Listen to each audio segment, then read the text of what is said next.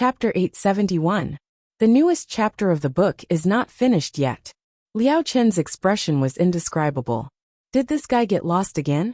How did he get lost from the northeast to the northwest? Liao Chen suppressed the urge to twitch his mouth and said calmly, "This isn't Songshua Pass.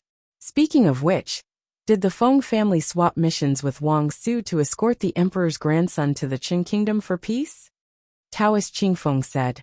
"Feng Wuxia wanted to eat lamb buns, so I went to buy them for him. I told him not to run around, and to follow Prince Chongsun. I think he got lost with Prince Chongsun and the others." Liao Chen looked at the 3 buns that had dried to stone in the bamboo bag, and couldn't help but twitch his mouth. "You're the one who got lost, right?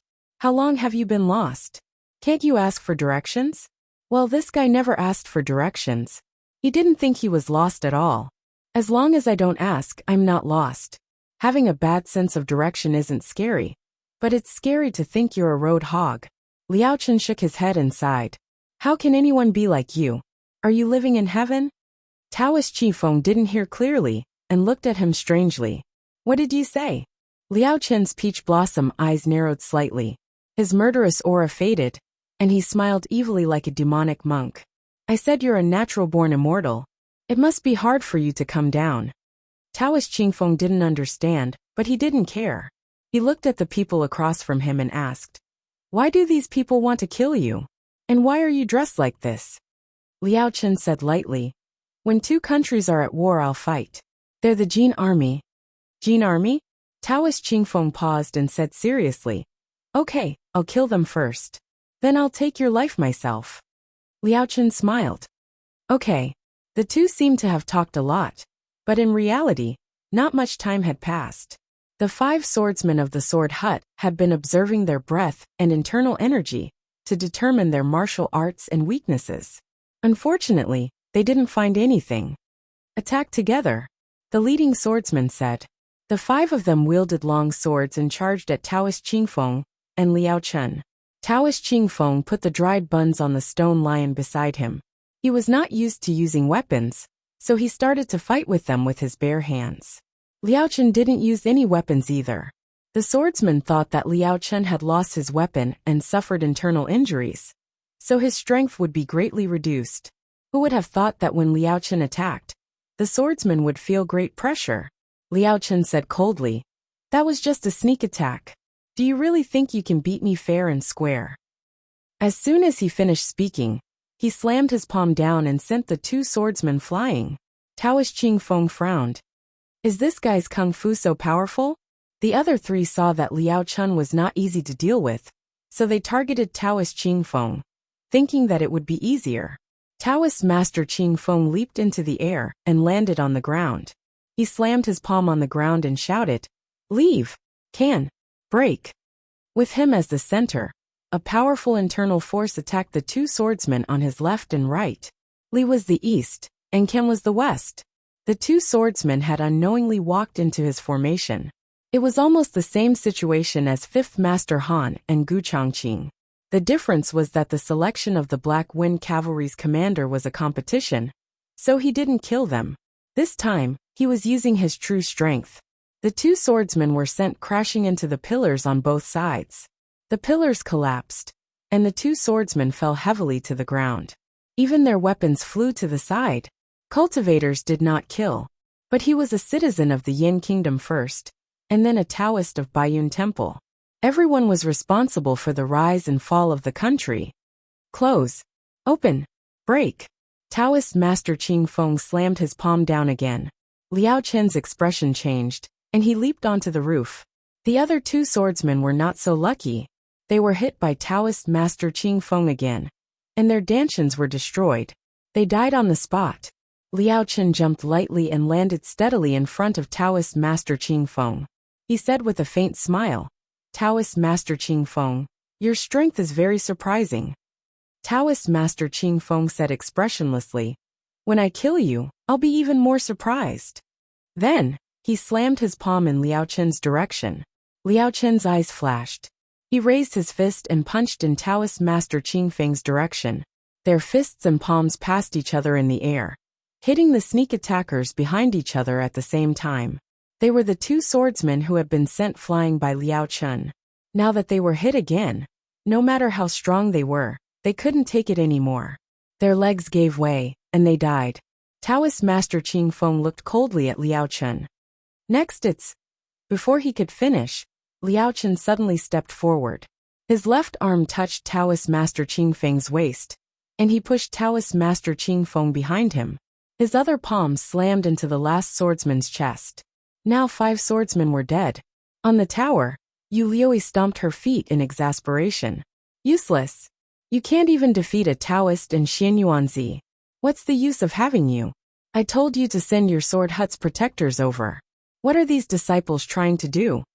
These people weren't ordinary disciples. They were the most talented swordsmen in the sword hut. Otherwise, they wouldn't have been called to Puqing by Elder Lu. They could only blame Liao Chen and Taoist Master Qing Feng for being too strong. After Liao Chen killed the last person, he immediately let go of someone's waist and used his qinggong to leap onto the roof. Taoist Master Qing Feng frowned. You want to escape? Liao Chen curled his lips and said lightly, I'll go kill someone first. After I'm done, I'll deal with you and me. By the way, I'll leave that child to you. With that, he pointed at the alley and disappeared in a flash. Taoist Master Qing Feng looked at the child in the alley, who was too scared to cry. He frowned, but in the end, he didn't chase after Liao Chen. He walked over and took the child's small hand. Outside the city gate, the Black Wind Cavalry and Shadow Division were fighting fiercely with the House of Han's Black Storm Cavalry. 5th Grandfather Han was helped to the side by his servants. He sat on the cold ground with his back against the city wall. He watched the House of Han's Black Storm Cavalry fall one by one. Suddenly he felt powerless. Had all his years of perseverance been a mistake? Had all his efforts been wasted? Why couldn't they defeat the Black Wind Cavalry even though they were stronger? The House of Han's warhorses were stronger than the Black Wind Cavalry. Their tolerance for pain was also much higher. However, the Black Wind Cavalry had an unyielding will in their bones. They could suffer, they could die, but they would never retreat. He thought that with the strongest warhorse, he could train an unparalleled cavalry. Only now did he realize that being strong didn't equate to being powerful. The House of Han's Black Storm Cavalry might really lose. No, there was still the Black Demon Horse. There was still a chance. The Black Demon Horse was one of the few Black Storm Cavalry on the battlefield that wasn't affected. It was in the prime of its life and was young and strong. It wouldn't allow itself to lose to an old horse. It wanted to take back its position as the king of the horses. It launched its most powerful attack at the Black Wind King. With its speed and explosive power, the Black Wind King would definitely lose half of its life. The people around all broke out in cold sweat. Unfortunately, they were in the middle of a battle and couldn't rush over to save the Black Wind King. The Black Wind King panted slightly. It looked at the warhorse that was galloping towards it. It didn't seem to have any extra strength left to take the hit. Its body trembled and fell down weakly. Li Shun's expression changed. Black Wind King. The Black Demon Horse stepped over the Black Wind King and returned to its original position proudly and excitedly. It had defeated the old horse. It was the true king of warhorses. It raised its front hooves and declared its absolute dominance. At that moment the Black Wind King, who had fallen to the ground, suddenly jumped up and bit the Black Demon Horse's neck. The Black Demon Horse howled in pain. It began to struggle with all its might, trying to shake off the Black Wind King. Unfortunately, the Black Wind King didn't let it go. It could only surrender or die. The Black Demon Horse finally used up its last bit of strength. It whimpered and knelt before the Black Wind King. 5th Master Han closed his eyes in pain. The House of Han. They had lost. Han Yi was no match for Gu Jiao, so he called the Han family's death warriors to besiege her. Gu Jiao didn't hesitate at all, killing one person with a single spear strike. Han Yi was injured, so the Han family's guards escorted him away. Gu Jiao chuckled. You want to leave? Not so easy. 5th Master Han allowed you to take him away, because he wanted to spare Shen Chen's life. But who did Han Yi think he was? He was the Black Wind King, who wanted to kill her. Gu Jiao raised her red-tasseled spear and mounted her horse. Boss! Chase after it. At that moment, Yu Liui flew down and shot a round of hidden weapons at Gu Jiao. Gu Jiao chuckled. You think I don't have hidden weapons? She took out a mechanism box and threw it at the densely packed hidden weapons. Master Lu had made a mechanism box for Gu Yan and Gu Shaoshun, and they both gave it to her. She hadn't tested the power of the two mechanism boxes yet. She first heard a light crisp sound, as if a silver needle had hit the mechanism box, followed by the sound of a wheel turning. In the next second, the mechanism box suddenly scattered, and the hidden weapons shot out like a fairy scattering flowers. Not only did they block all of Yu Liui's silver needles and darts, but they also shot down the Han family soldiers around her. Even Yu Liui herself was hit by an almost invisible silver needle. Ah! Yu Liui cried out in pain. The silver needle was poisonous, and Yu Liui's left shoulder and entire left arm instantly lost feeling. She held her left arm and fiercely looked at Gu Jiao. You dare hurt me, Gu Jiao arrogantly said. So what if I hurt you? I still want to kill you. Gu Jiao said. Of the 4 generals under Gong Sunyu, Yu Liui was the most ruthless. 9 years later, she would be a very troublesome enemy. Gu Jiao wouldn't give her a chance to grow stronger. Gu Jiao stabbed her spear towards Yu Liui. This was one of the last 2 moves forced out by Xian Yuanqi at Ghost Mountain. Even Xian Yuanqi was forced to retreat, let alone Yu Liui. Yu Liui's stomach was cut. She was furious. Who are you? Gu Jiao said indifferently. Why do you care who I am? Yu Liui didn't want to die on the battlefield of the Han family. She gritted her teeth and threw out a black fire pearl, which exploded into a cloud of smoke.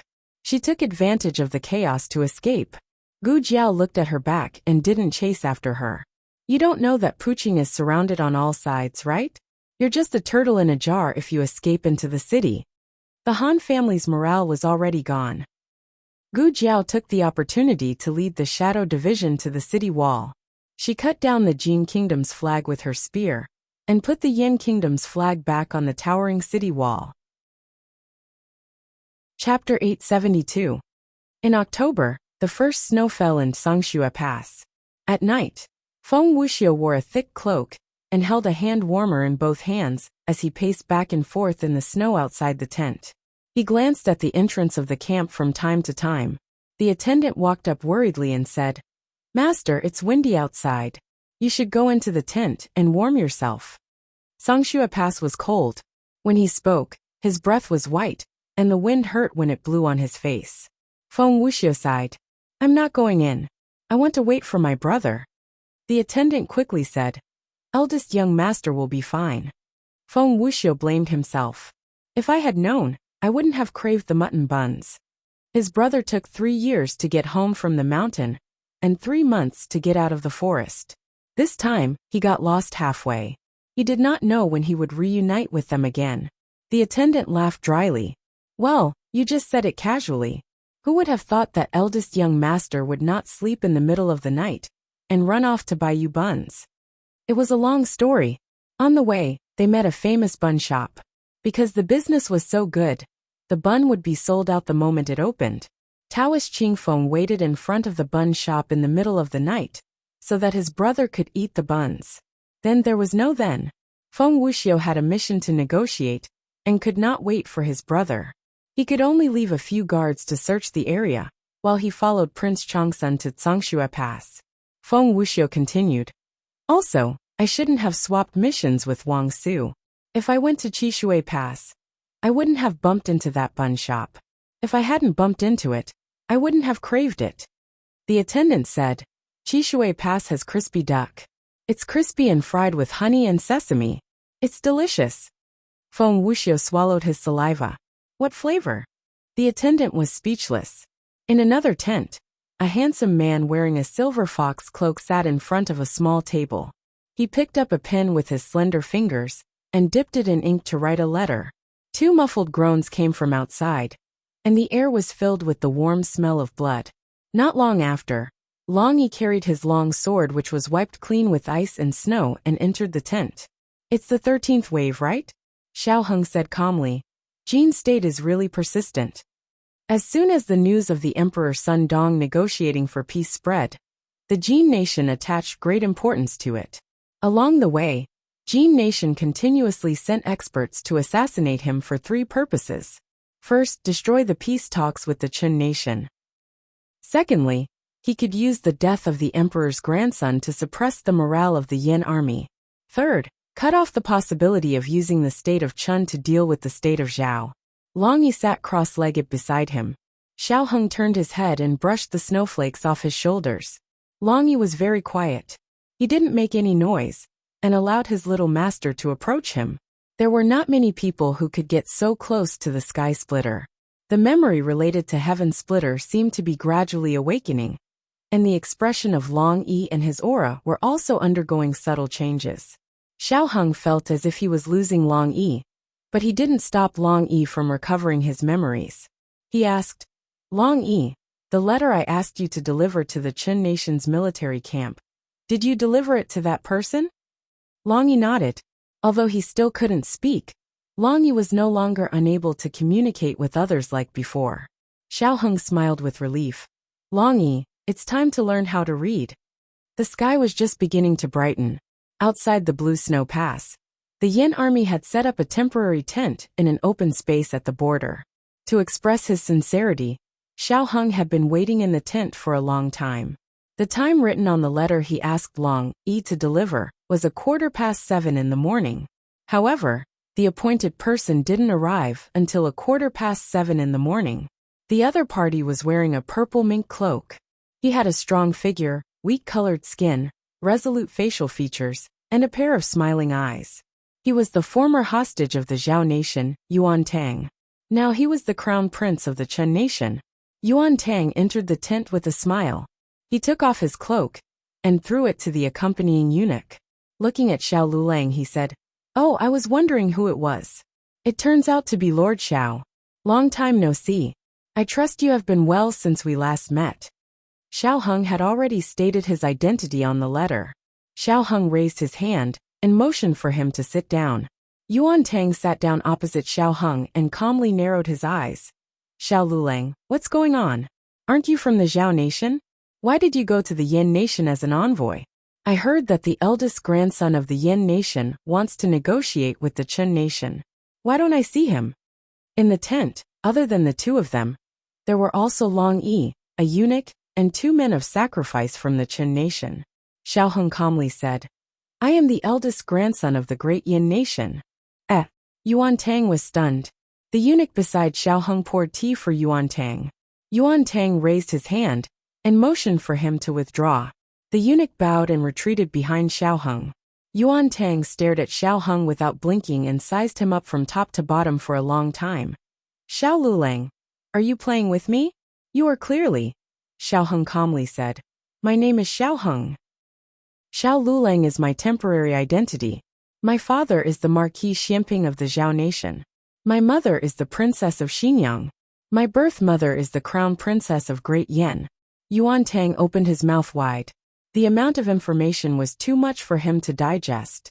Horizontal was a knife. Vertical was also a knife. Either way, he would be shocked. It was better to shock him all at once. Xiao Heng didn't hesitate and continued. Jiao Jiao has already been adopted by the Duke of Anghua of Great Yen. She is the future successor of the Duke of Anghua. She is also the newly appointed commander of Black Wind Cavalry. This time, she will follow the Crown Princess to battle. If you must fight, then fight with us. Jiao Jiao said that you once owed her a favor. She wrote you a personal letter. As Xiao Heng spoke, he took out a letter from his wide sleeve and placed it on the small table in front of the 2. Yuan Tang was about to reach out to take it, but Xiao Heng pressed his hand down on the letter. Yuan Tang looked at Xiao Heng in confusion. Xiao Heng said seriously, I came to talk to you not because I have this letter. You can still owe Jiao Jiao a favor. I came to make a deal with you. Oh, Yuan Tang smiled and slowly withdrew his hand. What kind of deal do you want to make with this prince? This prince will say the ugly words in advance. This prince doesn't believe a single word you said just now. You are Xiao Lulang, not the grandson of Great Yan's emperor. Xiao Heng nodded. Very well. I'm not making a deal with you as the grandson of Great Yan's emperor. Yuan Tang had been shocked again and again today. He had no idea what Xiao Lulang was planning. He sneered and said, Don't tell me you want your loyalists to capture me and use me as a hostage to blackmail the Qin Kingdom? Xiao Heng said, there are too many people in the Qin Kingdom's imperial court who want you dead. If I really capture you, they would be more than happy to see you die in my hands. Why would they be blackmailed by me? Yuan Tang's smile froze. Your position as the crown prince is not stable. When your uncle Rong Yao helped Prince Bo plot a rebellion, it was you who personally brought an imperial edict to arrest him. Although he died at the hands of Prince Bo, didn't he also die at your hands? The Rong clan has long been in harmony with you. Forgive me for being blunt, but the one who is truly suffering from internal and external troubles is you, Yuan Tang said. That's why I have to win this war and get enough wealth from the Yan Kingdom. Xiao Heng asked. Do you really think you have extra energy to deal with the Yin Kingdom? Yuan Tang looked at him strangely. What do you mean? Xiao Heng sighed regretfully. The army of Zhao Kingdom has arrived at the western border of the Qin Kingdom. If we and Zhao Kingdom start a war against the Qin Kingdom at the same time, I don't know if the Qin Kingdom can withstand it. When I say we, I mean Zhao Kingdom, Yin Kingdom, and Zhao Kingdom. Yuan Tang frowned. You, Xiao Heng said calmly. If you don't believe me, you can go back and wait. I promise you, in less than 3 days, the news of the Zhao Kingdom's army arriving at the city will be delivered to you by your spies. Yuan Tang clenched his fingers and said coldly, Zhao Kingdom won't help you. Besides, Zhao Kingdom didn't have the guts to do so. Xiao Heng smiled faintly. It's a long journey for Zhao Kingdom to attack the Yin Kingdom. The loss outweighs the gain. How can it be faster than directly dividing your neighboring kingdom? Besides, Zhao Kingdom already believes that Zhao Kingdom and the Yin Kingdom will send troops to attack the Qin Kingdom. So you don't have to worry that they don't have the guts to take a share of the loot. Yuan Tang said sarcastically. How can they believe that? Xiao Heng said calmly. Young Master Gu family army of Zhao Kingdom and Mr. Meng, the chess saint of 6 kingdoms, have already sneaked into Zhao Kingdom. I think these 2 people are enough to gain the trust of Zhao Kingdom. When Yuan Tang heard this, he couldn't keep calm anymore. You don't go too far. Do you think I'm afraid of you? Xiao Heng sighed. Actually, it doesn't matter whether I'm the eldest grandson of the emperor or not. What matters is that I can prevent the Qin Kingdom from being attacked by the other 3 kingdoms. Make your choice, Prince of Qin Kingdom. Yuan Tang slapped the table. Xiao Lulang, you're looting a burning house. Does Jiao Jiao know that you're so despicable? Xiao Heng didn't even lift his eyelids. You'd better think about how to deal with the attack of the other 3 kingdoms. As he spoke, he stood up slowly and walked out of the tent. When he was at the door, he stopped, as if he suddenly thought of something, and said pleasantly, But if you're willing to cooperate with me, I can guarantee that I'll share the Jin Kingdom with you. Jin Kingdom? Yuan Tang was stunned again. Let Yuan Tang fall into a desperate situation first, and then draw a big picture for Yuan Tang. No one could withstand it. And as long as Yuan Tang agreed to join the Yin Kingdom, it would be much easier to deal with the Zhao Kingdom. Your Majesty of the Zhao Kingdom, if you're not willing to accept the negotiation, then the Yin Kingdom, the Zhao Kingdom, and the Qin Kingdom can only declare war on you. The Qin Kingdom won't help you.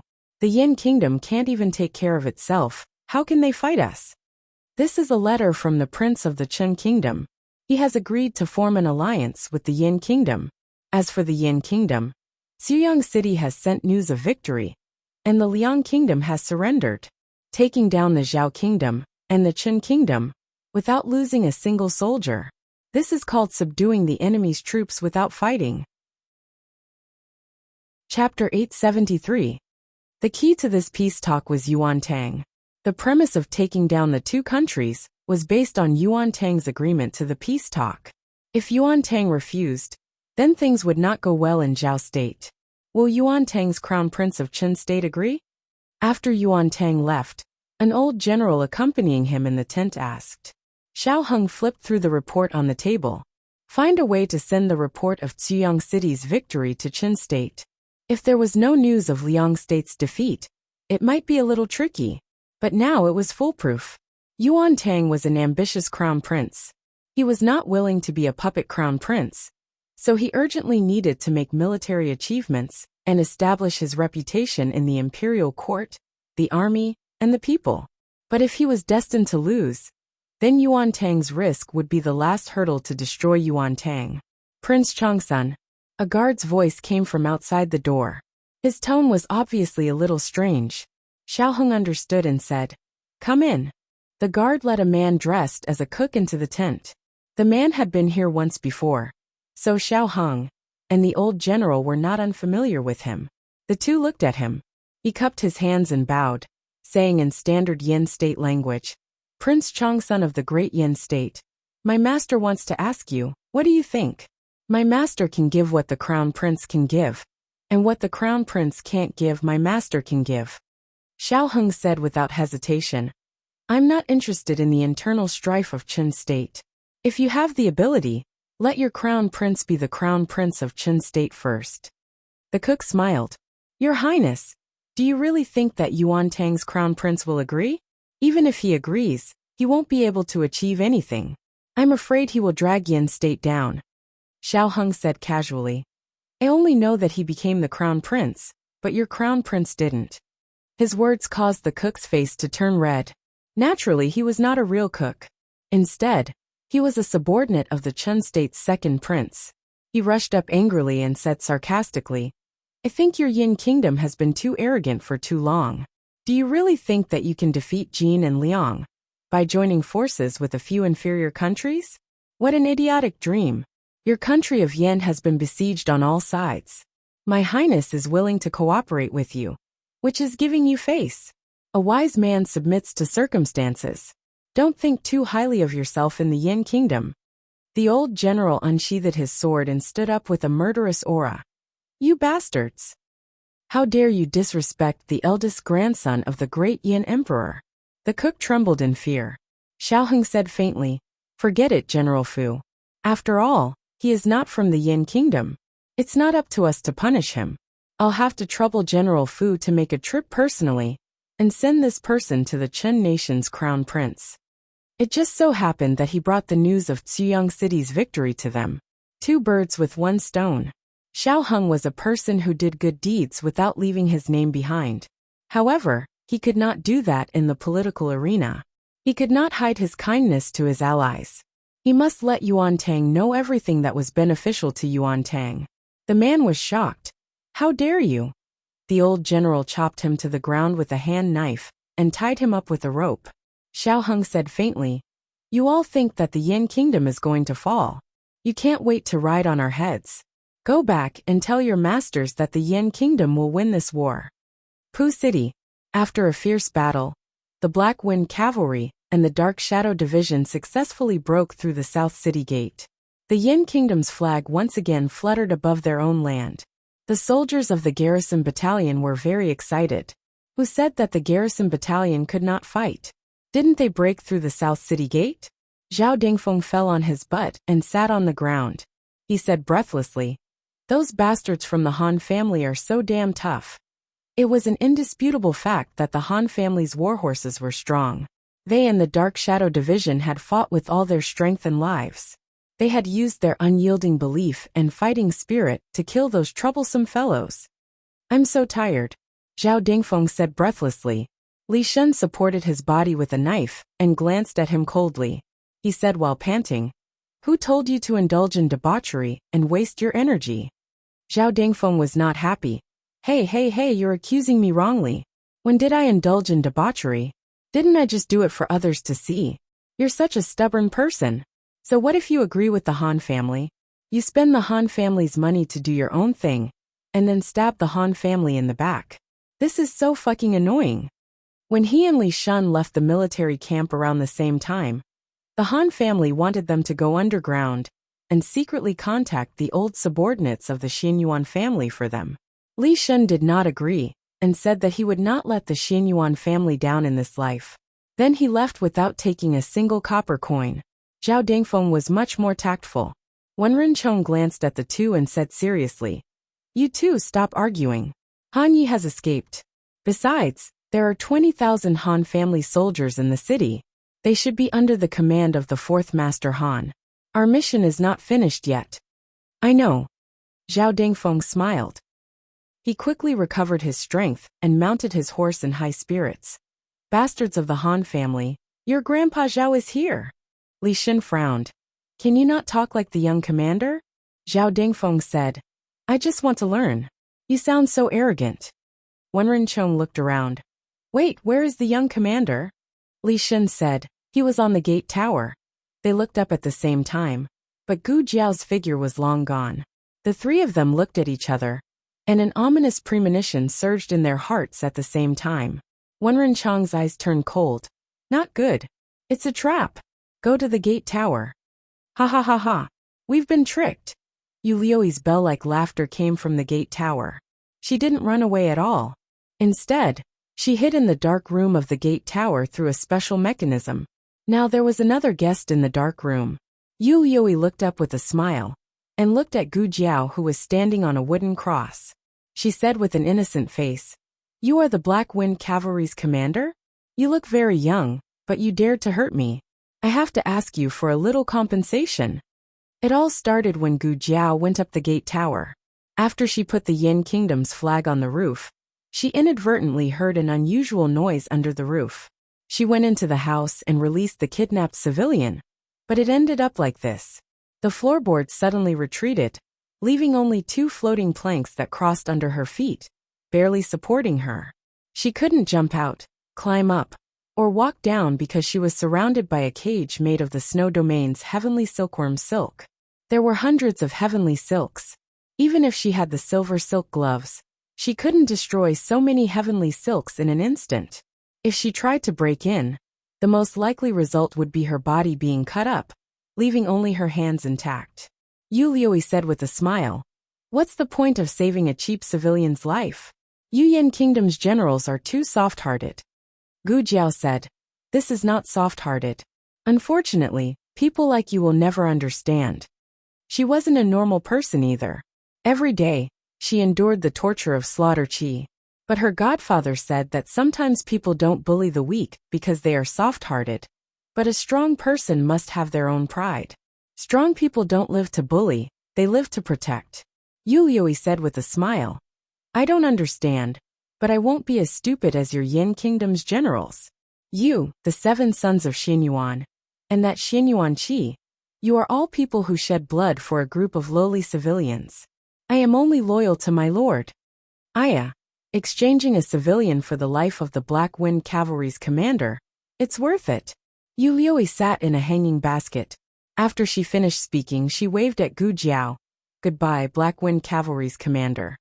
She snapped her fingers, and the person at the bottom activated the mechanism.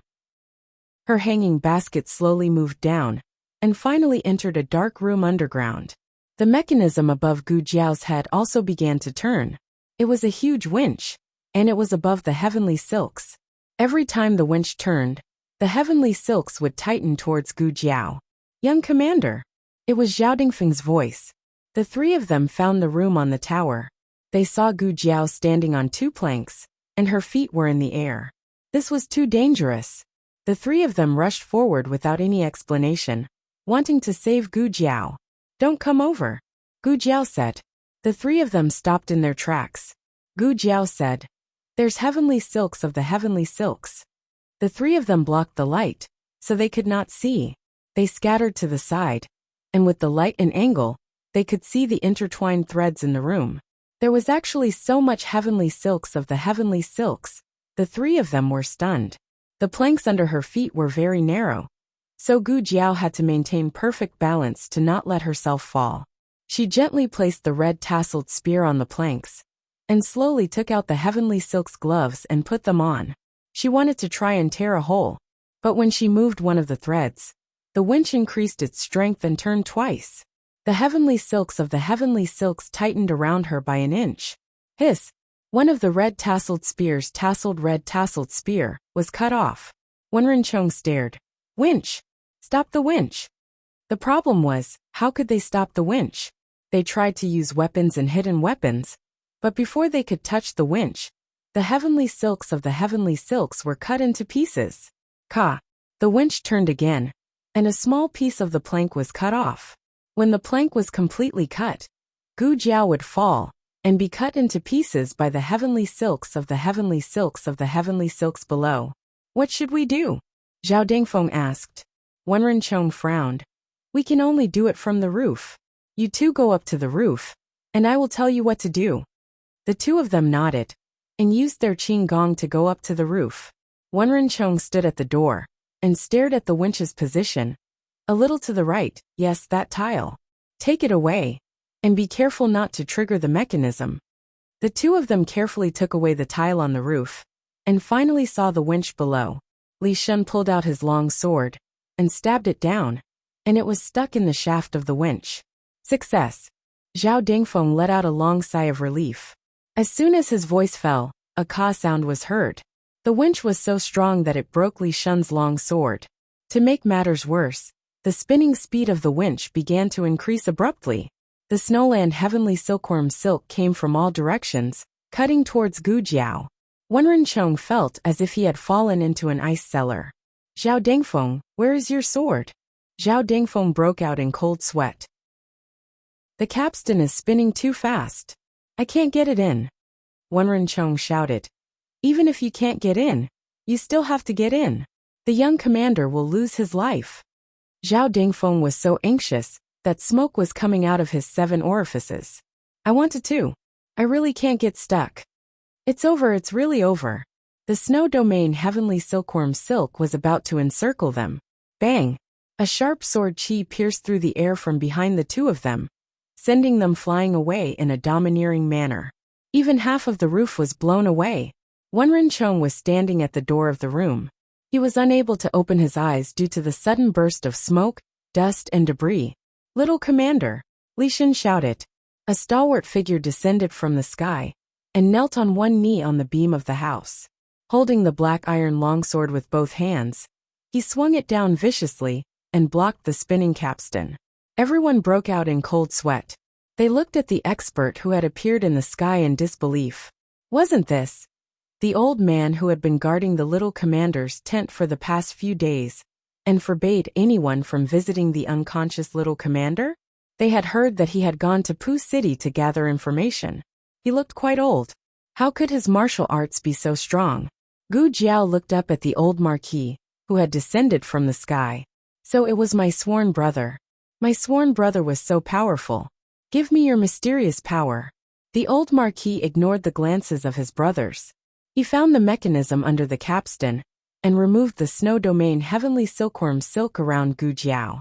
Gu Jiao, who had no idea that she had already fallen off the horse, picked up the red tasseled spear on the wooden board, and reached out her hand to the old marquis. Pull me up. The old marquis looked at this impudent little girl who had teased him. He was so angry that he couldn't vent his anger. He had nothing better to do than to take care of this little girl. Wasn't she quite capable? Come up if you have the ability. If you can't do it, throw him down. He would take care of her again. He wasn't Gu Jiao. Gu Jiao pointed to her little foot. She had sprained her ankle. Half an hour later, the old marquis expressionlessly carried Gu Jiao down the city gate tower. Chapter 874. The latest chapter is not finished yet. Novels with content that could not be found online are all available here. After the South Gate was broken, the Han family members were defeated and fled. The Jin army did not send reinforcements. Indeed, the Jin army did not care about the Han family members, but the final reason was that the other 3 gates were also under attack. Marquis Xianping stole the advanced siege weapons from the Liang people, which made the situation worse for the Jin army. The Jin army had the geographical advantage, and could defend the city with half of their forces. Now they had to go all out. Everyone heaved a sigh of relief when Gu Jiao was successfully rescued. The people that were rescued by Gu Jiao were taken away by Wenren. He found a cavalry to send them to a nearby hospital. The rest were on standby, waiting for the next mission. The old marquis placed Gu Jiao on a small stone by the street. The Black Wind King came over and sniffed her. Gu Jiao was about to say, "I'm fine," when she glanced at the old marquis and patted him. Wenren and the other 2 walked over. Zhao Dingfeng looked at Gu Jiao and asked, "Little commander, are you okay?" Gu Jiao took out a small book and wrote, "I'm fine." The 3 frowned. What happened? Why did she write? Did her throat go hoarse? The old Marquis put his hands behind his back and stood to the side with a cold face. There was an unknown anger in his heart that he could not vent. After coming to the Yin kingdom for so long, he had learned a lot of the Yin language. He could understand simple words and speak a little. He heard the 3 old subordinates of the Xianyuan family mention a name, Han Yi. I'll go catch him. Li Shun said. I'll go. Zhao Dingfeng said. Your arm is injured. Let the doctor bandage it for you. Li Shun looked at his left arm and said, It's just a small injury. Wenren Chong said, You 2 stay here and guard the city. Lord Zhou and I will go and capture them. The old Marquis opened his mouth and hesitated for a moment. Then, he spoke in the language of the Yin kingdom that was not very standard. Is that Han Yi in his 20s? Is he very young? The 3 of them nodded in unison. Yes. The old Marquis pointed to an alley not far away. Is the person tied up inside the alley the one you want to catch? Zhao Dingfeng hurriedly ordered 2 cavalrymen to carry the unconscious man out of the alley. The few of them took a closer look. Who else could it be but Han Yi? Zhao Dingfeng's mouth twitched. You know Han Yi? The old Marquis replied. I don't know him. I thought he was a deserter. Everyone. Gu Jiao nodded seriously and gave the old Marquis a thumbs up. Big brother, as expected of you. Old Marquis. All right, Han Yi had been dealt with, but things weren't over yet. Zhao Dingfeng angrily said. There's still 1 more month, Lu Yi. The mechanism just now is set up by her. She almost killed the young commander. I must catch her. I'll tear her to pieces. When the 3 of them arrived at the gate tower, although they didn't see Yu Lu Yi, they heard her arrogant and vicious voice.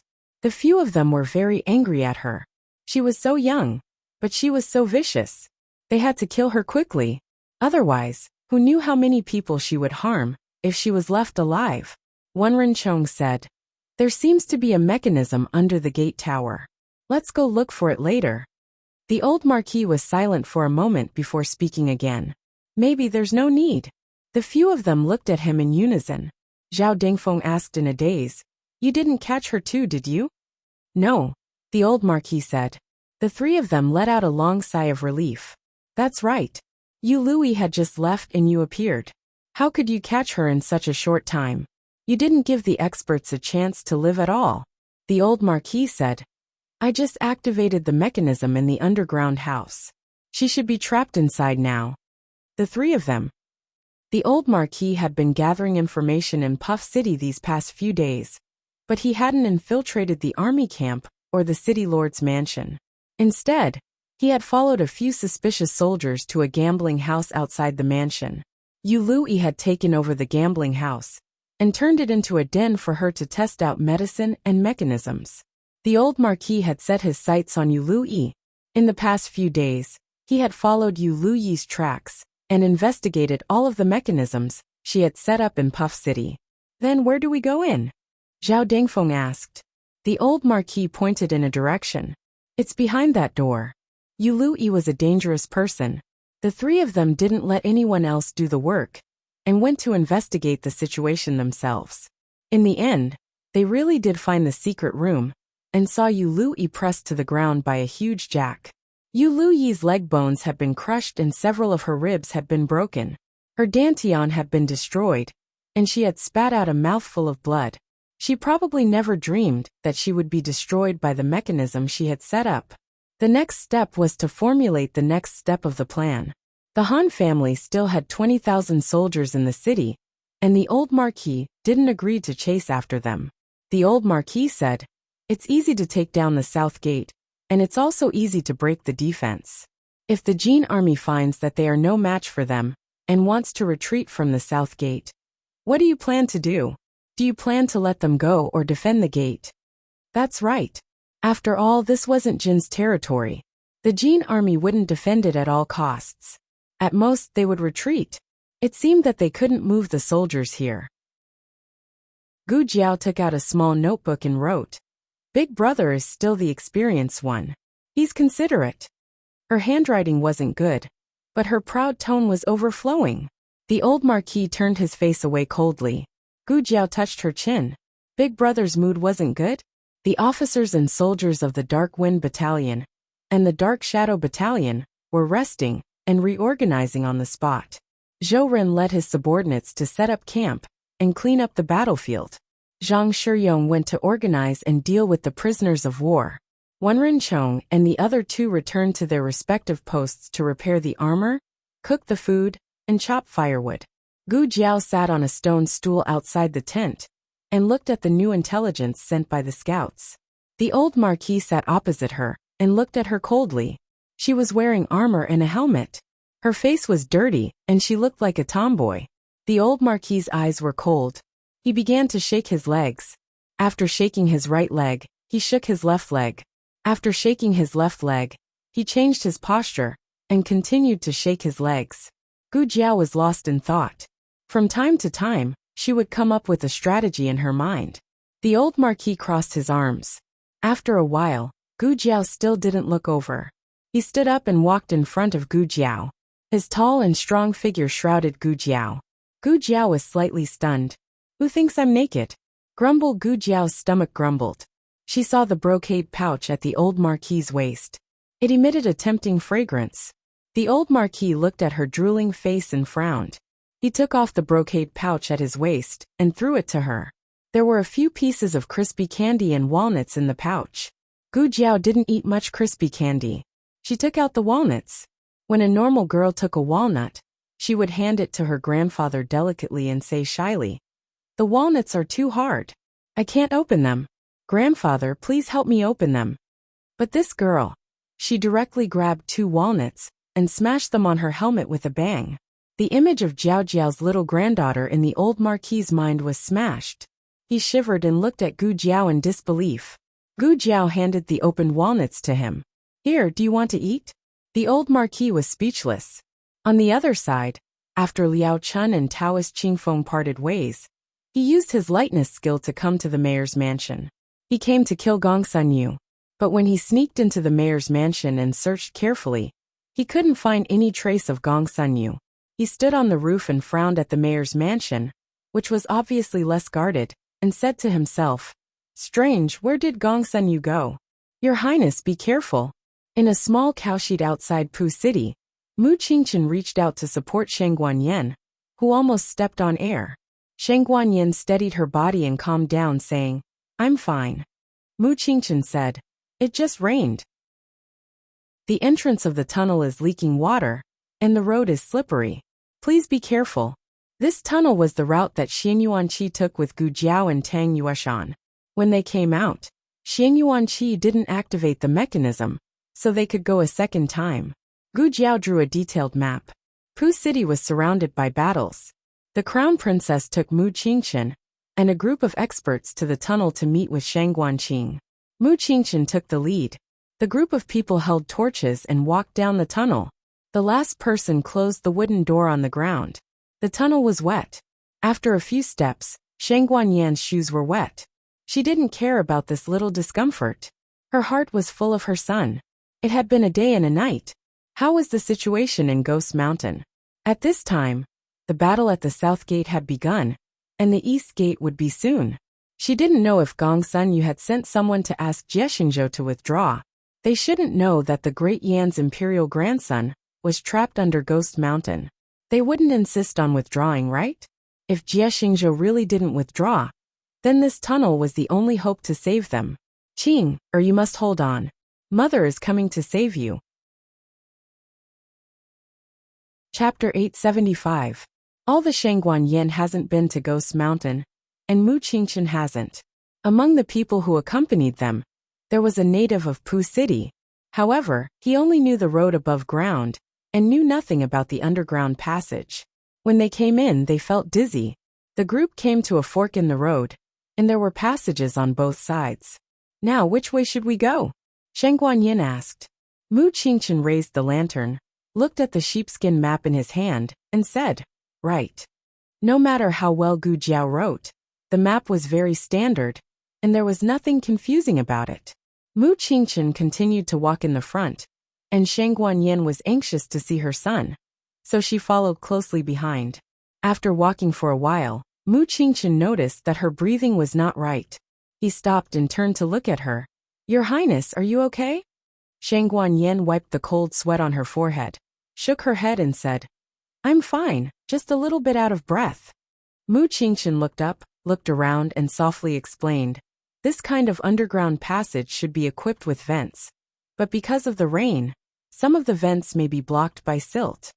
They were men and martial artists, so it wasn't too difficult for them to breathe.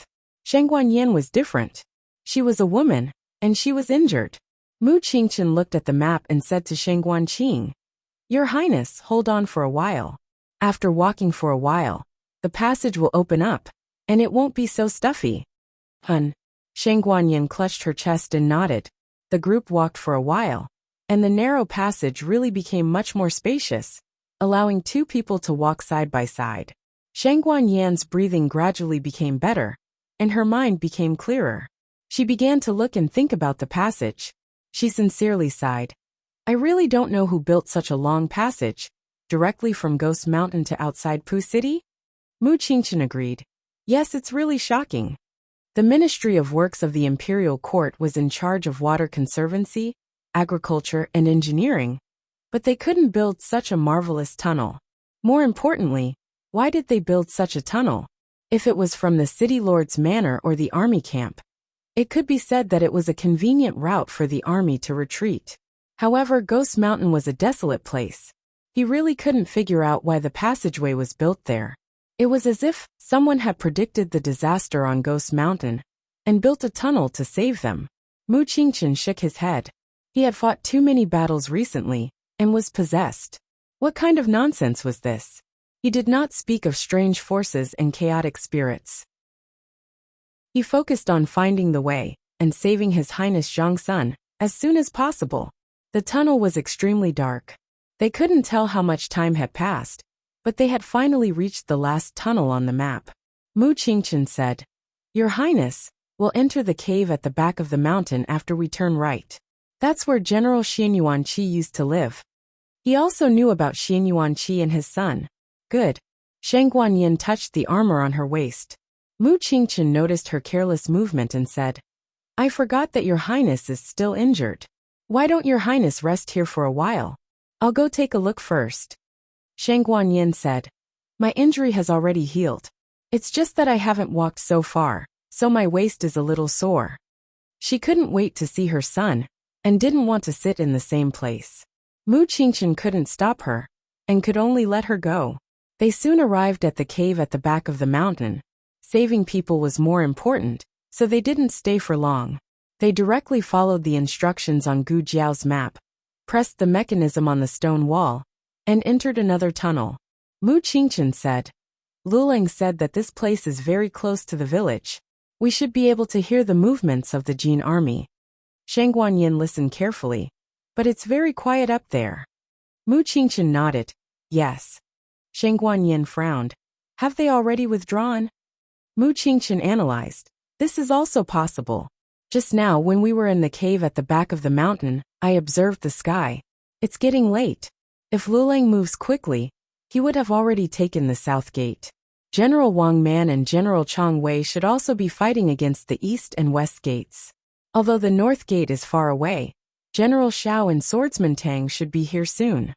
Besieged on all sides, it was difficult for the Jin army not to withdraw their troops from Ghost Mountain.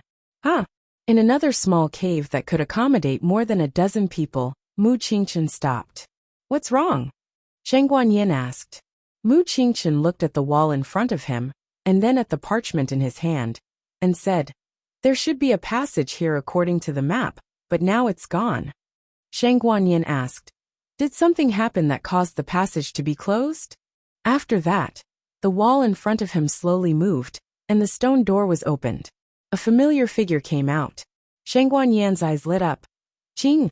Shang Guanqing was dressed in a plain white brocade robe, clean and neat, handsome and elegant. The mask on his face had been taken off, revealing a handsome face that was almost the same as Xiaoheng's. There was a charming mole under his right eye. Even if their faces were the same, Shang Guanyin could still distinguish her two sons at a glance. Seeing that her son was safe and sound, she smiled happily. But the next second she couldn't smile, because another figure came out from the passage behind her son. Shang Guanyan's smile turned cold. Gong Sunyu. Gong Sunyu stood beside Shang Guanqing. Behind him, 5 experts came out. One of them was Elder Lu, and the other was Jie Xingzhou.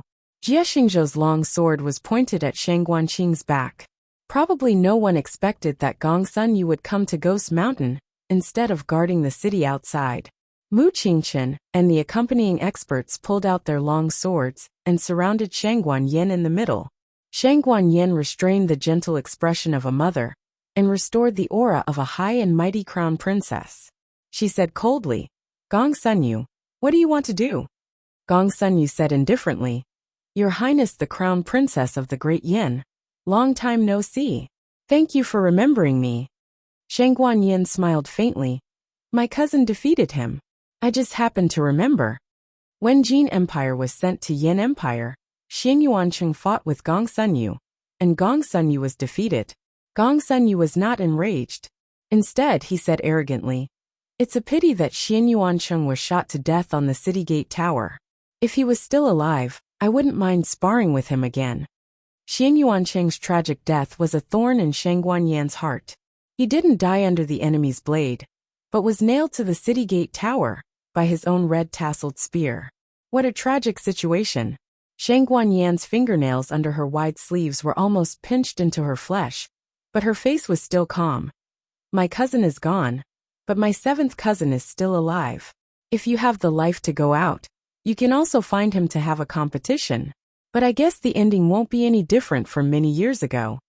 Gong Sunyu snorted, arrogant. Shang Guanyin said coldly, Stop talking nonsense. If you have the ability, then go out and fight. Gong Sunyu smiled faintly. With you in my hands, why do I need to fight? Crown Princess, will you obediently surrender? Or will my men come and catch you? Mu Qingchen raised the long sword in his hand. Gong Sunyu didn't look at Mu Qingchen, but continued to look at Shang Guanyin. You should know that your men are no match for me. If you really send them to their deaths, I don't care. Shang Guanyin said. Qingchen stepped back.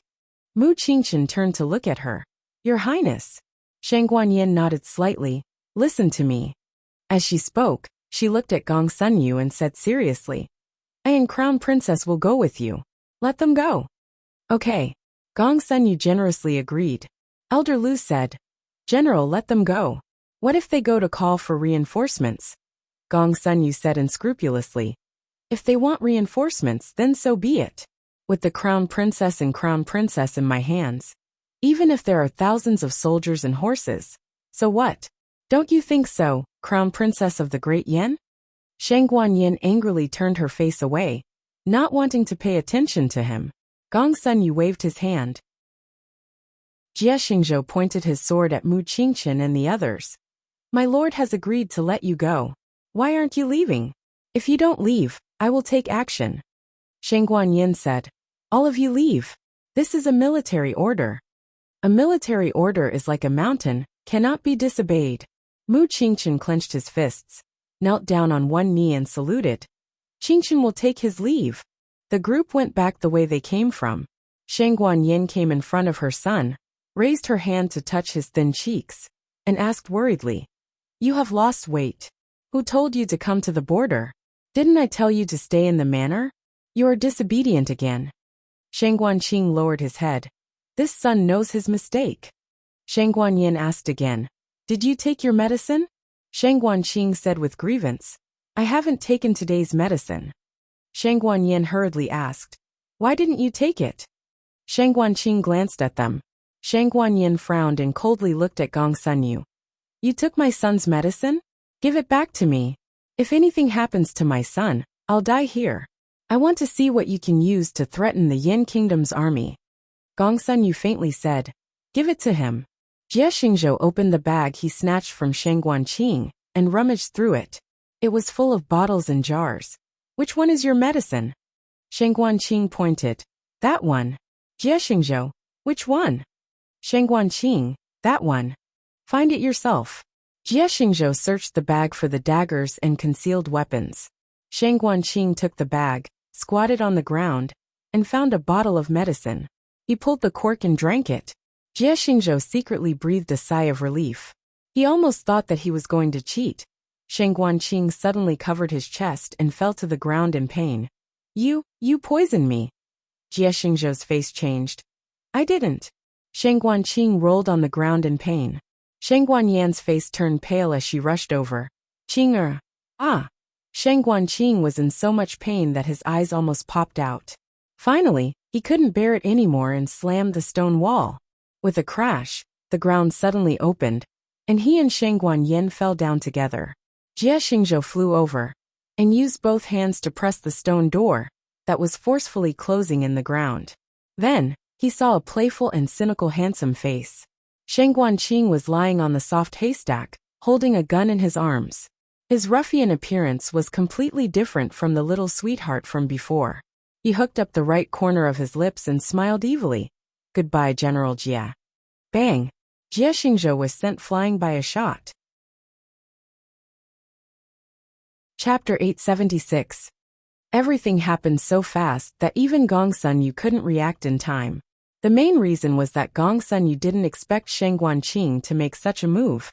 They were obviously two people who didn't know martial arts. Sheng Guanyin once knew it, but it was later crippled.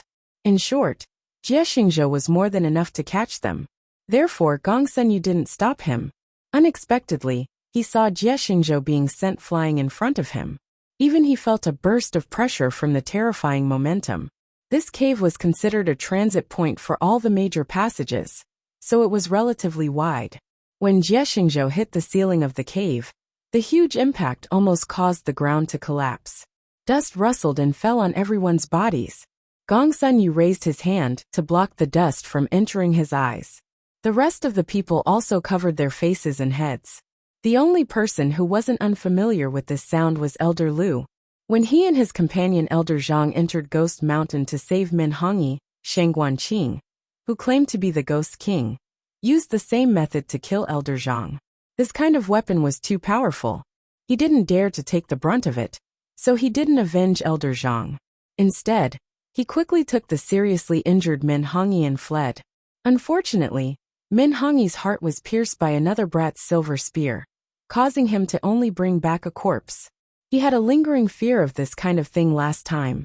Today, he experienced it again at such a close distance, which made him even more fearful. He had a very strange feeling that the weapon in Sheng Guanqing's hand couldn't be blocked by any expert, no matter how strong they were.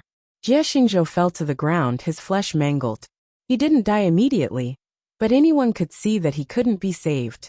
The stone door on the ground quickly closed after Jie Xingzhou was sent flying. Gong Sun Yu went to touch the stone wall that Sheng Guanqing had touched, but the stone door didn't react. Gong Sun Yu kicked the stone door open, but Sheng Guanqing and Sheng Guanyan had already disappeared from the secret room. He jumped down, trying to find the passage they had escaped to. However, the walls were solid, so there was only one possibility: the passage had been blocked. He frowned, which was rare. Who set up the mechanism? So exquisite. Compared to this person, Yu Luyi's ability was not enough. Great General, what do we do now? Elder Lu suppressed the shock in his heart and asked calmly. Gong Sun Yu coldly said, "Find them even if you have to dig 3 feet into the ground." Elder Lu said, "I'm afraid it won't be easy to find." Gong Sun Yu snorted coldly and said, "Then set fire to it. I don't believe that they can still hide after I burn the entire passageway into a fire dragon." In another passage, Sheng Guanqing and Sheng Guanyin confirmed that they were safe for the time being and stopped to catch their breath. Sheng Guanyin leaned against the wall behind her, put her hands on her waist, wiped the sweat on her forehead, and gasped for breath. "Son, why did you come to the border? If it weren't for Jiao Jiao, Mother wouldn't have known that you were trapped in Ghost Mountain." "Who is Jiao Jiao?" Sheng Guanqing asked, puzzled. Sheng Guanyin was even more puzzled than him. "Haven't you seen him before?" She escaped into the Ghost Mountain with Tang Yueshan and took a newborn baby with her. "That's right, the child is temporarily in a big family in the city. There is a wet nurse, so he is very safe." In that case, Sheng Guanqing understood. Then he was even more surprised. "He, called Jiao Jiao? What kind of name is this?" Sheng Guanyin said, "Mother will tell you about Jiao Jiao in detail later. First, tell Mother what is going on." "That's..." Shang Guanqing's eyes flashed. He suddenly bent down his tall body and rubbed his head on her shoulder. I missed you, so I came to find you. Whoa, you didn't praise me but scolded me. Am I still your little sweetheart? Shang Guanyan's eyes didn't waver. You overdid it. The lines were also very shocking. What little sweetheart? You are 20 years old. You are so careless. Shang Guanqing broke his facade in a second, straightened up, and bitterly touched his nose. I just came out to play. Shang Guanyin looked at him with a dark face. You came to the border? Shang Guanqing snorted. Haven't you come to play? Shang Guanyin. Shang Guanyin said seriously. I will settle the matter of you coming to the border when we go back. Now tell me, how did you fall into Gong Sunyu's hands? Shang Guanqing unhappily curled his lips. Isn't it because of that guy, Jie Xingzhou? Since Jie Xingzhou found that there was movement underground, he ordered the Jin army to dig tunnels with all their strength. At first, they only dug in the village. Later, Jie Xingzhou suddenly had an idea and ran to the back of the mountain and the forest to dig. After digging for a while, they really dug a lot of tunnels. At first, the Jin army dug one tunnel, but Shang Guanqing blocked the other one. But the 20,000 Jin army was too good at digging. If this continued, all the tunnels would be blocked, and they would never be able to get out. So Shang Guanqing, with the identity of the emperor's grandson, walked into the trap. In Jie Xingzhou's view, the 1,000 lives underground were not worth mentioning compared to the emperor's grandson. So, he really didn't bother to continue to dig people.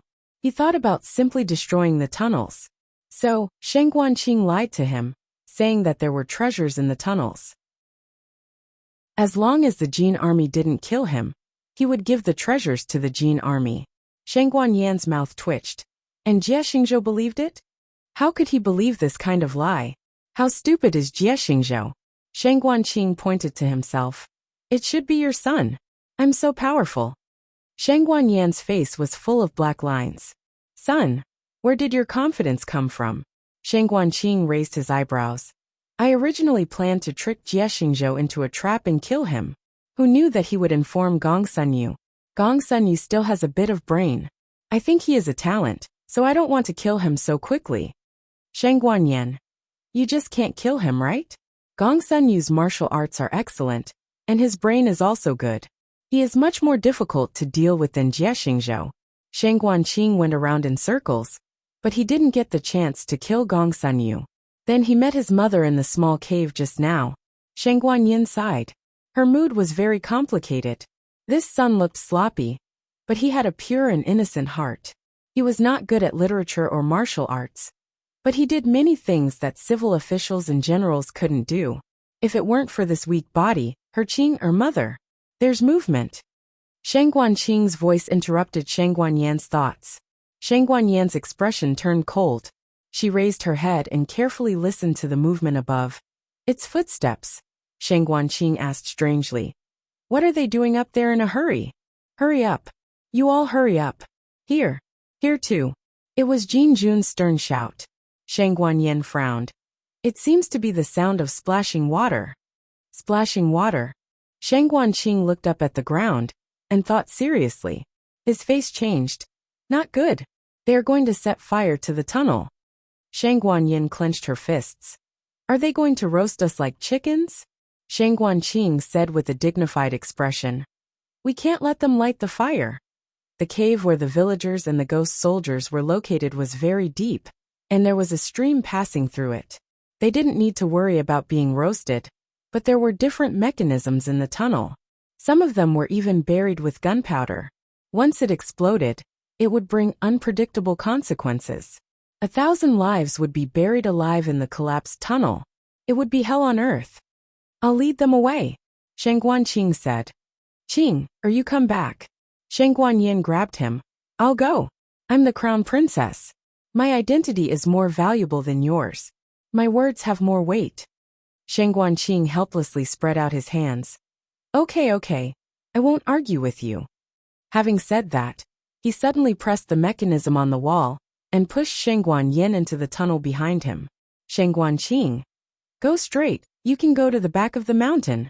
Shang Guanyan's face suddenly changed. Qing. The stone door was closed. Shangguan Yin patted the stone door and looked for the mechanism. Qing! Qing! Shangguan Qing turned and walked forward. His eyes were cold, and his pace was firm. Lead them away. I only need to make a deal with them. With my resourcefulness, it won't be a problem to stall for time. The Imperial Army will arrive in time, he murmured. Suddenly, he felt a pain in his chest. His legs went soft and he knelt on the ground. The poison in his body. Why did it have to act up at this time? He touched his pouch. It was empty. I lost the antidote. I just need to hold on a little longer. I just need to get through it. Anyway, it's not the first time this poison has acted up. I can still walk. Shangguan Qing covered his chest with one hand and stood up with the other hand, supporting himself on the wall. Make a deal with Gong Sunyu. I'm the imperial grandson of the Yin Kingdom. Capture me, and you can threaten the Yin Kingdom's military strength. I can also take you to find treasures. Ah! Shangguan Qing felt a sudden burst of pain in his chest. He couldn't stand it anymore and fell to the ground. His knees were bruised, and his gums were bleeding. The poison was eroding his body. He couldn't stand up anymore. He had never felt such pain before. Am I going to die? No, I can't die yet. Not now. Shangguan Qing endured the heart-wrenching pain and used all his strength to crawl toward the entrance of the tunnel. I'm almost there. And I don't have any strength left. His hand pushed open the mechanism of the tunnel, but he didn't have the strength to crawl out. He fainted on the ground and lost his last bit of consciousness.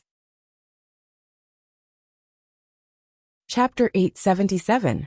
The novels will be updated even faster. All the novels that cannot be found online will be available here. In the afternoon, strong winds blew. Marquis Xianping and the 50,000 imperial court troops launched a strong attack on the North City Gate. Under the cover of the shields, the 6 chariots of the state of Liang charged through the rain of arrows and rocks from the city tower and crashed into the tightly shut city gate one after another. This city gate had been smashed a month ago and was just repaired a few days ago. Now it was smashed again. The Jin army behind the city gate raised their spears and waited solemnly. Why are they smashing into us so quickly? Did they make a mistake? A Jin army asked. When they first attacked Pu City, it took them at least half an hour from the time they blew the bugle horn to the time they actually hit the city gates. They sent out a total of 6 chariots, but 4 of them were destroyed by the huge rocks on the city walls. The others could not answer him. The general who was organizing the defense said, "Everyone don't panic. The Yin army doesn't have as many soldiers as we do. Plus, they just fought a battle with the Liang army and marched here overnight. Their entire army is exhausted. They are just relying on the weapons they stole from the Liang army to show off their power. At most, they are an arrow at the end of its flight. Even if they charge in, they are not our match." These words successfully encouraged the soldiers. The Jin army on the city gate tower was filled with morale once more. Outside the city wall, scaling ladders broke through the arrow rain and arrived below the city wall. The Liang army's scaling ladders were too easy to use. There was a shield at the top, and a person stood on a wooden board that could be lifted up. With a so sound, the shield on the ladder would automatically open up a window. Just as a Jin soldier lifted up a rock, a figure darted out from the skylight and pierced his throat with a spear. Since the first person climbed up the city gate tower, there would naturally be a second. The Jin army understood the pattern of the scaling ladders. The moment the window opened, they raised their swords or spears and stabbed down viciously. There were people climbing up the city gate tower, and people falling down the city gate tower. War was never an absolute home ground for any side. It was a battle where one stepped on countless corpses. Regardless of victory or defeat, there would be casualties. The window of another ladder opened. Jin Jun shouted and stabbed at the window of the ladder. At the same time, a Yin soldier came from the side and knocked Jin Jun's weapon away. Then, Jin Jun kicked Jin Jun down the tower. As more and more Yin soldiers climbed up the city wall, the situation on the city wall started to spiral out of control. They were a tired army, but they were not at the end of their rope. This was the land of the Great Yin, and no one could invade it. The general on the tower saw that the situation was not good and ordered crossbows. A crossbow was a ballista that could shoot further than a bow and arrow, and it was more lethal. Its power was enough to destroy any war chariot. Tang Yueshan drew his longbow and shot the crossbowmen one by one, taking them down one by one. At such a long distance, at such a tricky angle, Jin Jun simply did not know how that person had managed to hit the target. That's him. Shoot him. Unfortunately, he no longer had the chance. With a loud bang, the last city gate was breached. Tang Yueshan put away his bow and drew his sword. He shouted 3 times in the Yin language, which he rarely spoke. Grandsons! Your grandfather is here. Brothers! Let's go. Everyone raised their weapons and shouted as they followed him into the city. Tang Yueshan led the charge, but soon, someone caught up with him. To be exact, there were 2 of them. One was riding on a horse, and the other was flying in the sky with Qing Gong. Old Xiao, you're going into battle? This is not like you. Don't you just sit back and watch the show? Since Marquis Xianping's waist was injured, he rarely went into battle. Marquis Xianping glanced at him and said, I'll leave it to you, old Tang. Huh. Tang Yueshan was stunned. He did not understand what Marquis Xianping meant. The next moment, he saw Chang Jing rushing to the Jin army and opening a bloody path for Marquis Xianping. Marquis Xianping rushed over on his horse, leaving Tang Yueshan with a carefree back view. Tang Yueshan was dumbfounded. Old Xiao, I suspect you're a deserter, but I have no evidence. Marquis Xianping exuded a fierce aura that could kill any Buddha or god that stood in his way. No one in the Jin army dared to stop him. Even so, it was too far to go to Ghost Mountain from here. In the passage of Ghost Mountain, Shang Guanyin couldn't open the stone door blocked by Shang Guanqing. She had to keep going forward until she finally came to the back of the mountain and met Mu Qingchen. Your Highness! Mu Qingchen stepped forward to support her. He looked behind her and his eyes dimmed. The imperial grandson Shang Guanyin was so worried that she could no longer maintain her composure. Her voice was choked with sobs. Gongsun, you wanted to burn the mountain. Qing, or went to stop him. Mu Qingchen opened his mouth. He didn't expect this at all. Didn't the imperial grandson go to Tsangshui Pass? How could he appear in Pu City? Moreover, he vaguely felt that this imperial grandson was different from the one he had seen in Xingdu.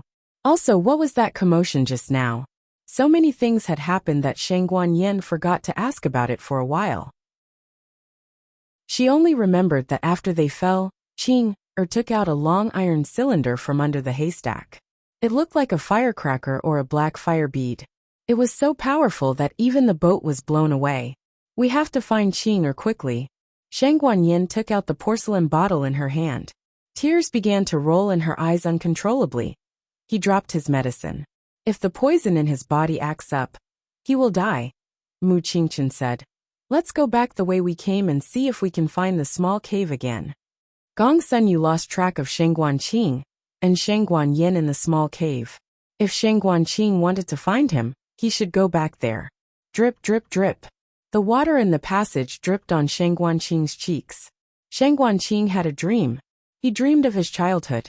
He always sneaked to the back of the mountain to play, and occasionally went to the village to find his friends. No one knew that he was the imperial grandson. His mother never let him feel that his identity or his body was different from ordinary people. When others climbed trees, he also climbed trees. When others fought, he also fought. When others lay by the stream and drank cold water, he also did the same. The price he had to pay was higher than others. He was afraid and wouldn't do it again. His mother didn't restrict him too much. He used to think that every child would be poisoned several times a month, and that every child would die in less than 20 years. It wasn't until he accidentally learned about his situation from the servants that he realized that he was the only exception. He asked his mother why. His mother told him that everyone was born differently. Some were rich, some were poor, some were ugly, some were beautiful, some were smart, some were stupid, some were strong, and some were weak. Some were born as ordinary people, and some were born as the imperial grandson. There were different forms of life, and different lengths of life. But they were all normal. His mother didn't treat him differently from normal people. Therefore, he never worried about his body, and didn't feel that he was pitiful. He calmly accepted his own life and death. If he didn't feel sad, it would be because he couldn't bear to part with the people he cared about. Slap! A large droplet of water hit his cheek. He was slightly awakened, and his eyelids moved slightly. I can't die yet. My lord! There's movement in front. Jean Jun's voice came from the end of the tunnel. Then there was a rush of footsteps. A hand grabbed Shang Guanqing's collar and lifted him from the ground. He said in disbelief, My lord! It's the imperial grandson of the great Yin. Thud. Something fell to the ground. He picked it up and looked. My lord, I don't know what this is. Bring it over, Gong Sunyu said calmly. He was at a fork in the tunnel. In front of him was the tunnel that Shang Guanqing was in. Behind him was the tunnel that led to the surface.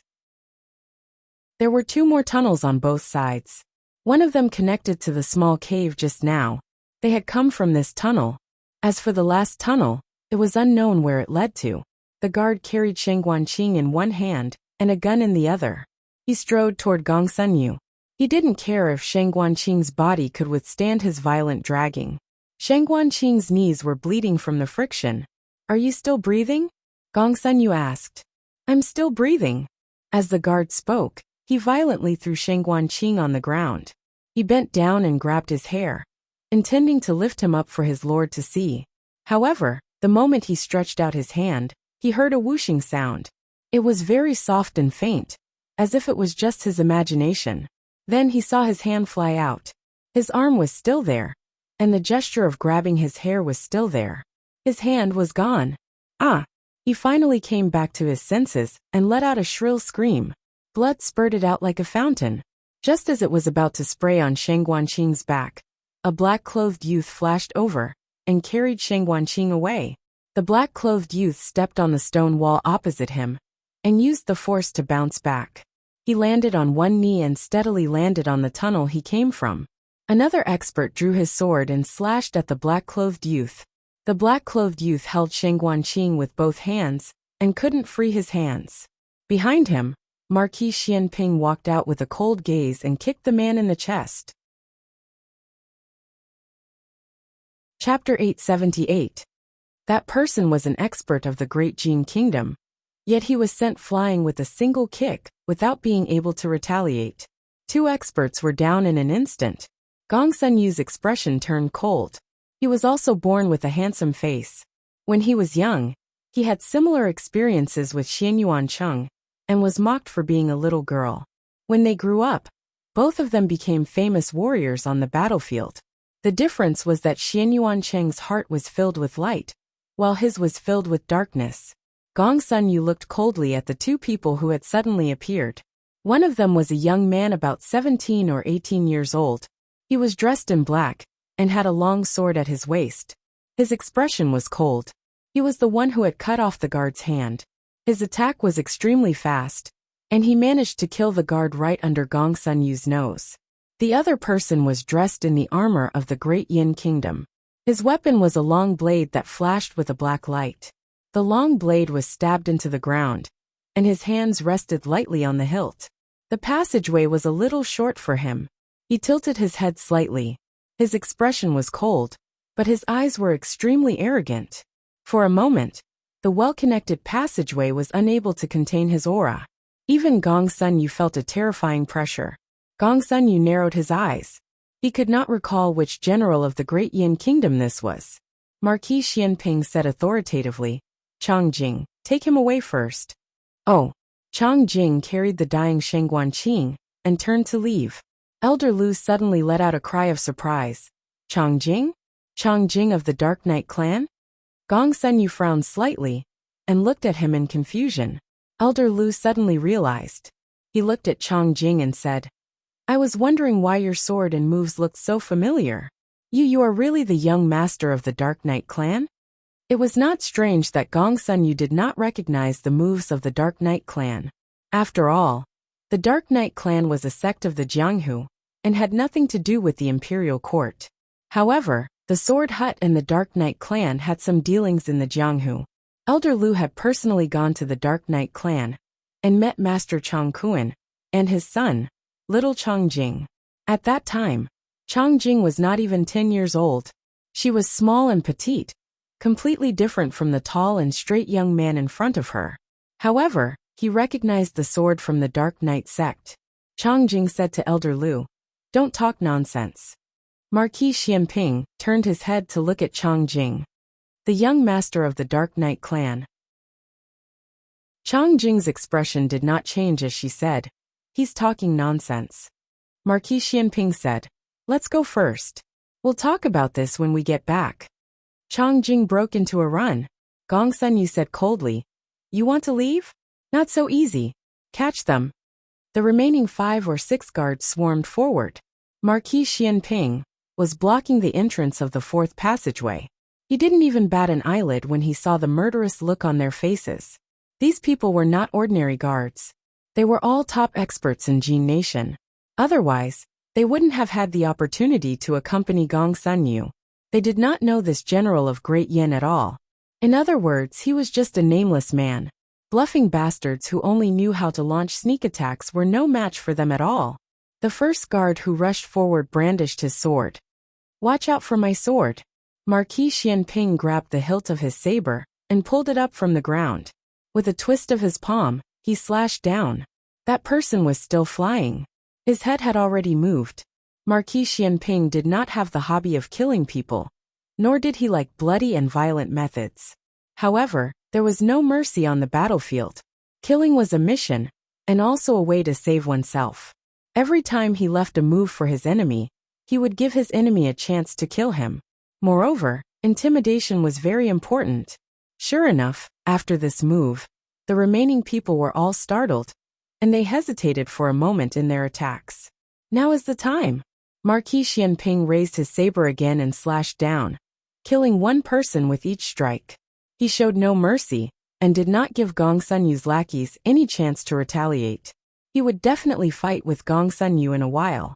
When that time came, he might not be able to care about these little moths. Instead of letting them chase after his son and Changjing, he might as well get rid of them now. "It's your turn." He waved his saber and pointed it at Elder Lu arrogantly. Gong Sunyu said with a dangerous gaze, "I'll deal with him. You go after the eldest grandson of Great Yan's emperor." Elder Lu nodded. He picked up the musket on the ground. This thing was too powerful. He could not let it fall into the hands of this man. Gong Sunyu and Marquis Xianping began to fight. Gong Sunyu was a formidable opponent. He had absolute talent in martial arts. His martial arts were not inferior to Xianyuan Cheng's in the past. All these years, he had been improving his martial arts in extreme battles. It could be said that within the 6 nations, there was no one who could match him. He could use any kind of weapon. However, he had a sword with him today. He drew his sword and threw away the scabbard. Then he attacked Marquis Xianping fiercely. The tunnel they were in was slightly larger than the tunnel, but it was still difficult for them to use their full strength. This was especially true for Marquis Xianping's saber, which was greatly restricted by the space. The two of them fought to a draw after the first exchange. Elder Lu took the opportunity to enter the 4th passage and chased in the direction where Changjing had left. Marquis Xianping slashed with his saber, but was blocked by Gong Sunyu's sword. "Your opponent is me," Gong Sunyu said. Marquis Xianping was truly enraged. He laughed coldly and looked at Gong Sunyu. "Gong Sunyu, do you really think that I can't beat you?" This time, he spoke in Zhao Nation's language. Gong Sunyu was startled. Marquis Xianping pointed his saber at him. "Many years ago, your Gongsun family was defeated by me. Today, you're just adding another defeat to your record." This arrogant gaze, this arrogant tone. Gong Sunyu's eyes trembled. "You are the Nether King?" Many years ago, there was a fearsome youth in the underground dojo who defeated the top experts from the 6 nations. One of them was the Gongsun family's genius swordsman. Gongsun Ling was another martial arts prodigy of the Gongsun family. However, she was defeated by that 18-year-old youth from the Zhao Nation. After returning to the Gongsun family, Gongsun Ling completely lost her will to fight. The Gongsun family lost a future general. The Nether King was what everyone called that youth. As for why they called him that, other than the explanation of his strength, there was another important reason. The youth's nickname in the underground dojo was very despicable. Lousy number one in the world. It's you. It's actually you. Gong Sun Yu suddenly had a feeling that this was destined. Very good. I've always wanted to see who defeated Gong Sun Ling, and kill him with my own hands. I want to tell the world that it's not the Gong Sun family that's weak. It's Gong Sun Ling that's weak. Marquis Xianping sneered. Ha! Gong Sun Yu didn't care about his threat. He continued. However, aren't you from the Zhao nation? Why did you become a general of the Yin nation? Marquis Xianping rested his saber on his shoulder. What does it have to do with you? Are you going to fight or not? If not, then get out of my way. Gong Sun Yu's eyes turned cold. He swung another killing move at Marquis Xianping. In this narrow tunnel, no complicated moves could be used. It was a battle of speed and internal energy. Gong Sun Yu was so fast that only an afterimage could be seen.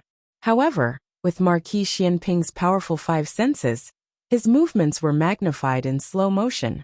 He could see everything clearly. Marquis Xianping said, Gong Sun Yu, no one can stop me from seeing my son.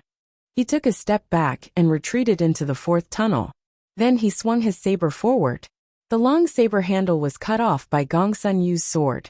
Gong Sun Yu snorted coldly. You're only SSO. Before he finished speaking, Marquis Xianping grabbed the short saber handle and swung it at Gong Sun Yu. Gong Sun Yu's expression changed. You. Marquis Xianping did it on purpose. A long saber handle was already inconvenient. Cutting it short made it easier. The tunnel was narrow. Gong Sun Yu had nowhere to dodge. He swung his sword in time to block. When the saber and sword met, sparks flew everywhere. Gong Sun Yu could feel the immense pressure coming from the saber. This was the fury of a father. Gong Sun Yu, you're not qualified to hurt my son. Marquis Xianping pulled out his hidden secondary saber and stabbed it into Gong Sun Yu's abdomen. In a tag team battle, experts would not give their opponents the chance to attack them repeatedly. Victory was decided in an instant. However, Gong Sun Yu was wearing armor similar to Gu Jiao's. The tough armor blocked Marquis Xianping's saber. Gong Sun Yu laughed mockingly. Is this all you've got? Hades. He pulled out the dagger at his waist and stabbed it at Marquis Xianping. Clang. It was the sound of the saber piercing through armor. Gong Sun Yu laughed without restraint. But in the next second he could no longer laugh. He lowered his head and looked at the saber that had pierced through his armor. His eyes widened in disbelief. This was impossible. His armor was impenetrable. No one could penetrate it. He looked at Marquis Xianping. His saber had pierced Marquis Xianping's shoulder. Marquis Xianping did not use any inner energy to protect himself. He had used all his inner energy for this attack. This was a madman. A madman even crazier than him. Marquis Xianping's eyes were cold. I've said it before. No one can hurt my son. Gong Sun Yu had been stabbed. My lord. Zhu Zhongquang flew over and separated the two of them with one palm. He grabbed the injured Gong Sun Yu and quickly fled into another tunnel. Not far behind Marquis Xianping, a black-clothed figure walked out from a hidden cave. It was Chang Jing. Just now, Chang Jing and Shang Guanqing didn't run away at all, but hid in this stone cave. Elder Lu did not see them and chased after them like a fool. Why didn't you chase after him? Chang Jing asked. Marquis Xianping said mysteriously, he shouldn't have died in my hands. There's someone more suitable than me to kill him. Chang Jing hit the nail on the head. You're just too lazy to kill him, right?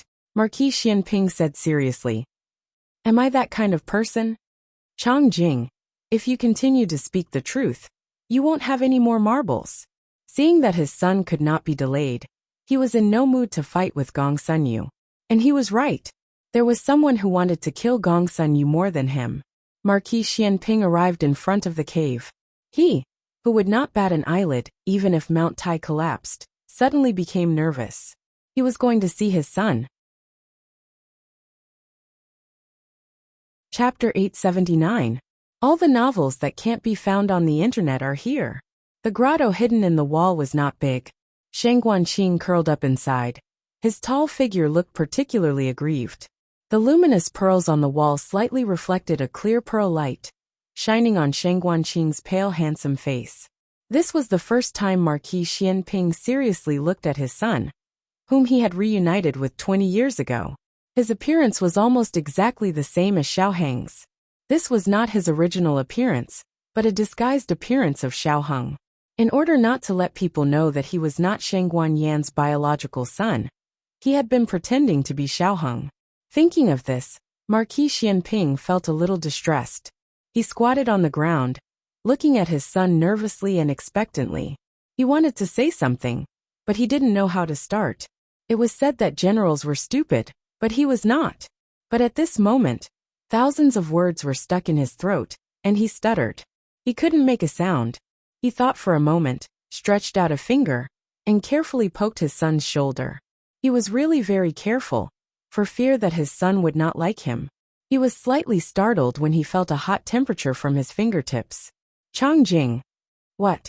Chang Jing was thinking about how to save his little disguise. A fire starter, Marquis Xianping said seriously. Chang Jing had been with Marquis Xianping for so long. Most of the time, Marquis Xianping was not serious. When he was serious, it meant that things were serious. He hurriedly took out a fire starter from his arms, blew it, and shined it in front of him. Marquis Xianping was checking Sheng Guanqing's body to see if there were any injuries such as fractures. After confirming that there were no injuries, Marquis Xianping checked his pulse and breath. He was not a doctor, but after practicing martial arts for a long time, he could determine whether there were internal injuries. There are no internal injuries. Why is he so weak? He seems to be dying, Chang Jing said.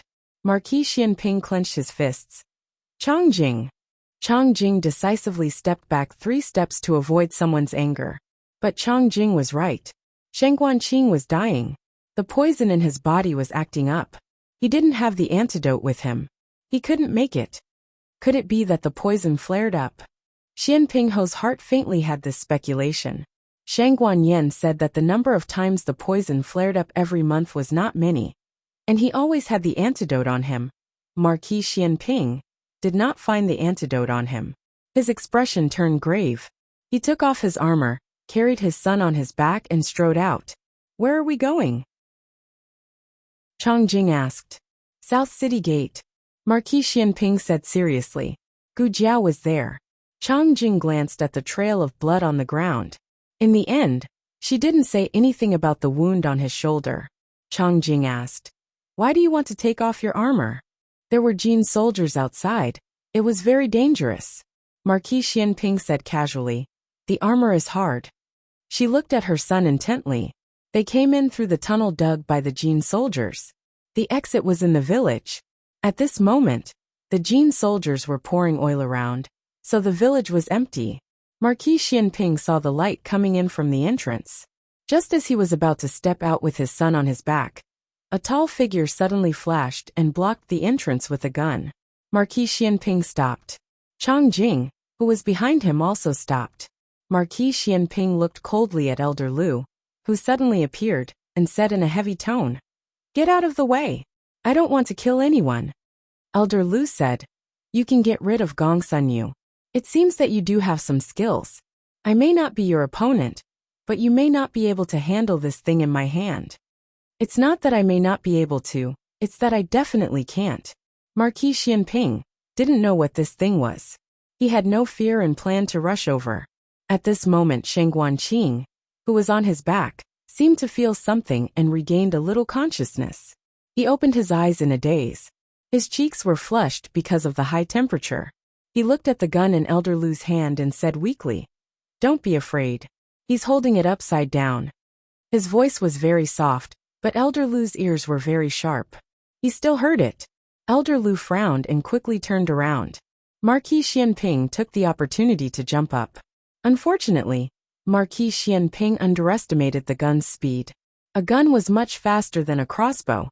The moment Elder Lu pulled the trigger, there was a loud bang. Marquis Xianping was suspended in the air. What the fuck? What the hell was this? Elder Lu was directly sent flying by a shot. The gun fell to the ground. Sheng Guanqing lay on Marquis Xianping's shoulder. Haha, idiot. Marquis Xianping. Sheng Guanqing was so hot that he was dizzy. He didn't know that this person was his father. He also didn't know that his father was stunned by his words. He only felt that this back was broad and warm. It made him feel at ease. He lay softly on his father's back with his eyes closed. His head was dizzy, and he continued his words. Don't be afraid. When we go out, Brother Qing will protect you. If there's wine, we'll drink together. If there's a girl, we'll sleep together. The enemy didn't trip Marquis Xianping. But his son's words almost made Marquis Xianping stumble and fall into a ditch. I seem to understand Qin Fengwan's feeling of wanting to kill me every time. The virgin Sheng Guanqing fainted after bragging. Marquis Xianping was also about to faint. In his 40 years of life, he had never experienced such a landslide. It's all Aheng's fault for raising my expectations for all my sons. Fortunately, Shang Guanyin and Mu Qingchen found this place. The two saw Marquis Xianping, who was frozen at the entrance of the cave. Marquis Xianping was carrying a person on his back. Qing'er. In the end, Shang Guanyin was a mother. She could recognize Sheng Guanqing with her brain. She quickly ran over and arrived in front of Marquis Xianping. She didn't ask why Marquis Xianping came over. Instead she asked, is Qing'er poisoned? Marquis Xianping returned to his senses and said, I don't know. His situation is not good. Let me see. Sheng Guanyin reached out to hold her son. Marquis Xianping gently put his son down from his back, knelt on one knee, and held his son in his arms so that Sheng Guanyin could check. The poison is acting up, Sheng Guanyin said. Sheng Guanqing had acted up countless times since he was a child. Sheng Guanyin was already very familiar with it. She took out the porcelain bottle that she had been holding tightly in her hand, pulled out the cork, and took out a pill. Do you want water? Marquis Xianping asked. No, this medicine will melt in the mouth. Sheng Guanyin put the pill into Sheng Guanqing's mouth and explained. When he was a child, his swallowing ability was not strong. In order to let him take the medicine, the state preceptor improved the prescription. Marquis Xianping was silent. It was hard for him to imagine how his son grew up. You worked hard. Taking care of a sick child was much more difficult than taking care of a normal child. Sheng Guanyan's hand that was wiping her son's sweat paused and whispered. It's good that you don't hate me. Marquis Xianping sighed. Let's not talk about the past. Sheng Guanyin knelt on the ground and wiped her son's hands. She squeezed the handkerchief and said, Will Xingyang hate me? Marquis Xianping paused. I don't know. There were still more than 300 ghost soldiers and 500 villagers hidden in the underground tunnel. They didn't have much time to dwell on it. They must immediately rescue the villagers or drive the Jin army out. The fastest and most effective way was to kill Gong Sunyu. Mu Qingchen and Chang Jing returned to the underground tunnel to look for Gong Sunyu. But they couldn't find even half a shadow of him. Gong Sunyu was no longer in the underground tunnel. He was brought out by Zhu Zhongquang. The two entered the forest. Zhu Zhongquang worriedly looked at his bloody armor. My lord, are you okay? Such a hard armor was actually pierced through by that guy. How terrifying. Gong Sunyu lightly said. It didn't hurt my vitals. I'm fine. What are you doing here? Didn't I tell you to guard the north gate? Zhu Zhongquang said. I saw the Yin army bring a group of soldiers to Ghost Mountain.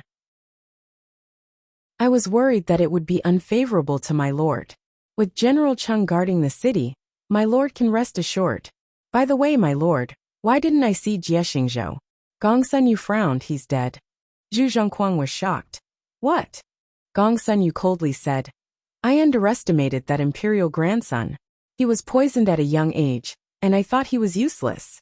Where's Yu Liuyi? Zhu Zhongquang awkwardly said. According to the spies, she fell into the hands of the Yen army. I'm afraid she's most likely dead. 3 of the 4 generals were now dead. Gong Sunyu smashed his fist on a nearby tree. The birds on the tree were startled and flapped their wings to escape. His face was no longer as cold and calm as it used to be. Instead, it was filled with a strong sense of anxiety and hostility. He gritted his teeth and said, What's going on in the Yin kingdom? The Xianyuan family is already dead. The Lord of Shadows is also dead. Why are they still so difficult to deal with? Who said the Xianyuan family is dead? Who told you the Lord of Shadows is dead? A cold and murderous voice suddenly sounded from the forest. Then, Liao Chen stepped on a green branch and descended from the sky like a deity. He was covered in clouds and clouds. He held a 3-foot-long sword in his hand and pointed it at Gong Sun Yu. The third Lord of Shadows, Xian Yuanzheng, is here to take the life of General Gong Sun. Chapter 880. The Third Master of Shadows? Gong Sun Yu's pupils contracted. He couldn't believe that this was real. Didn't Xian Yuanqi become the Master of Shadows? How could it be? Xian Yuanqi became the second Master of Shadows after faking his death. However, he had secret dealings with the Xian Yuan family and was discovered by the spies of the Jin nation within a few years. However, Xian Yuanqi hid Xian Yuanzheng very well. He didn't even reveal the family tree. No wonder people didn't know about Xian Yuanzheng's existence. In the Jin nation, the only person who knew about Xian Yuanzheng's existence was Shirtian. However, it was obvious that Shirtian didn't leak this information. However, thinking about it carefully, it wasn't impossible. When Gong Sun Yu killed Xian Yuanqi, he saw this person running from afar and calling Xian Yuanqi his father. Therefore, he was indeed Xian Yuanqi's son. Then, it made sense that he inherited Xian Yuanqi's legacy and became the third Master of Shadows. Gong Sun Yu muttered coldly. How do the people of the Sword Hut do things? They said they killed Xian Yuanqi, but he didn't die. They said they destroyed the Shadow Division, but Xian Yuanqi's son appeared in front of them. He collected his thoughts and looked at Liao Chen arrogantly. Your father was defeated by me. Do you really think you can defeat me? It was fine if he didn't mention Xian Yuanqi, but once he did, Liao Chen's anger surged. His father was surrounded by the Jin Nation army and was stabbed in the chest by Gong Sun Yu twice. No one knew if he was still alive. It was possible that he would be separated from his father forever after waiting for so many years. All of this was because of Gong Sun Yu. You seem very angry. Torturing the mind of an expert was something that Gong Sun Yu never tired of doing. Gong Sun Yu smiled faintly. Your father wasn't the only Xian Yuan family member who died in my hands. Back then when the Xian Yuan family rebelled, you didn't think that the meager military strength of the imperial court was enough to kill so many Xian Yuan soldiers, right? Speaking of which, the Yan army is strong, but there aren't many experts. Your uncle Xian Yuanli died under the trap of the Jin army. Your cousin Xian Yuanzi, the pregnant woman who still had to go to the battlefield, died at the hands of a disciple of the Sword Hut. Your cousin Xian Yuancheng, it was the Nangong family who leaked his whereabouts, but the one who ended his life was me. I was the one who nailed him to the tower. I was the one who gave the order to kill him. The experts of your Xian Yuan family can't even withstand a single blow. Liao Chen was about to explode from anger. Even though he knew that the other party was trying to infuriate him, he still couldn't control his emotions. His aura became chaotic. Gong Sun Yu took the opportunity to strike with his palm. Liao Chen was unable to circulate his internal energy in time, and was hit by Gong Sun Yu. The huge force sent him flying, crashing into the tree behind him, and falling to the ground in a sorry state. Gong Sun Yu clicked his tongue, and looked disdainfully at Liao Chen, who was sprawled on the ground. He snorted and said, Look, the people of your Xian Yuan family can't even withstand a single blow. I won't allow you to insult the Xian Yuan family. Liao Chen used his sword to support himself, and wiped the blood from the corner of his mouth. He raised his sword and stabbed at Gong Sun Yu. With the field open, there were more moves that could be used. Gong Sun Yu felt the incomparably sharp sword aura. It was stronger than he had imagined. Although Gong Sun Yu dodged to the side, he was injured by the sword aura. The blood clot that had been formed with great difficulty was torn apart. Fresh blood flowed down his armor. Liao Chen said coldly, Who is the one who can't withstand a single blow? Zhu Zhongquang stepped forward and showed his iron fist. My lord, I'll deal with him. Then he charged at Liao Chen. Unexpectedly, before he could even touch Liao Chen, he was knocked back several steps by a black-robed youth who came from the sky. What a cold sword aura! He had almost been injured. After Zhu Zhongquang steadied himself, he frowned. When he saw that the opponent was only a 17 or 18-year-old youth, his expression turned even uglier. Where did this brat come from? He had appeared too late to hear the conversation between Elder Lu and Chang Jing. Gong Sun Yu reminded him, Be careful. He's the young master of the Dark Knight clan. Someone from the Dark Knight clan? Zhu Zhongquang was even more surprised. The Dark Knight clan had never interacted with the Six Nations. They were even more reclusive than the Tang clan. How did they get involved with someone from the Xianyuan family? If they had really gotten involved with someone from the Xianyuan family, Gong Sun Yu wouldn't have been so upset. Chang Jing had appeared with that person from the Zhao kingdom. Moreover, Chang Jing was very obedient to him.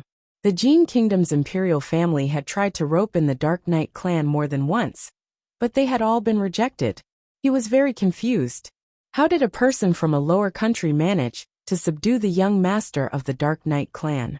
Chang Jing looked at Zhu Zhongquang and said to Liao Chen, "Leave this guy to me." Liao Chen and Chang Jing had never met before. However, Liao Chen had secretly investigated Marquis Xianping, so he knew of Chang Jing. However, he didn't expect him to be Chang Jing from the Dark Knight clan. All right. Liao Chen nodded. Chang Jing was already a martial arts freak. In addition, he had received a lot of guidance from Marquis Xianping in the past few years. His martial arts had improved by leaps and bounds. Zhu Zhongquang really couldn't beat him. Zhu Zhongquang was beaten up badly by Chang Jing. After dozens of moves, he was covered in blood. Although his injuries weren't serious, he looked like a mess. It really affected the morale of the troops. His eyes flashed, and he said sarcastically, "Does the clan master know that the young master of the Dark Knight clan is colluding with someone from the Xianyuan family?" Chang Jing's move paused. Zhu Zhongquang saw that there was hope. He struck while the iron was hot. As expected, you escaped behind the clan master's back. If he finds out, you'll be in big trouble. He was trying to scare Chang Jing. Chang Jing frowned and thought about it seriously. He felt that Zhu Zhongquang's words made sense. He grunted and said, "Indeed, I can't let my father know. So you must die today." Zhu Zhongquang's eyes widened. "No, that's not what I meant." "And him?" Chang Jing looked at Gong Sun Yu, who was fighting fiercely with Liao Chen. "He must die too. None of you will leave here alive." Zhu Zhongquang was about to collapse. "How can you think so clearly at such a young age? You can't even fool a child these days, can you?" Zhu Zhongquang was the strongest of the four great generals, but he also cherished his life the most. Otherwise, he wouldn't have held back when he attacked Xianyuan Qi. Even Yu Luyi was fiercer than him. But his master was here. He didn't dare to run. He could only bite the bullet and fight Chang Jing. If I knew this would happen, I wouldn't have asked. This brat was fighting seriously just now. Now he's fighting with all his might. Zhu Zhongquang's body was injured again. On the other side, Liao Chen and Gong Sun Yu were evenly matched. Gong Sun Yu had practiced martial arts for many more years than Liao Chen. His internal energy and combat experience were not something the young Liao Chen could compare to, but Liao Chen's murderous intent and outstanding talent made him a formidable opponent for Gong Sun Yu. After more than 10 moves, Gong Sun Yu gradually felt that things were getting tricky, especially since he had been stabbed by Marquis Xianping. Every time they exchanged blows, his wound would be torn open. If this continued, even if he didn't die in battle, he would die from excessive blood loss. Liao Chen didn't have any psychological burden in a fair fight. When Gong Sun Yu killed Xianyuan Cheng, didn't he rely on the Nangong family to inform him? When he dealt with his father, he also let people take turns to exhaust his father's strength. Then why would he care about the rules of the martial arts world with Gong Sun Yu? Liao Chen's palm landed on Gong Sun Yu's chest. Gong Sun Yu's armor was made of special materials and could withstand many attacks. But this armor was pierced by Marquis Xianping. Liao Chen's internal energy passed through the crack and seeped into his internal organs. He hurriedly used his internal energy to protect his internal organs. Then he stabbed his sword at Liao Chen. But because part of it was protecting himself, the power of this attack was not as strong as before. Liao Chen easily blocked it. The two of them exchanged more than 10 moves. Liao Chen's armor was not as strong as his, and he was hit by a few of his sword energy. "Let's go," Gong Sun Yu said to Zhu Zhongquang. Zhu Zhongquang used a feint and flew up, but Chang Jing, who flew faster than him, kicked him down. "Zhu Zhongquang." Gong Sun Yu turned around in midair. Zhu Zhongquang stretched out his hand. "My lord, don't worry about me. Let's go. I can handle this brat. Gong Sun Yu gritted his teeth and left with his qinggong. Liao Chen chased after him. Zhu Zhongquang turned to look at Chang Jing. I surrender. Chang Jing was speechless. After Gong Sun Yu left the forest, he heard the sound of a horn from the West City Gate. The Yin Kingdom took back the West City Gate. Pu City couldn't be defended anymore. He fired the signal to retreat and knocked out a Yin soldier, who came as reinforcements. He stole the soldier's horse. He planned to go to the East City Gate, but Liao Chen forced him to go to the South City Gate. Liao Chen also asked for a horse from the army that Tang Yueshan brought to Ghost Mountain. Tang Yueshan went behind a tree to relieve himself. With 2 horses missing, he was quite confused. Liao Chen chased after him closely. Gong Sun Yu tried to shake him off several times, but it was to no avail. Xian Yuanzi's strength and perseverance were beyond his imagination. More than 10 years had passed. Not only did the Xian Yuan family not remain silent, but they also bided their time and became so powerful. If the Nether King didn't stab him, this brat wouldn't be his match. That despicable Nether King. Many years ago, Gong Sun Ling was defeated by him. Now, he had also suffered a loss in his hands. Once he got rid of Xian Yuan Zheng, he would kill the Nether King. The more Gong Sun Yu thought about it, the angrier he got. He was distracted for a moment. When he turned around, he saw that Liao Chen didn't follow him. Instead, he turned into an alley. He frowned and sped up. However, in the next moment, Liao Chen dashed out from another alley and charged at him. Liao Chen gathered all his strength for this attack. He didn't give Gong Sun Yu any chance to escape. Gong Sun Yu's eyes trembled. What was this brat trying to do? Was he going to die together with him? Liao Chen understood that with his current strength, it would be difficult to kill Gong Sun Yu even if he was injured. However, Gong Sun Yu had to die. If he didn't die, the Jin army would still have a chance to turn the tables in this battle. Even if he had to die together with Gong Sun Yu, he wouldn't hesitate. Gong Sun Yu was furious. You're crazy. You can't kill me. There was no fear in Liao Chen's eyes. But if I severely injure you, the next Yin army will definitely kill you. At this moment, Gong Sun Yu finally understood the meaning of Xuanyuan's soul. It was never about one person's strength. It was about everyone's fighting spirit. Gong Sun Yu gripped the long sword in his hand and prepared to attack with all his strength. However, at this moment, something unexpected happened. The door of a closed shop on the street suddenly opened. A man in a dark blue Taoist robe walked out with a 4-year-old child. Their attack was too fast and fierce. There was no time for others to react. The adult and child would die under their inner strength. Gong Sun Yu didn't care. After all, he wasn't a citizen of Dajin. However, Liao Chen's expression changed. He couldn't withdraw his attack in time. He had no choice but to leap. Taoist Qing Feng looked up and saw Liao Chen charging at him. He frowned. Hey you! Before he could finish, a huge wave of inner strength attacked Liao Chen's body. Liao Chen's body stiffened, and he spat out a mouthful of blood. Taoist Qing Feng's eyes darkened. He pushed Liao Chen away. But Gong Sun Yu had already taken the opportunity to speed up and leave. You don't have to save me. I can handle it myself, Taoist Qing Feng said. I didn't save you. I saved him. Liao Chen looked at the 4-year-old child and said. The child looked up at Taoist Qing Feng puzzled. Oh, Taoist Qing Feng said. Liao Chen leaned against the wall and slid down weakly. He smiled and said weakly. Oxnose, I'm afraid it's going to be as you wish. Can you promise me one thing? Go kill Gong Sun Yu. All right, Taoist Qing Feng said. He said to the child, look after him. I'll be back soon. The child nodded obediently. Taoist Qing Feng used his qinggong to chase after Gong Sun Yu's horse. The southern city gate had been completely retaken by the Yin Kingdom. The Dark Shadow Division and the Black Wind Cavalry were arranging their troops on the city gate tower. Gong Sun Yu lowered the visor of his helmet. He had no choice but to charge out. He gripped the reins in his hand tightly and pulled out a long needle. He stabbed it into the horse's buttocks. The horse screamed in pain and charged forward like a madman. Who's there? Stop! The soldiers guarding the city drew their long swords. Gong Sun Yu killed the man with one strike. The title of Jin's most ferocious general was not undeserved. He galloped forward and charged through the heavily guarded city gate. What happened? Gu Jiao asked as she walked down the city gate tower. Someone just charged through, a soldier reported. Did you see who it was? Gu Jiao asked. The soldier shook his head. I didn't see clearly. I only know that he was wearing the Jin army's armor. Jin army. Gu Jiao looked at the man's back. Could it be Gong Sanyu? Boss. The Black Wind King raised his front hooves and galloped over. Gu Jiao mounted her horse and grabbed her red-tasseled spear from Wenren Chong. She then chased after him without hesitation.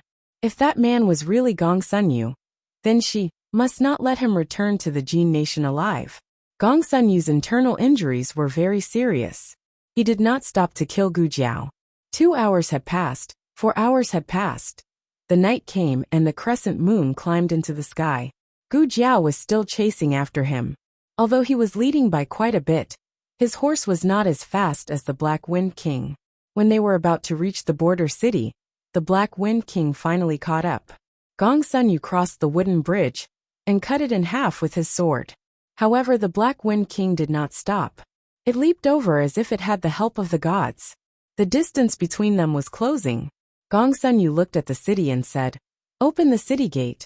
On the city gate tower, a Jin army soldier said excitedly, "It's the great general. The great general is back. Open the city gate quickly." Look, at the foot of the mountain about 3 miles away, there was a black mass of Black Wind cavalry. The cavalry of the Yin nation had arrived. They could not open the city gate. Their forces were all used to attack the Yin nation. If they really opened the city gate, they would not be able to hold on. Release the rope. The general guarding the city said. The Jin army released a long rope. Gong Sanyu endured the pain caused by his internal injuries. He gritted his teeth and used his Qing Gong to leap up and grab one end of the rope. The general guarding the city hurriedly said, "Quickly pull the general up." Everyone worked together to pull him up. The general guarding the city looked at the approaching Yin nation cavalry and said sternly, "Archers, get ready. Fire." Following his order, countless arrows rained down, covering the sky and covering the earth. Whooshing sounds could be heard in the darkness of the night. Clang! An arrow hit Gu Jiao's shoulder, but was blocked by her tough armor. Gu Jiao did not back down. She continued to gallop toward Gong Sanyu. When she was only a few dozen steps away from the city gate tower, Gong Sanyu was already halfway up. Since she did not know Qing Gong, there was no way she could pull Gong Sanyu down. Gong Sanyu lowered his head and smiled mockingly at Gu Jiao. "The new commander of the Black Wind Cavalry? You still can't kill me." The young man raised his head. His cheeks were still young, but his eyes were as calm as water. It was this calm gaze that made Gong Sanyu frown. For some reason, an ominous premonition flashed through his heart. "Guess why I asked you to come back." The young man's horse galloped through the rain of arrows without hesitation. "Impossible, he can't catch me. I have nothing to be afraid of." The young man raised the red-tasseled spear in his hand. Gong Sanyu's heart skipped a beat. "No. Goodbye, Gong Sanyu." The young man's red-tasseled spear shot toward him like a gust of wind. It carried the anger of the Xianyuan family for more than a decade, and carried the power of mountains and rivers. It pierced his heart without any explanation, nailing him to the city gate tower of Jin. Just one more step. Just one more step. I'm so close to home. But I can't go back. He looked at the young man in disbelief. He was terrifyingly calm under the rain of arrows. "You're not the commander of the Black Wind Cavalry. You're not. Who exactly are you?" Chapter 881. Novels with content that cannot be found on the internet are available here. The Jin soldiers on the city gate tower were dumbfounded by this sudden change. They suspected that their eyes were playing tricks on them. How was it possible for a lone cavalryman of great Yen to penetrate through the rain of arrows, and with his own strength, pin their chief general to the top of the city wall with a single thrust of his spear? This was not real. The general's martial arts were unparalleled, and he was wearing an impenetrable armor. How could a Black Wind cavalryman hurt him? Soon, they realized that this was not an injury, but a death. Gu Jiao's success was not a coincidence. Marquis Xianping pierced through Gong Sunyu's armor and injured him.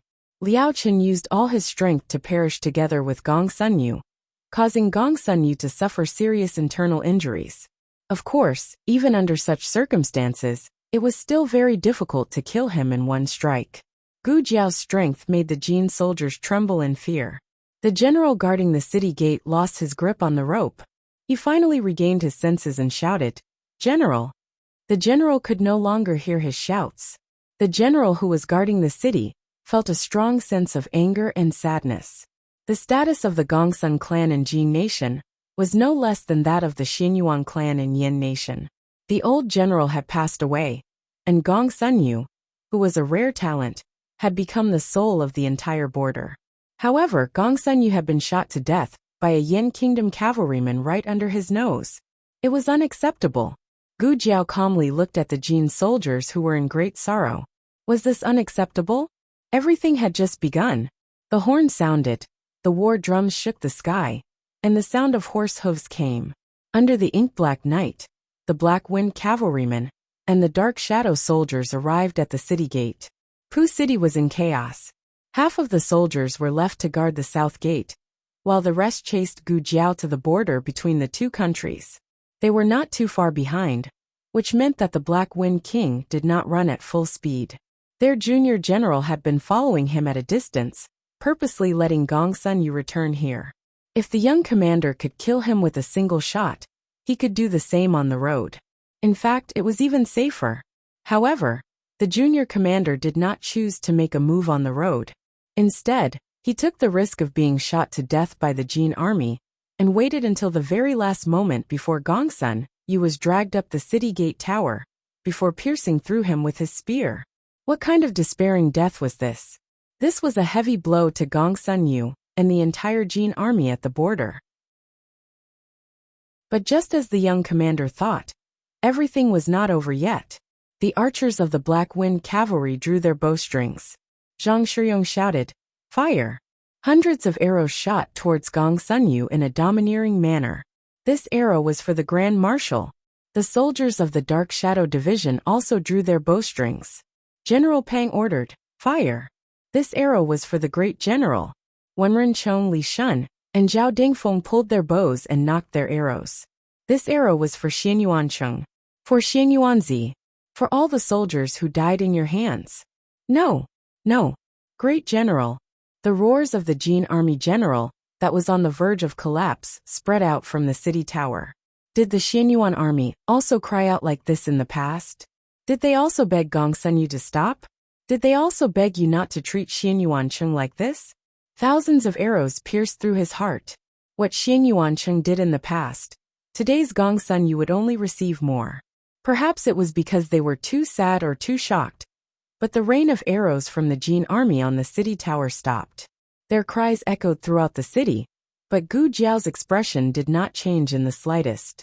There was no pity, and no smugness after taking revenge. Her expression was calm from start to finish. This calmness was the greatest humiliation to the Jin army.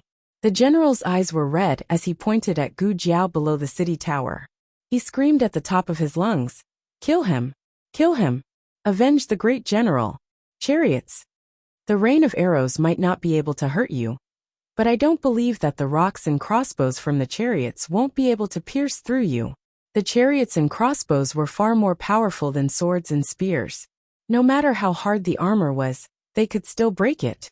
However, the moment the chariots and crossbows were pushed out, the siege weapons of the Yin Kingdom arrived with the army. The leader was Tang Yueshan. Tang Yueshan fearlessly ran to Gu Jiao's side and entered the effective attack range of the Jin army. He glanced at Gong Sunyu on the city tower and clicked his tongue. "You're indeed my brother." He was getting more and more used to his identity as a henchman. "Why are you here?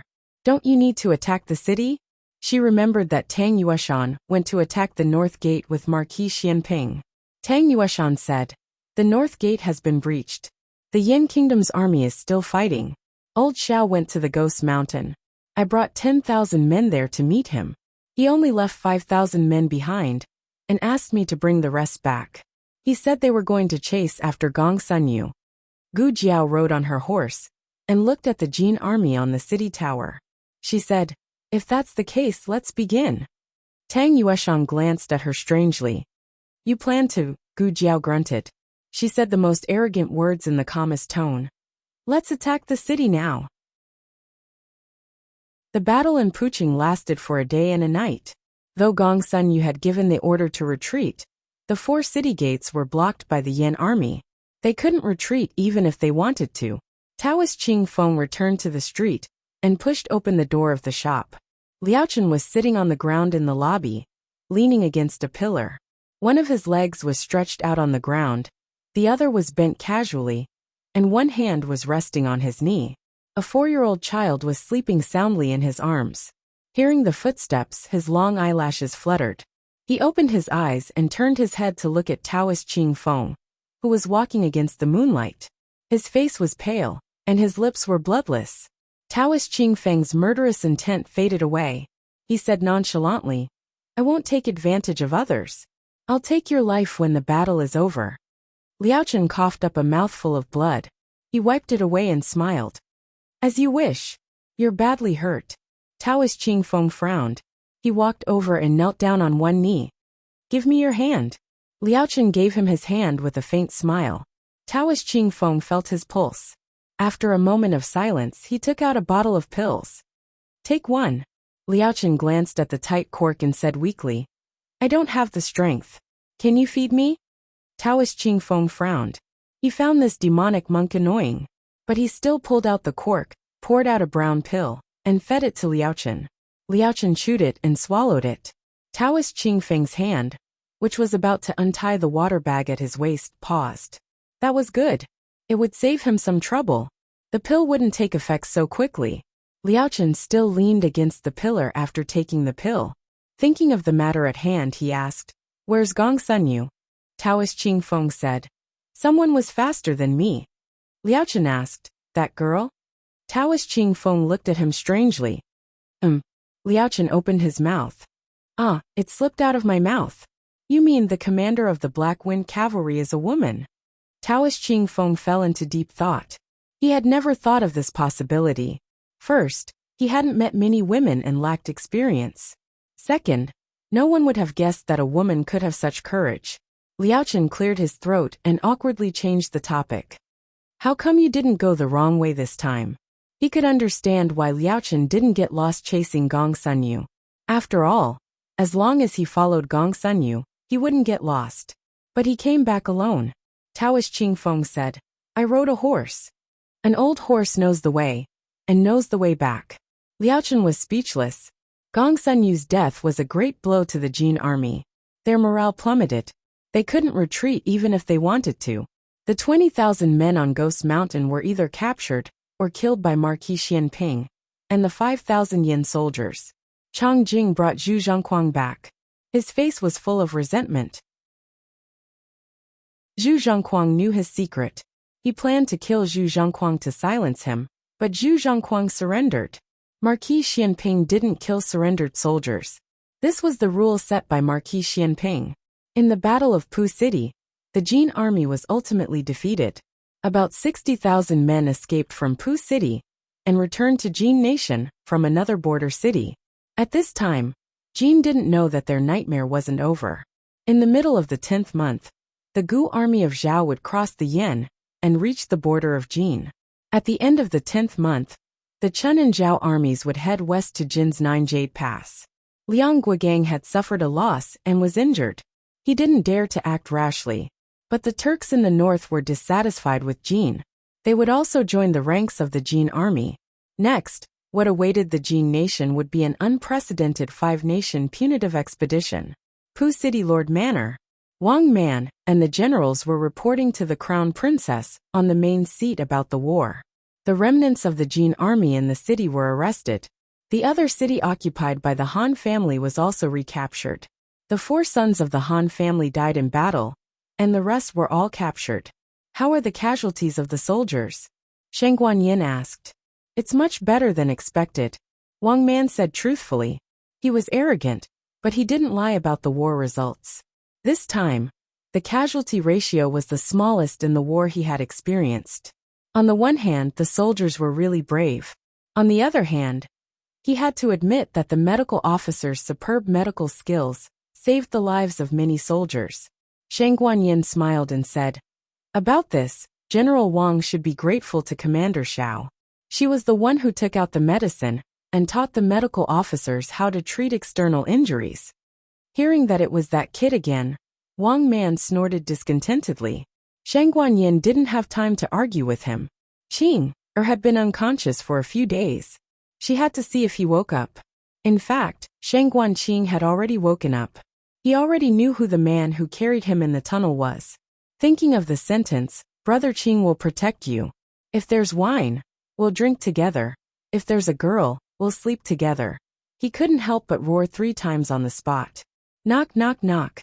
There was a soft knock on the door. "Qing, are you awake? I'm coming in." Shang Guanqing was kneeling on the bed, pounding his small chest and roaring silently. Hearing the sound of the door being pushed open, he pulled the quilt over and covered himself. He knelt on the bed and curled his body into a ball. His head was covered. A pair of feet were still exposed. His feet moved arrogantly at first, and then little by little, they went back into the quilt. Marquis Xianping. Chapter 882. Marquis Xianping clutched his chest. A sentence ran through his mind. What should I do if my son is too cute? Xiao Heng was also cute when he was young. As he grew up, he became more and more serious. His old father rarely saw his adorable side, especially now that he was married. He didn't even cooperate when he wanted to tease him. Marquis Xianping stepped into the room. He was a martial artist. He could tell if a person was awake by listening to their breathing. Moreover, Shang Guanqing had contributed the most eye-catching acting skills in his life. Marquis Xianping had recovered from his initial nervousness and could face his son calmly. He cleared his throat and called out, "Qing." Shang Guanqing's IQ defected collectively. "He's not here." Marquis Xianping was speechless. Marquis Xianping couldn't help but laugh. The thought of teasing his son came up, and he began to talk nonsense again. "Oh, isn't this Brother Qing? Didn't you say you would protect me, drink together, and go to the brothel together? You're going back on your word so quickly?" "Ah! Stop talking. Brother Qing has such a dark history since he was born. You've seen it all." Marquis Xianping laughed until his shoulders were trembling. Shang Guanqing, who was sweating under the quilt, heard his laughter and gritted his teeth in anger. "Don't laugh. Brother Qing's fist is very hard." Marquis Xianping stopped. After laughing enough, he cleared his throat and went to the bed to sit down on the edge of the bed. But seeing that his son obviously didn't know how to face him, he hesitated, took a step back, and pulled a chair over to sit down. This distance wasn't too distant, but it wasn't too close either. They were father and son by blood, but the 20 years of unfamiliarity and gap couldn't be crossed in an instant. They needed to get to know each other slowly. "Qing." Marquis Xianping called again. Shang Guanqing didn't say anything. He had been bored inside for a long time. Marquis Xianping was afraid that he would be bored. He sighed and said to him, "Well, you rest first. I'm leaving. I'll come to see you later." Under the quilt, Shang Guanqing was slightly stunned and pricked up his ears. He heard the sound of footsteps gradually fading away, and his mood began to become a little strange. Then, he heard the sound of the door being closed. His heart suddenly felt empty. Did she really leave just like that? She didn't even try to coax her. He pouted, feeling a little wronged. He grew up without a father. He had been poisoned since he was a child. However, he had always thought that the other children were also poisoned, but he had never thought that the other children were fatherless. It was as if he knew from birth that every child should have a mother and a father. Once when they were eating, he suddenly asked his mother while holding his bowl, "Where's my father?" That year, he was 5 years old. His mother didn't know how to answer him, and he never asked again. In the village, there were also children without fathers. Those children would often be bullied by their peers. He had also been bullied before. Of course, he would bully them back. He didn't tell his mother. More than once, he had wondered if his father was dead or alive. If he died, how did he die? If he wasn't dead, why didn't he come looking for him? Did his father dislike him? Humph. She really didn't like him. She left so soon. I don't want to like you either.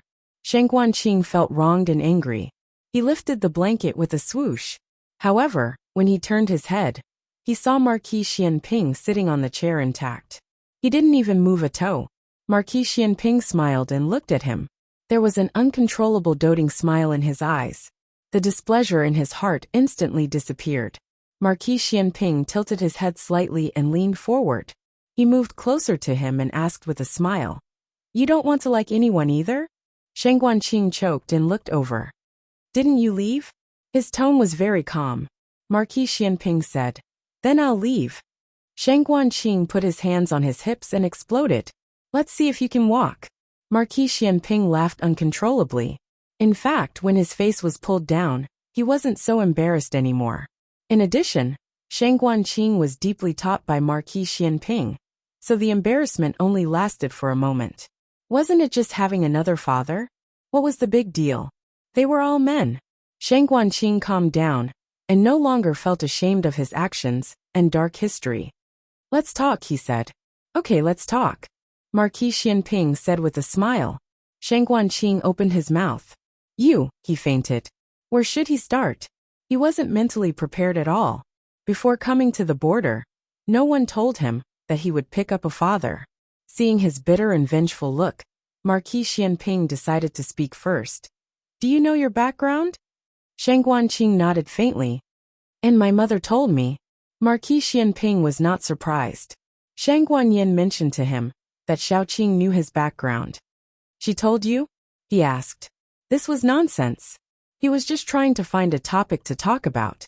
Shang Guanqing grunted and raised his eyebrows.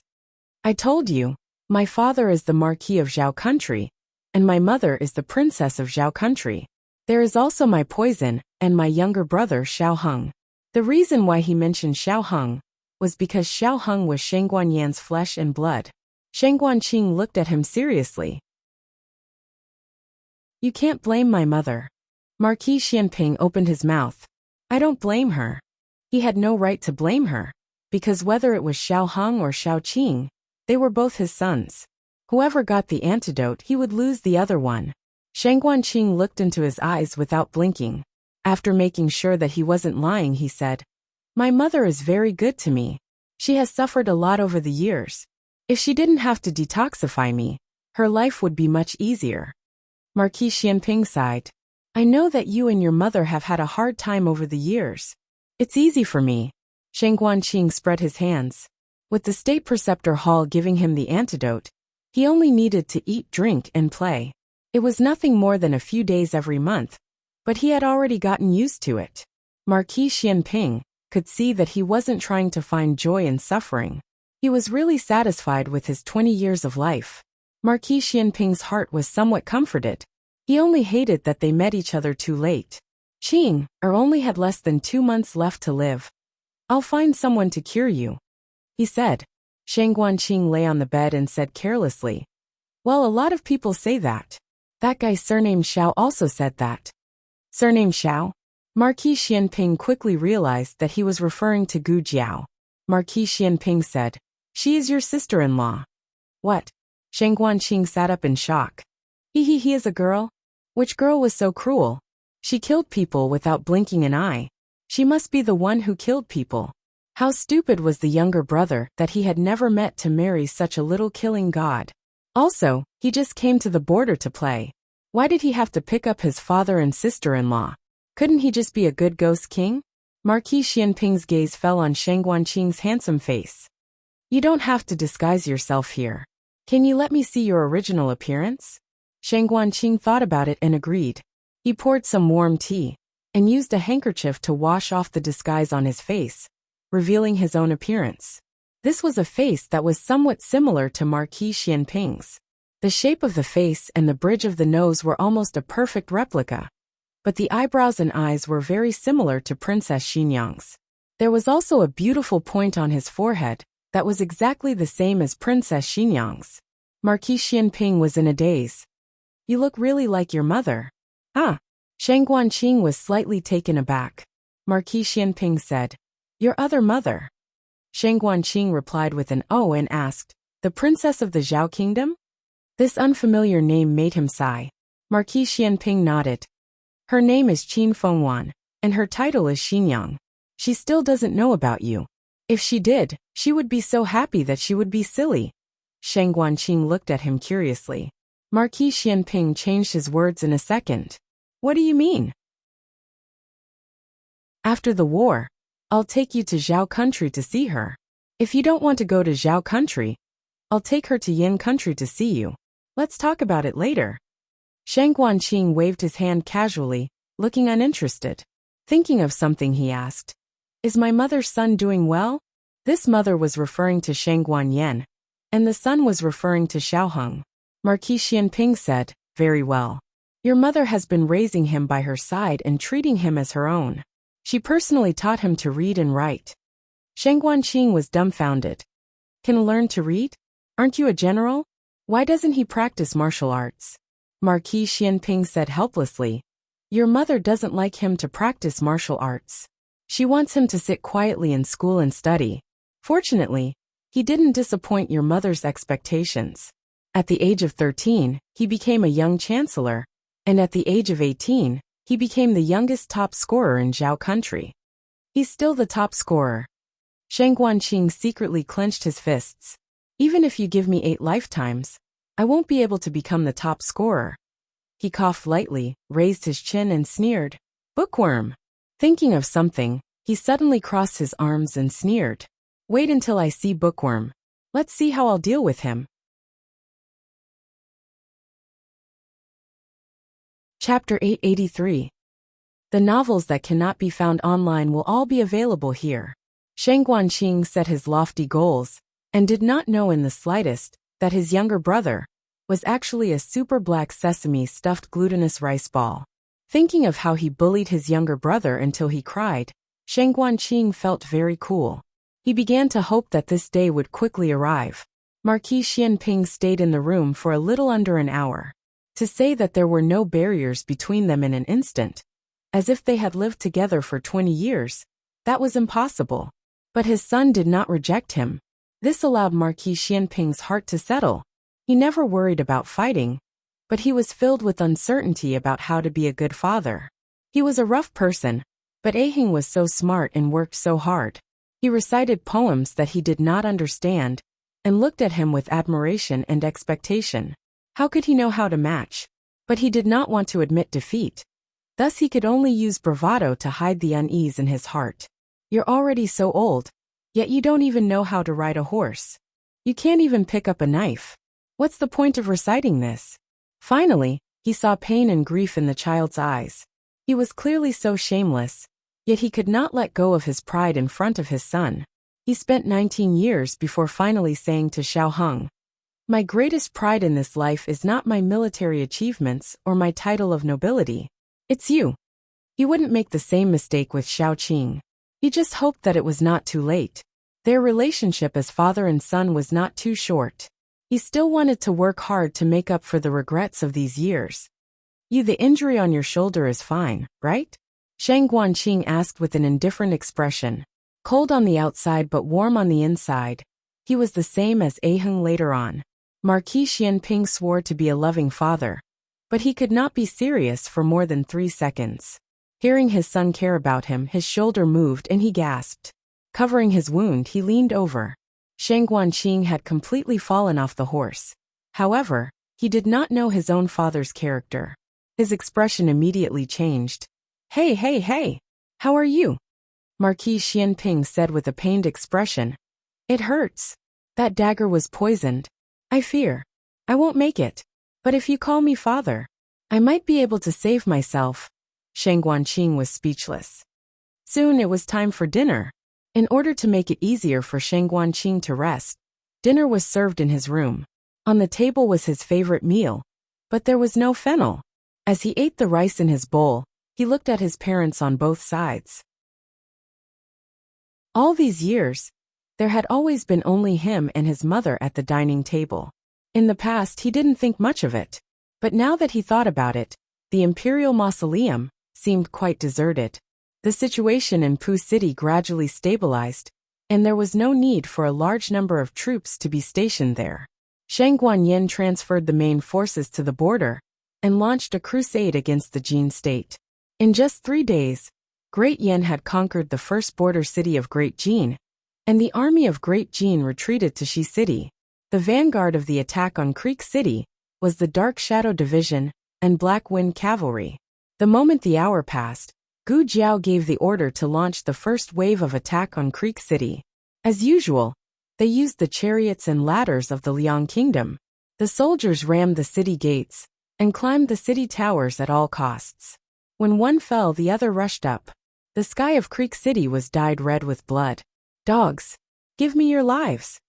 Tang Yueshan rushed to the city tower in a spurt of energy. The city gate was cracked open, and a group of men of sacrifice of the Jin state rushed out. These men of sacrifice were well trained and harder to deal with than ordinary soldiers. Soon, many of the Yin Kingdom's companions fell under their swords. Gu Jiao temporarily gave up on climbing the ladders and rushed to kill these men of sacrifice. They are more powerful than the men of sacrifice of the Liang Kingdom. No wonder the imperial court is supported by the sword hut. Gu Jiao fought back with all her strength. Her red-tasseled spear nailed Gong Sun Yu to the city tower. She used the silver spear she took from the Ghost Mountain, which was very hard and durable. But there were too many of them, and she was soon surrounded. She stabbed the men of sacrifice in front of her with her spear, and the men of sacrifice behind her chopped at her legs with their swords. There was no armor to protect her legs. Whoosh! An arrow hit the death warrior's chest. He screamed and fell down powerlessly. Gu Jiao looked back. Tang Yueshan had pulled the bowstring again. He stood high on the chariot and controlled the commanding position under the city tower.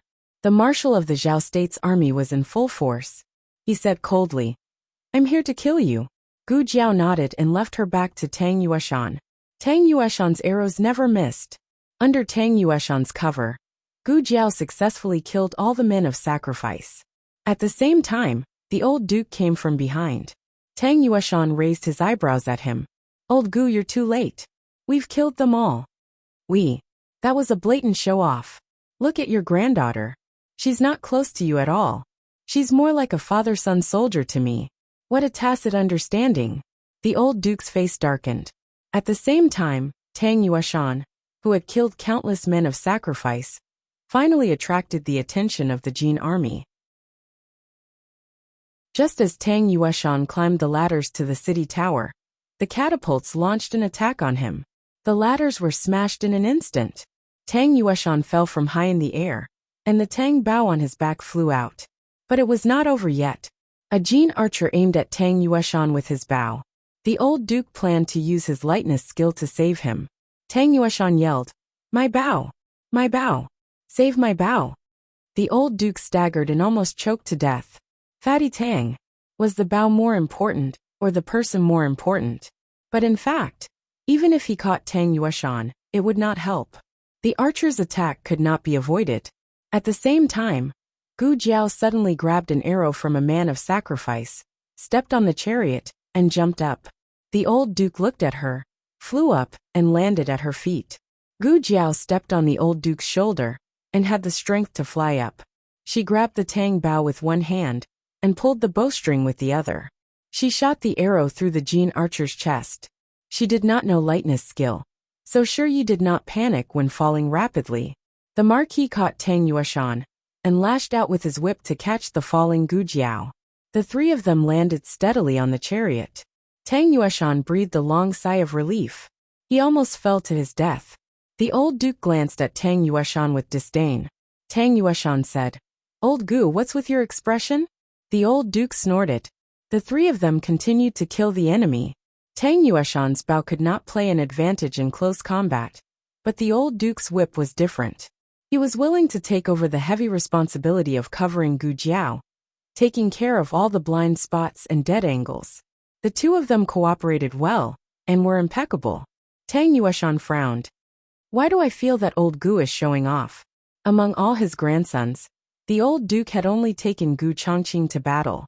Gu Chongqing was his best grandson, and the young master of the Gu army. Gu Chongqing had performed exceptionally well in every battle. But now, the old duke was in a trance as he looked at the young man who was bravely fighting forward and bathed in blood. It was as if he was leading Gu Chongqing to battle, leading the most dazzling and outstanding offspring of the Gu family to battle. A wave of heat rolled through his chest, and the blood in his body boiled uncontrollably. The sky gradually darkened. The young man's body was glowing with an inspiring power. Even the old duke, who had countless battlefield experience, had to admit that this was a hardy battle.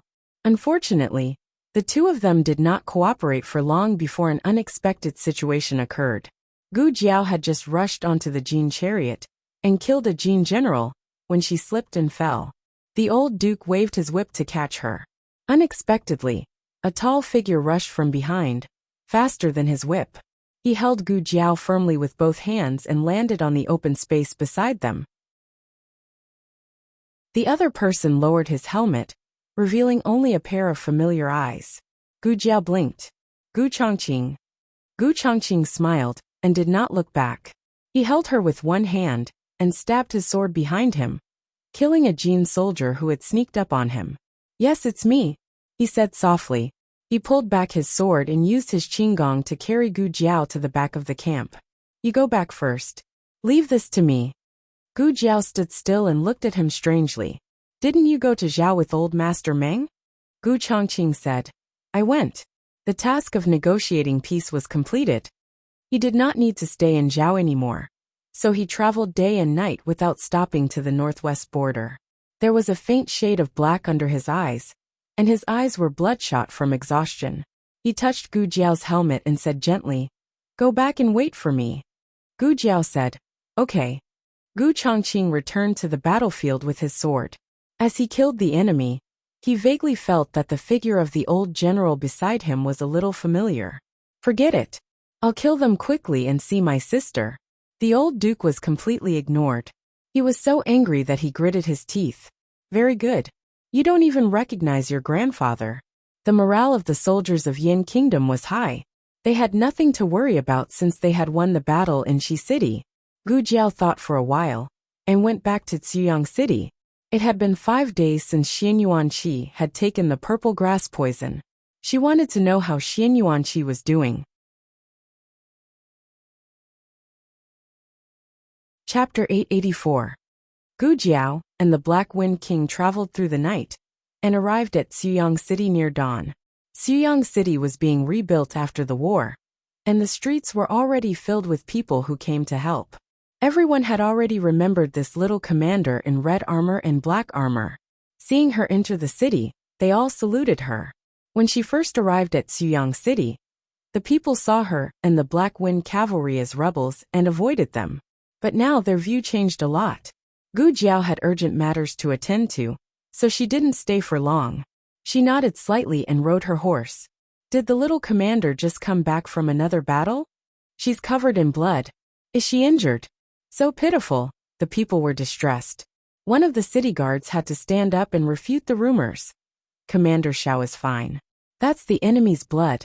Don't worry, Commander Xiao is powerful. She will definitely finish all the battles safely." These words were a bit exaggerated. But after the war, there were many things waiting to be done.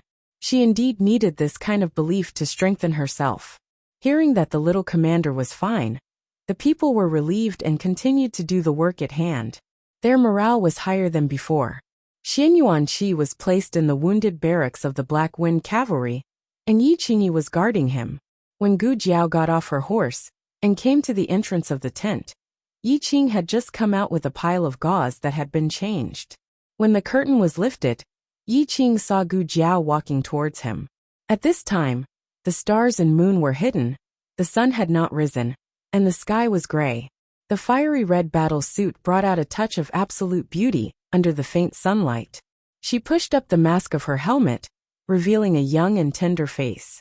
Just by looking at this face, it was hard to associate her with the commander of the Black Wind Cavalry, who killed enemies like flies. No matter how many people she killed or how many battles she fought, her eyes always retained the purest clarity. Of course, she was calm enough. Yi Qing came back to his senses and greeted, You're back? I heard that you guys went to Jin Nation.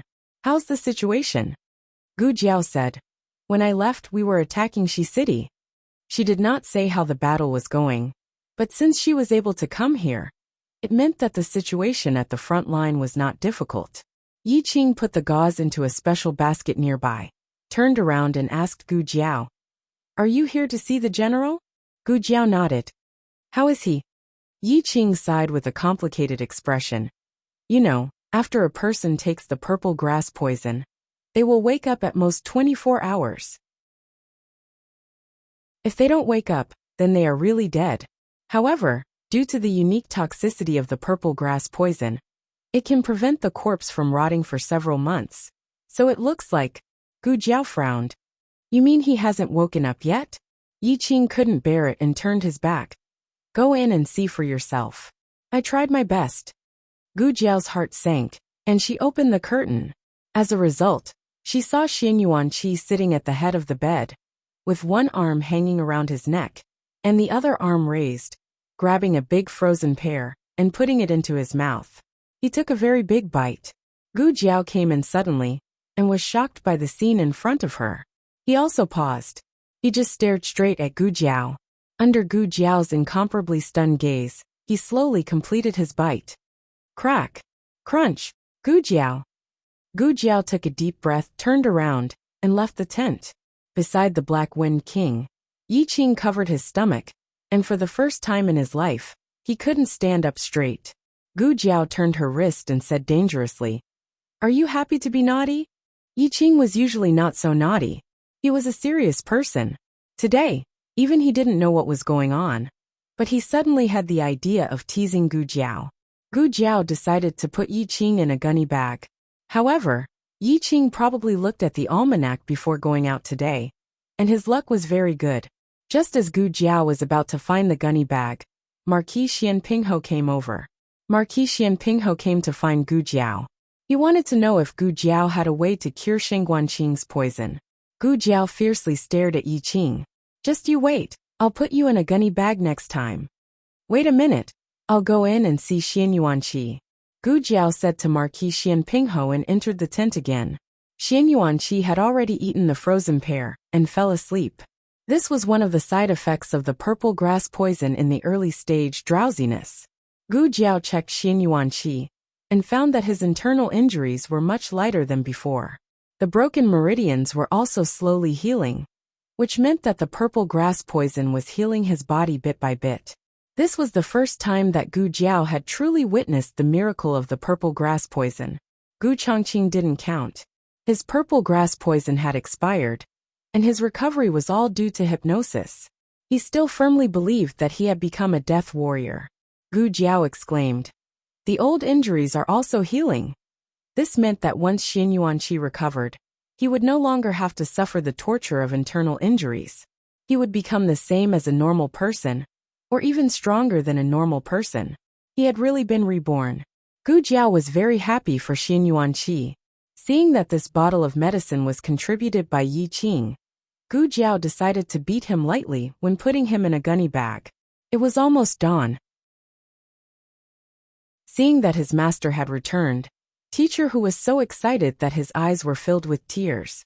He hurriedly asked about his well-being and went to the kitchen to bring breakfast. Gu Jiao, Marquis Xian Pingho, and Yi Qing all went to the commander's tent. Gu Jiao had been away for a few days, and Teacher Hu had been cleaning carefully. It was very neat and tidy.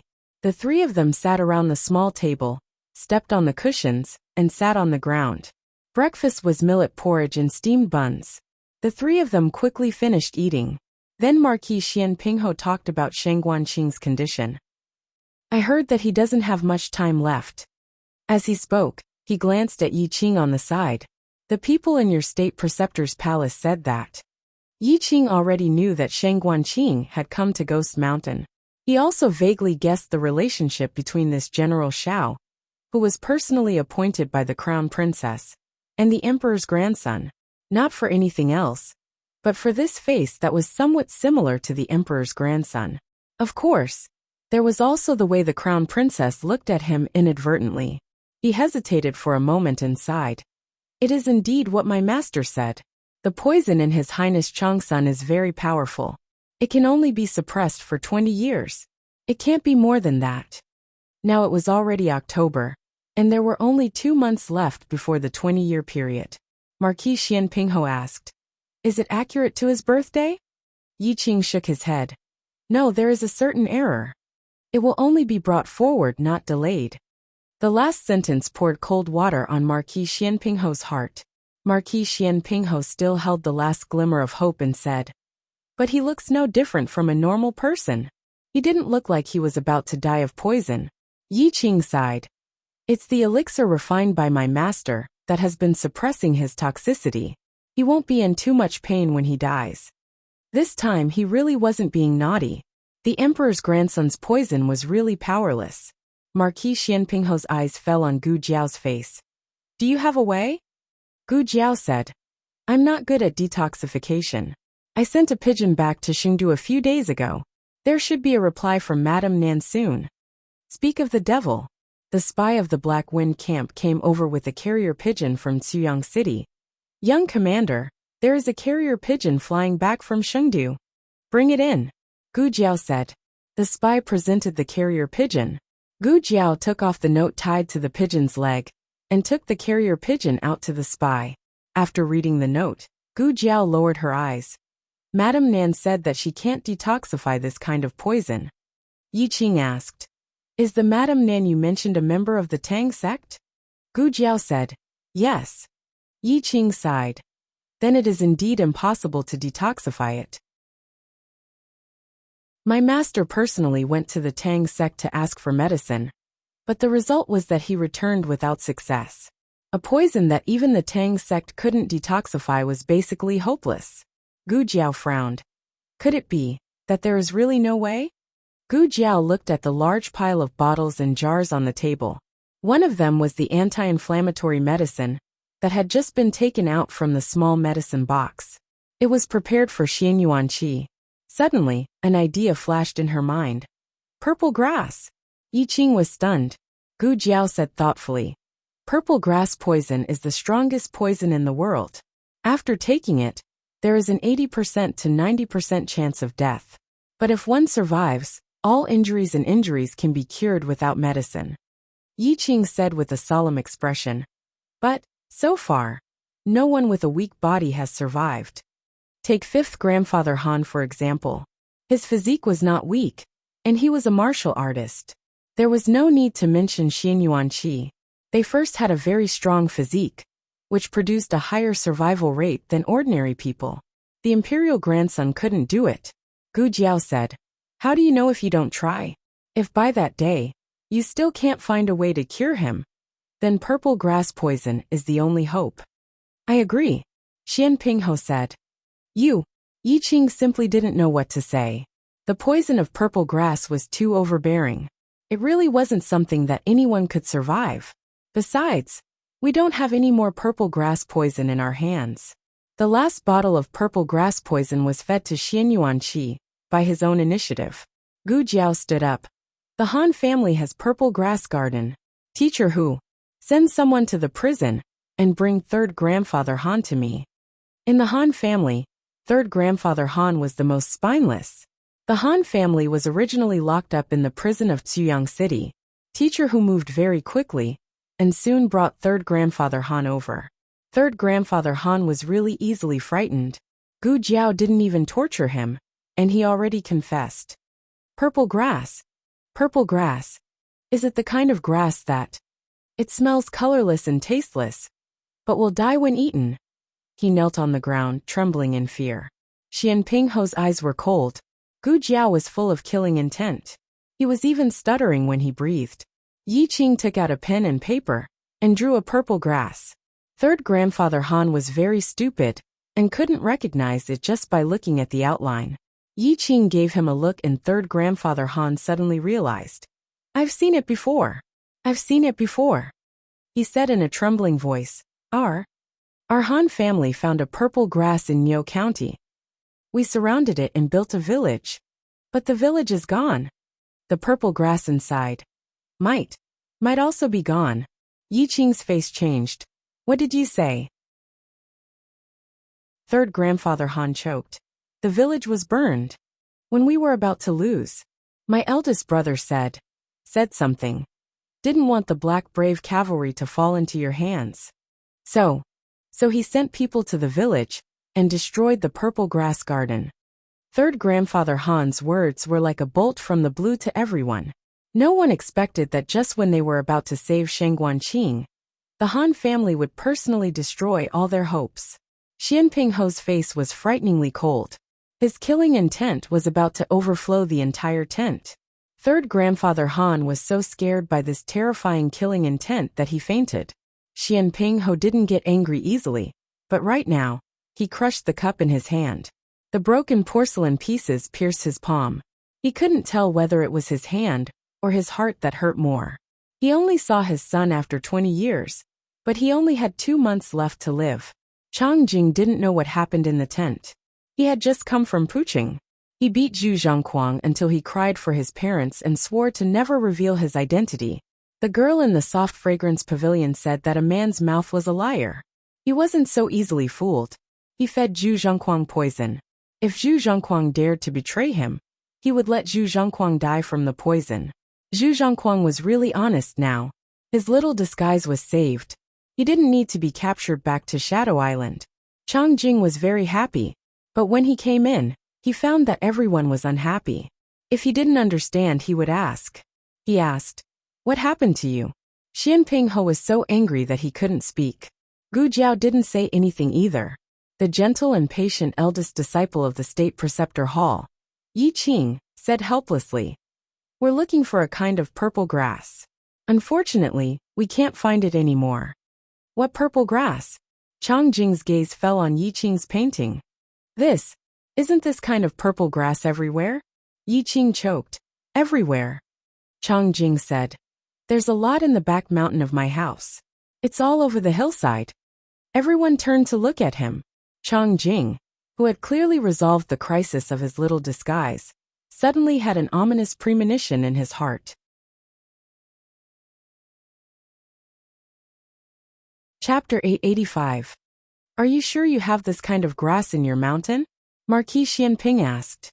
His tone was unprecedentedly serious. "No," Chang Jing lied. Marquis Xianping nodded. "Well, do you want to go back by yourself, or do you want me to take you back?" Chang Jing said. "I said no." Marquis Xianping continued with his plan. "Or you can write a letter to your father and tell him that I kidnapped you and ask him to exchange the purple grass for you." Chang Jing said, "I don't have it in my mountain. I was wrong." Marquis Xianping shook his head. "Forget it. Dark Night Island is remote. Normal spies can't find its entrance. I'll go there myself." Chang Jing was speechless. His little vest was dropped just like that. He had fed Zhu Zhongquang poison for nothing. Marquis Xianping said, "Go pack your things. We'll leave tomorrow morning." Chang Jing went to the next room bitterly. Gu Jiao asked Marquis Xianping, "What's wrong with Chang Jing? Do you know that he's the young master of the Dark Knight sect?" Marquis Xianping said with a headache, "I just found out. I heard it from Gong Sun Yu's swordsman. When I met him on the side of the road, he was dirty and hungry. I asked him where his home was, but he didn't tell me.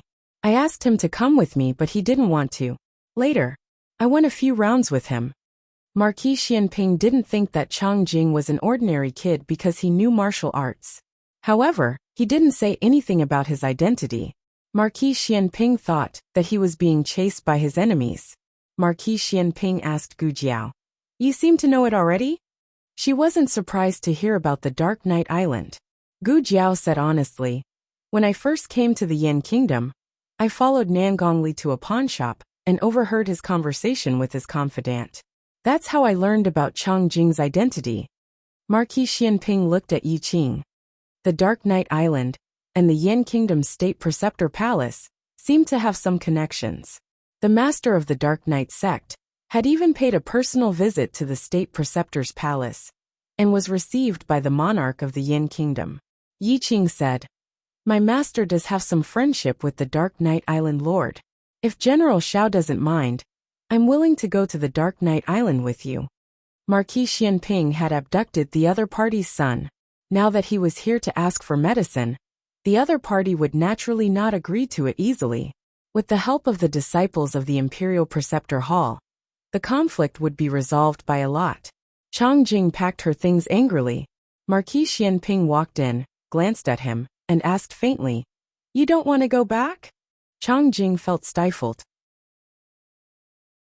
It was not easy for him to run away from home, but when he returned, he would be locked up by his father again. Marquis Xianping said, "If your father bullies you, I will beat him up for you." Chang Jing said without hesitation, "That won't do." His father was a little annoying, but he couldn't let anyone bully his father. When Marquis Xianping heard this, he understood that Chang Jing had no conflicts with his family. He was just a rebellious youth. "Forget it, just beat him up." Chang Jing sighed and said, "You can't beat him anyway." Marquis Xianping. The matter of going to the Dark Night Island was settled. In order to let Chang Jing lead the way willingly, Marquis Xianping finally bought him a box of glass marbles that he had been coveting for a long time. The road to the Dark Night Island was not easy, especially when winter was coming. It was very likely that they would encounter a strong snowstorm when crossing the ice field. Chang Jing said, "After October, my father doesn't allow people on the island to go out. It was because it was too dangerous. Human strength was not worth mentioning in front of natural disasters. We have to cross the ice field in the north of the Yin Kingdom before the snowstorm arrives. If you bring your son, it will be too late." So Shengguanqing could not go with them. Marquis Xianping agreed, "Okay." Chang Jing reminded him, "But it's also very dangerous to come back. Even if my father is willing to give you those weeds, you will be in November and December, when the snowstorm will sweep across the ice field." "I know." Marquis Xianping did not hesitate at all. "You and Yi Qing stay on the Dark Night Island. I will come back first." Chang Jing was surprised. "You want to cross the ice field in a month? You can't cross it." In fact, even if many masters traveled together, they still could not resist the bad weather on the ice field. Marquis Xianping was not as serious as usual. He said firmly, "The antidote is in my hands. I can cross it." 20 years ago, he could not save Shaoqing. This time, even if he was smashed to pieces, he would bring the antidote back for his son. Chang Jing had already learned what had happened. She glanced at Marquis Xianping and said, "Didn't you say it might not be the antidote? He might have been poisoned to death. Was it worth it for an uncertain result?" Marquis Xianping went to say goodbye to Gu Jiao. "Take care of Qing." It was a pleading tone. "I will," Gu Jiao said. "Have you really decided to go?" Marquis Xianping said seriously, "We will leave tomorrow morning." He had made up his mind. Gu Jiao did not persuade him anymore. "Then I will pack some emergency medicine for you." Marquis Xianping did not refuse. Gu Jiao opened the small medicine box, took out frostbite cream, anti-inflammatory drugs, iodophor, gauze and other emergency medical supplies. She packed them in a bag and sent it to Yi Qing. "Remember to remove the stitches in 3 days," Gu Jiao said. Yi Qing was slightly stunned. "General Xiao is injured?" Gu Jiao said, "He was stabbed by Gong Sunyu. The wound was quite deep. He needed 4 stitches. Going to the Dark Night Island like this, he really did not want to live." Yi Qing sighed and took the bag. "I will remember." Gu Jiao said, "Treat him well. He is my husband's father." "Oh," Yi Qing subconsciously responded. After responding, he suddenly realized something. "Your husband's father? Aren't you a man? How come you have a husband? What kind of joke is this?" Before dawn, Marquis Xianping and the other two set off. On the way to the Dark Night Island, they would pass by Pucheng. Marquis Xianping went to Shengguanyan, and Shengguanqing to say goodbye. Shengguanqing fell asleep, so Marquis Xianping did not wake him up. He only said a few words to Shengguanyan. The two stood in the courtyard of the city lord's mansion and spoke softly. Shengguanyan asked, "Are you going to find purple grass for Qing?" Marquis Xianping said, "Purple grass poison is the only way. Although it may not succeed, it is better than doing nothing." On this point, Shengguanyan and Marquis Xianping had the same opinion. As long as there was a 1 in 10,000 chance, it was worth a try. Shengguanyan looked at him without blinking. "Where are you going to find it? Will it be dangerous?" Marquis Xianping said lightly. There is no danger in the north. It is just a bit far. It is inconvenient to take Qing with me. Shang Guanyin was not easy to fool. Shang Guanqing was in danger. Who knows when he will fall down? It was the safest to take him to find the antidote. But Xiao Ji didn't take him with him, indicating that the danger on the road was fatal. Seeing her silent, Marquis Xianping smiled and said, If it's fast, I will be back next month. You tell Qing not to worry. Shang Guanyin looked at him deeply. Her lips moved slightly, but in the end she only said, Take care on the road. Marquis Xianping nimbly mounted his horse. Shang Guanyin turned her head and turned her back. Shang Guanyin. Marquis Xianping suddenly spoke. Shang Guanyin's footsteps stopped. The two didn't look back. In the cold wind, she heard him sigh softly. It's not worth crying for a man like me. After Jin country lost 2 cities in a row, the 4th prince went out on behalf of the emperor and revived the morale of the Jin army. In another battle, the Jin army made a beautiful comeback and protected the 3rd border city that Wang Man led his troops to attack. Wang Man was shot in the shoulder by the Jin army and was seriously injured. Liao Chen only rested for a day and then went to battle again.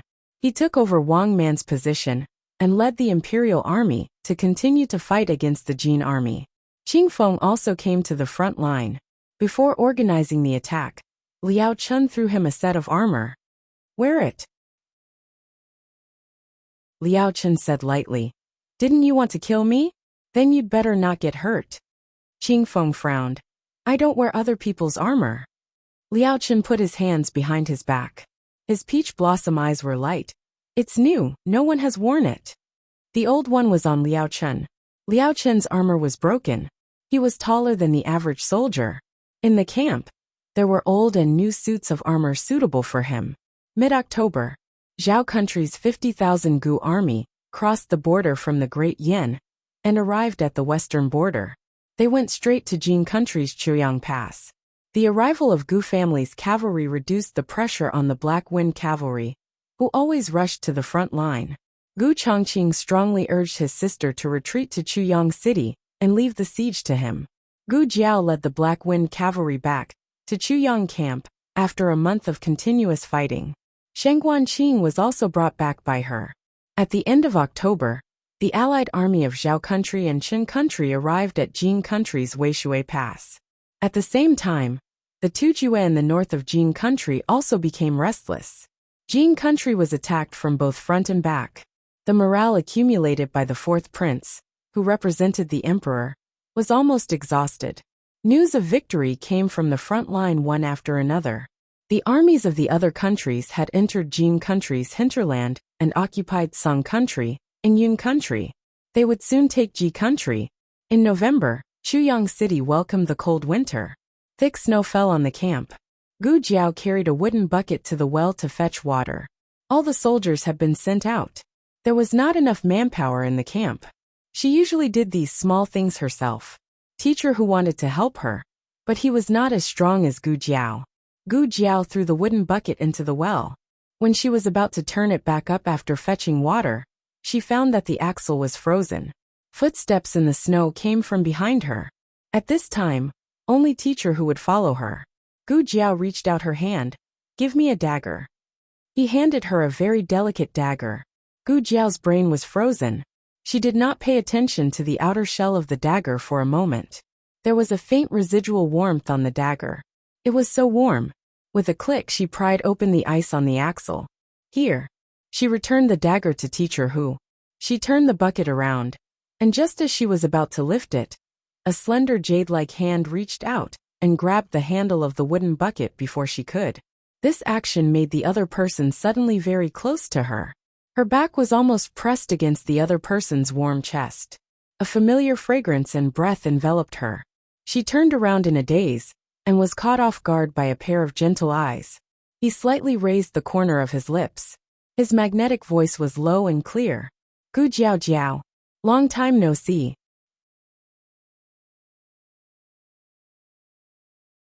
Chapter 886. Gu Jiao's ears tingled, and her little heart skipped a beat. Xiao Heng was wearing a silver fox cloak. The soft fox fur swayed gently in the cold wind, brushing against his handsome face. After not seeing him for 2 months, he seemed to have grown a little. His face was more delicate and handsome, and his eyes had a bit more of the royal aura of a person in a high position, but there was no arrogance in them. The white snow behind him wrapped in silver, and the mountains and rivers were picturesque, but it couldn't take away any of his elegance. Gu Jiao stared at him blankly. Why are you here? Didn't you return to Shen capital? The news she received was that the emperor's grandson had finished his negotiations and was returning to the capital. Xiaoheng put the wooden bucket on the mouth of the well. He held the handle of the wooden bucket with one hand and gently rubbed her hair with the other. If I don't say that, how can I give you a surprise? Very good. Nowadays, he didn't have to be reserved when it came to flirting. He was getting bolder and bolder. Gu Jiao's gaze fell on his hand holding the wooden handle. She saw very clearly just now that he lifted such a big bucket of water with ease. Oh, you've become stronger too, Gu Jiao muttered to herself. His arm strength had the strength of an adult man, and even his breath and voice had changed, becoming more mature and steady. Xiaoheng gently pinched her delicate and cool chin. You've lost weight again. Did you not eat well? Gu Jiao said seriously. I ate well. I eat a lot every day. This was the truth. In order to replenish her strength, she didn't treat herself harshly in terms of food. However, she was exhausted from fighting all day long, so she was still thinner than when she was in Sheng capital. Xiaoheng's lips curled up, and his fingertips gently stroked her chin. Did you become haggard because of me, Gu Jiao? Gu Jiao. When did this guy suddenly become so flirtatious? Gu Jiao pursed her lips and raised her eyebrows. Didn't you lose weight too? Is that because you miss me too? Be shy, young man. Unexpectedly, Xiaoheng chuckled and looked at her deeply. There's a beauty here I won't forget. I haven't seen you for a day, and I miss you like crazy. Gu Jiao's delicate body trembled. Aya, how could his cultivation be so profound? Xiaoheng looked at her shocked expression and couldn't help laughing in his heart. After all, she was about to get married. She couldn't be teased by her and blushed like before. He had grown up. He was going to be her man. He definitely did not secretly practice on the road. The winter wind was as cold as a knife. Gu Jiao's fingertips were cold. Xiaoheng took off his silver fox cloak and draped it over Gu Jiao's stiff body. His body heat and scent lingered on the cloak, making it warm and fragrant. Gu Jiao took a deep breath, and her whole body began to warm up. Xiaoheng raised his slender fingers and tied the ribbon of the cloak for her bit by bit. He then pulled the hood of the cloak over her little head that was frozen in a daze. Gu Jiao looked behind him and asked in confusion, Where's Longyi? He left, Xiaoheng said. On a snowy morning, he opened his eyes and found that Longyi was no longer beside him. Longyi had sent him to a safe place before leaving. Now Longyi had probably gone to find his memories and answers. Oh. Gu Jiao lowered her eyes and was a little disappointed. Now, she could sense more and more emotions, and some of them made her sad. Pa. She pressed her forehead against his sturdy chest. Xiaoheng raised his strong arm and gently hugged her in the cold wind. It's okay. I believe that one day, we will see Longyi again. Gu Jiao, N. As for Wenrenchong, Li Shun, and Zhao Dingfeng, these 3 people came to the side of the well to draw water. They saw 2 figures hugging each other from afar. One was clearly a man, and the other was covered by a cloak. However, from his military boots, they could see that he was a soldier of the camp. In broad daylight, 2 grown men were whispering sweet nothings to each other. What kind of scandal was this? This was simply, the 3 people rolled up their sleeves and wanted to pull out the 2 people and punish them according to military law. However, Li Shin suddenly stopped and said, Little commander? Zhao Dingfeng and Wenrenchong stared at him. Aya, that little face under the cloak. Wasn't that the little commander? He. Wenrenchong stood in the middle of the 2 people. He was the first to raise his hand and cover the eyes of the 2 people. Almost at the same time, Li Shun and Zhao Dingfeng also raised their hands and covered Wenrenchong's eyes. Gu Jiao felt warm in his bosom. Xiaoheng lowered his head slightly and whispered in her ear with a teasing smile. Your subordinates saw it. In the place where she couldn't see, His ears were slightly red. However, in just a moment, the cold wind calmed him down. Gu Jiao raised her head from his arms and looked around. She saw the three generals covering each other's eyes in a strange posture on the open space on the right. Oh! Gu Jiao straightened up without changing her expression. She looked at the three people and said, Li Shun Wenren Chong, Zhao Dingfeng, come and greet His Highness Zhongsun. The three people staggered and fell to the ground together. What was going on? The little commander's boyfriend was His Highness Zhongsun. The three of them stood up a few times before standing up from the snow. They walked over to Gu Jiao and Xiaoheng awkwardly. They just said that they were going to punish them according to military law. However, one was the little commander, and the other was His Highness Zhongsun. The three people looked straight ahead and saluted. Li Shen greets His Highness Zhongsun. Wenren Chong greets His Highness Zhongsun. Zhao Dingfeng greets His Highness Zhongsun. Xiaoheng looked at them calmly and said calmly, Former subordinates of the Xianyuan family. I have seen your names in the library. The three people were flattered. Xiaoheng and Gu Jiao were extremely calm. They did not feel embarrassed at all. Instead, it made the three of them wonder if their minds were impure, and they had misunderstood. Maybe His Highness Zhongsun and the little commander were just brothers. The next second, His Highness Zhongsun took the little commander's hand and left in front of them. The three people were petrified. Bring the water here, Xiaoheng said. Yes. Zhao Dingfeng was the first to react.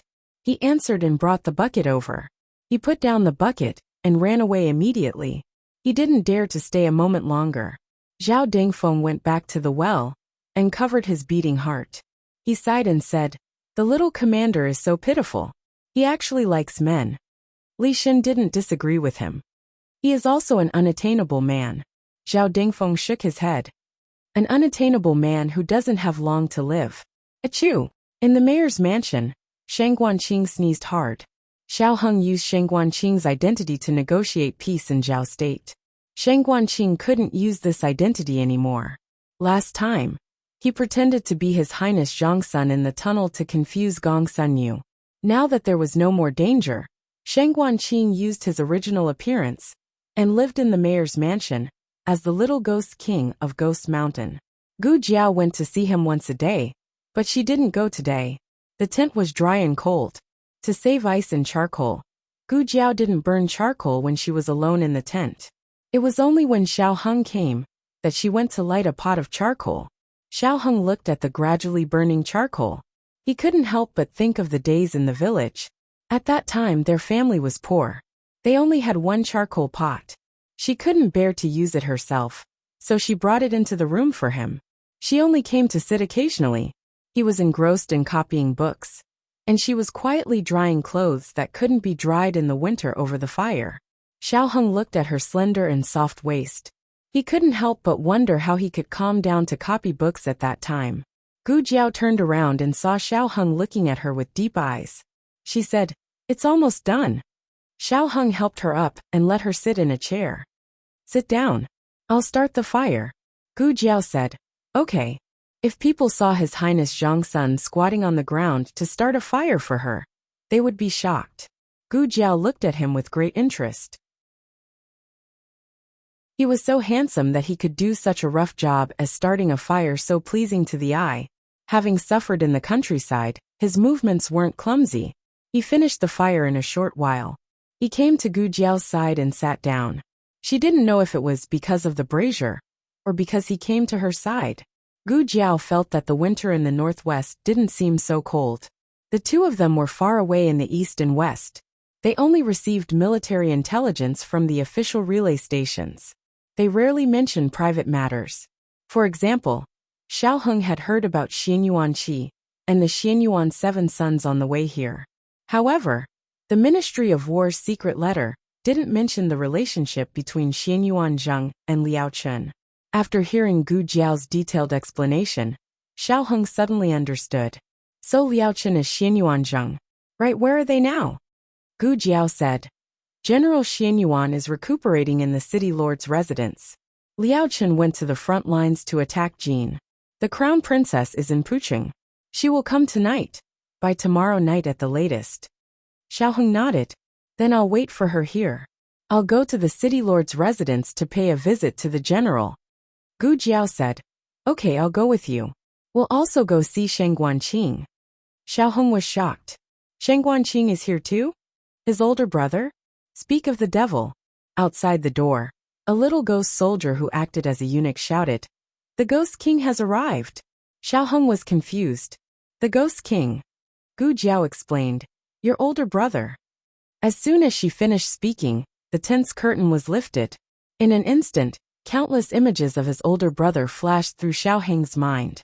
Since he was his mother's biological son, he should look a lot like Xingyang. Dignified, noble, refined, and scholarly. In the end, he saw a man carrying a gun. He swaggered in boldly and looked like a bandit. Xiaoheng.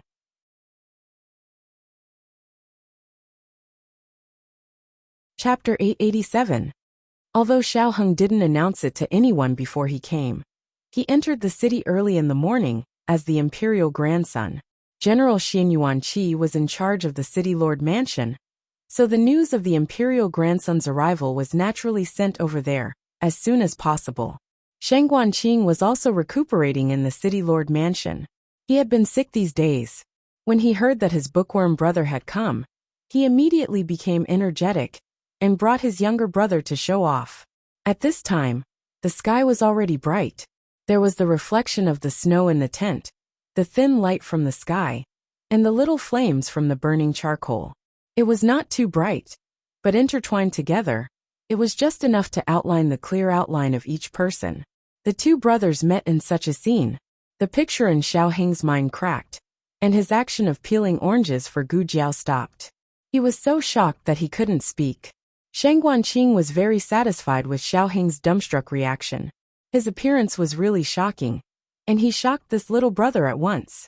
Sheng Guanqing waved his hand and motioned the ghost soldiers outside to retreat. After the show was over, it was time to officially meet.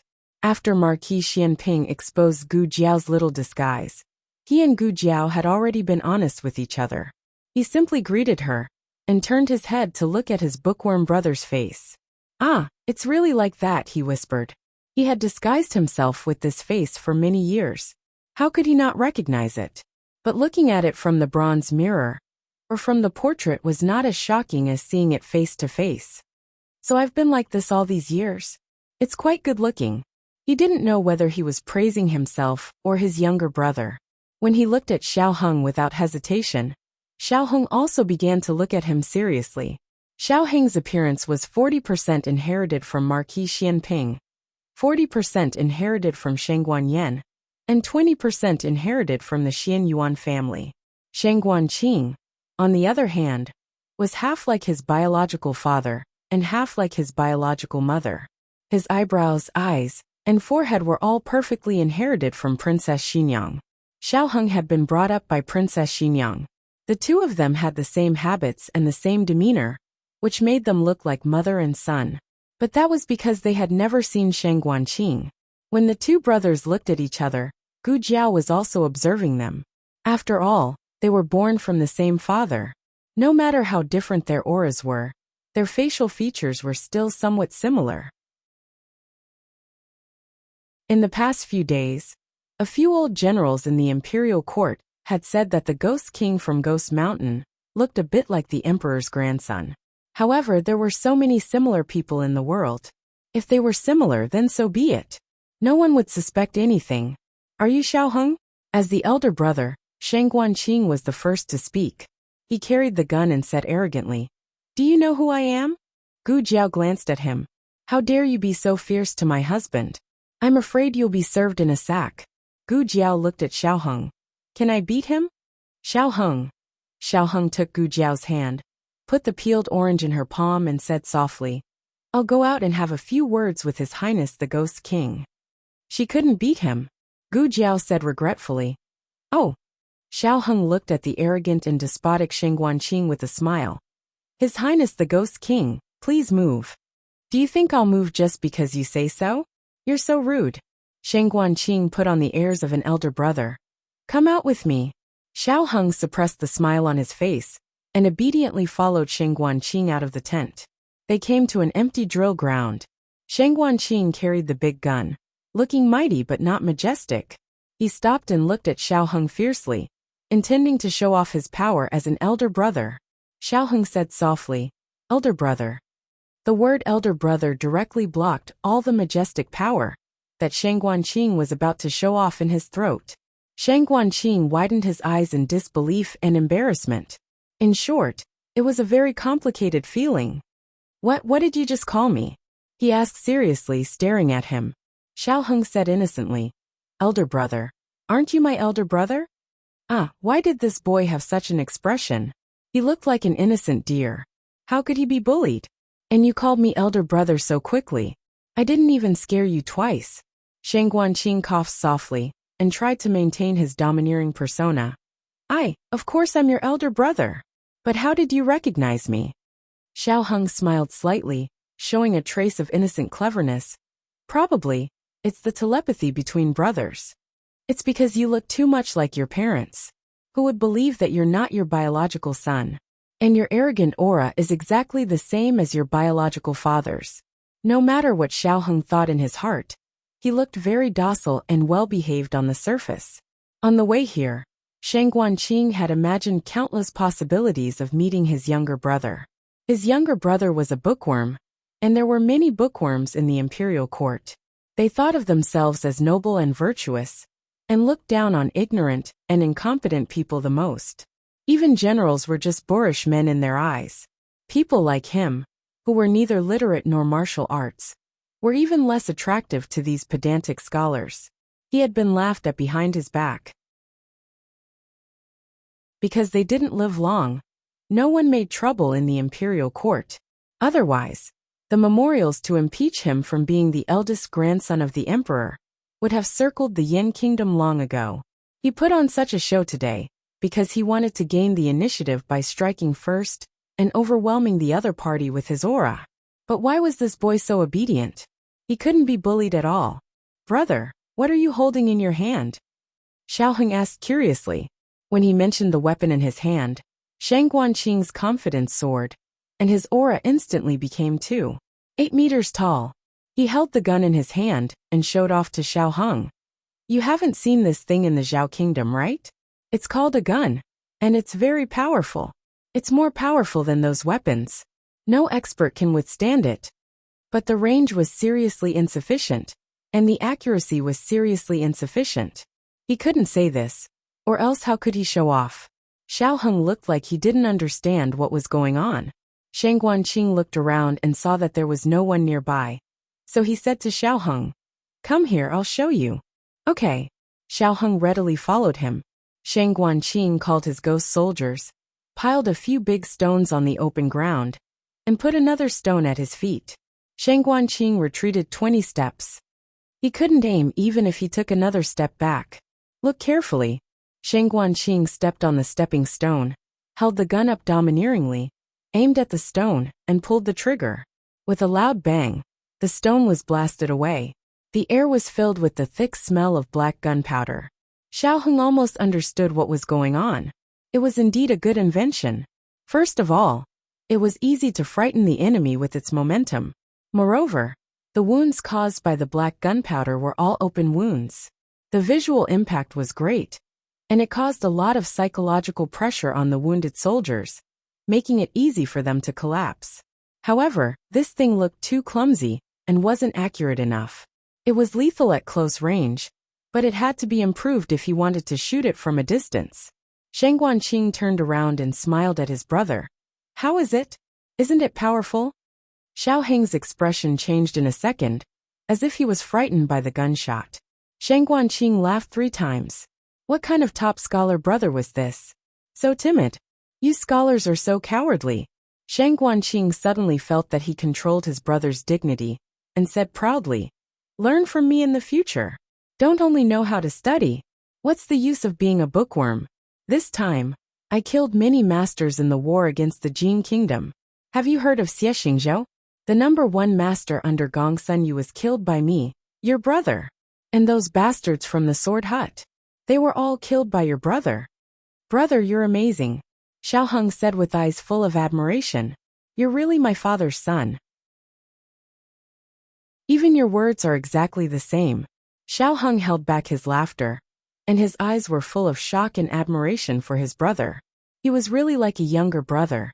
This made Sheng Guanqing very happy. He put the gun on his back and said to Xiao Heng, "You just came and haven't eaten breakfast, right? Let's go.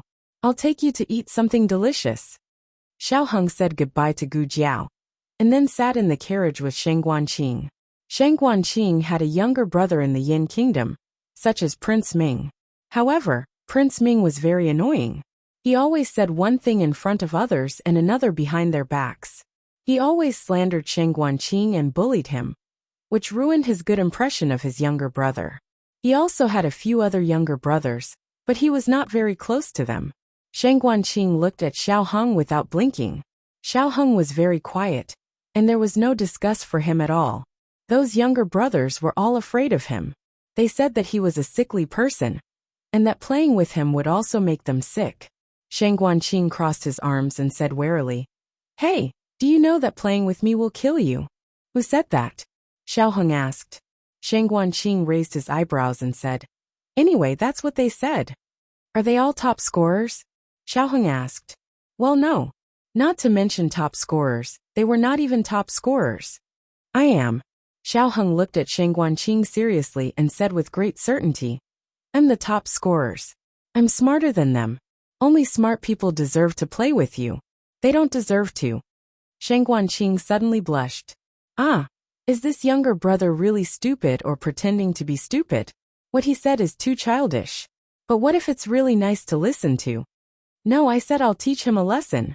This is the rule of the Jianghu. I can't be soft-hearted."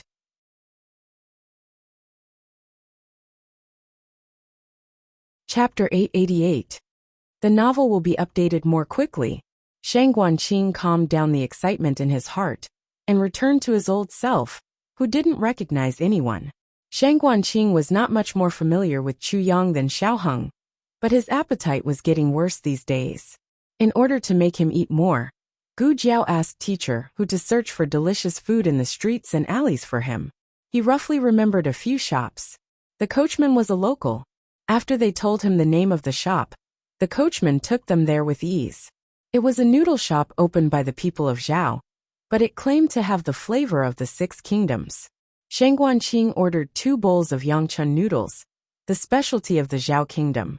Xiao Heng looked at the noodles in the bowl, thinking that it was not exactly similar to Yangchun noodles. It had nothing to do with them. Xiao Heng tasted it.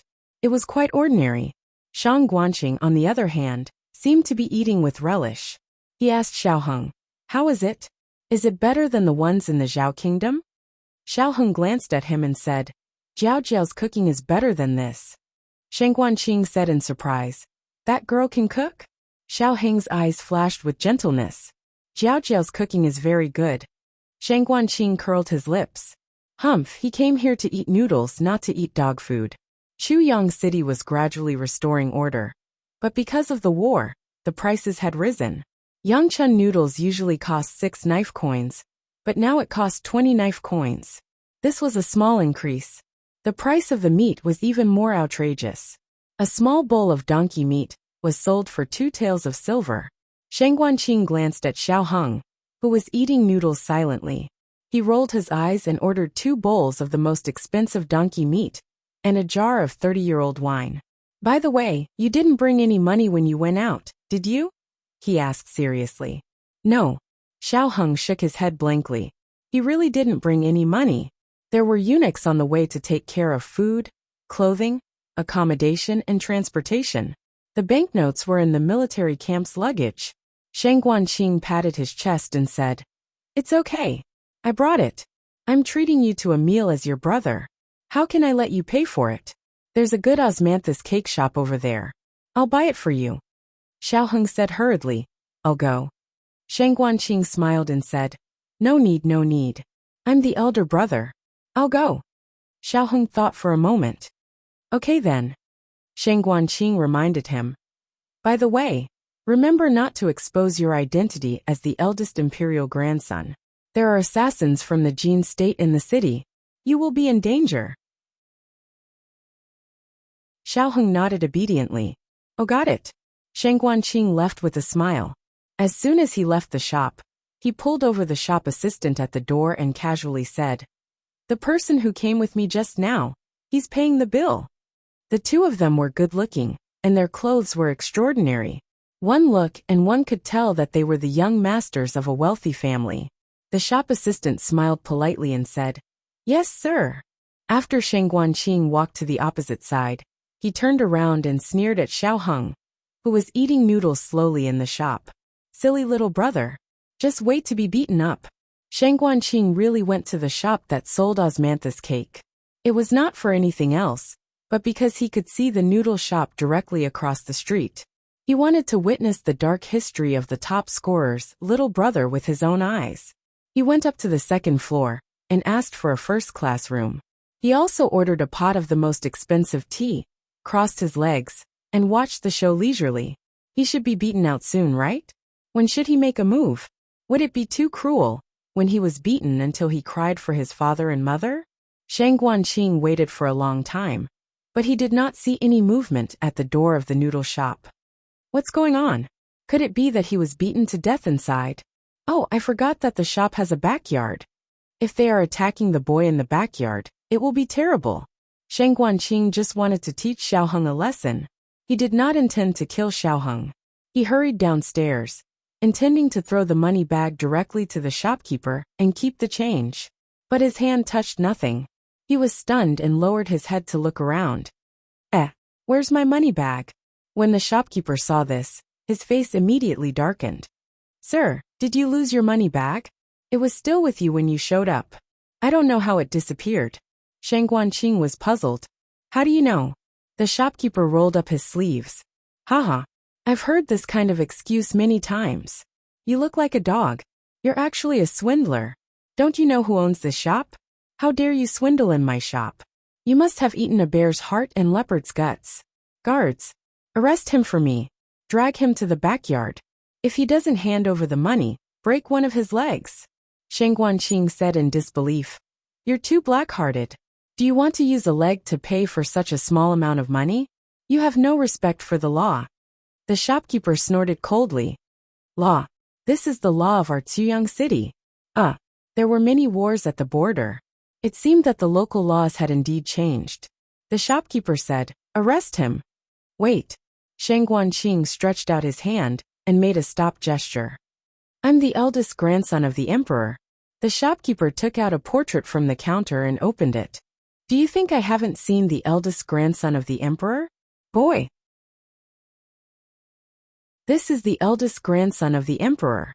Sheng Guanqing looked at the man in the portrait, who was so ugly that his facial features were disorderly. His body shook. Damn. Has the image of the eldest grandson of the emperor been ruined like this?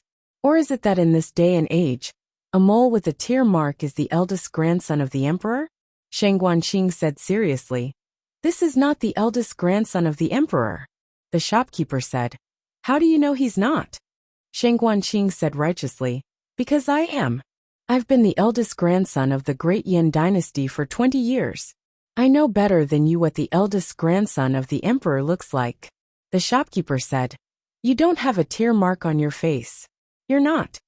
He might not be the eldest grandson of the emperor with a tear mole, but he definitely wasn't without a tear mole." This was like a scholar meeting a soldier. He couldn't explain himself clearly. Sheng Guanqing was fuming with anger. However, he couldn't really shoot them with a gun. After all, they were just doing business and didn't do anything bad. Just when Sheng Guanqing was held down in embarrassment, Xiao Heng came over calmly. He looked at Sheng Guanqing in the shop, and a touch of surprise appeared on his face. "Brother, you're really here?" Sheng Guanqing looked back. You, how did you come out?" He wanted to say how did you come out, but after thinking about it he quickly changed the last word. He was so witty. Xiao Heng said, "Oh, I finished my noodles, so I came to find you." Sheng Guanqing opened his mouth. Then did you pay for the meal?" "Yes, the total is 53 taels. Brother, the wine is so expensive." Xiao Heng frowned. Sheng Guanqing asked in a daze, "You didn't bring any money with you?" Xiao Heng opened his eyes wide and said, "Brother, did you forget? You left your purse to me." Sheng Guanqing, Xiao Heng. It's on your bench. Fuck. I left my purse on the bench just now. So that 53 taels of silver. Was it his money that was spent? Shang Guanqing took a breath of cold air. Don't be angry, don't be angry. It's only 53 taels. Brother, here you are. Xiao Heng returned the purse to Shang Guanqing. Shang Guanqing once suspected that this guy did it on purpose. But looking at Xiao Heng's innocent eyes, he felt that he was thinking too much. He took out the banknotes and paid the bill. The shopkeeper smiled and respectfully sent the two of them away. Shang Guanqing held his breath in his heart, and the more he thought about it on the way back, the angrier he became. He wanted to see this guy embarrass himself, but how could he be laughed at by the other party?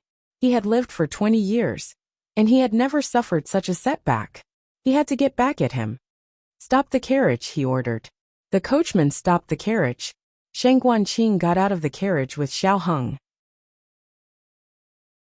Xiao Heng's eyes were filled with doubt as he asked, Brother, where are we going? The way he called him brother was really nice. Shang Guanqing's heart nearly softened. Fortunately, his heart was like steel, and he managed to stabilize himself in time. He said, We are meeting for the first time, and I am your older brother. I should prepare a greeting gift for you.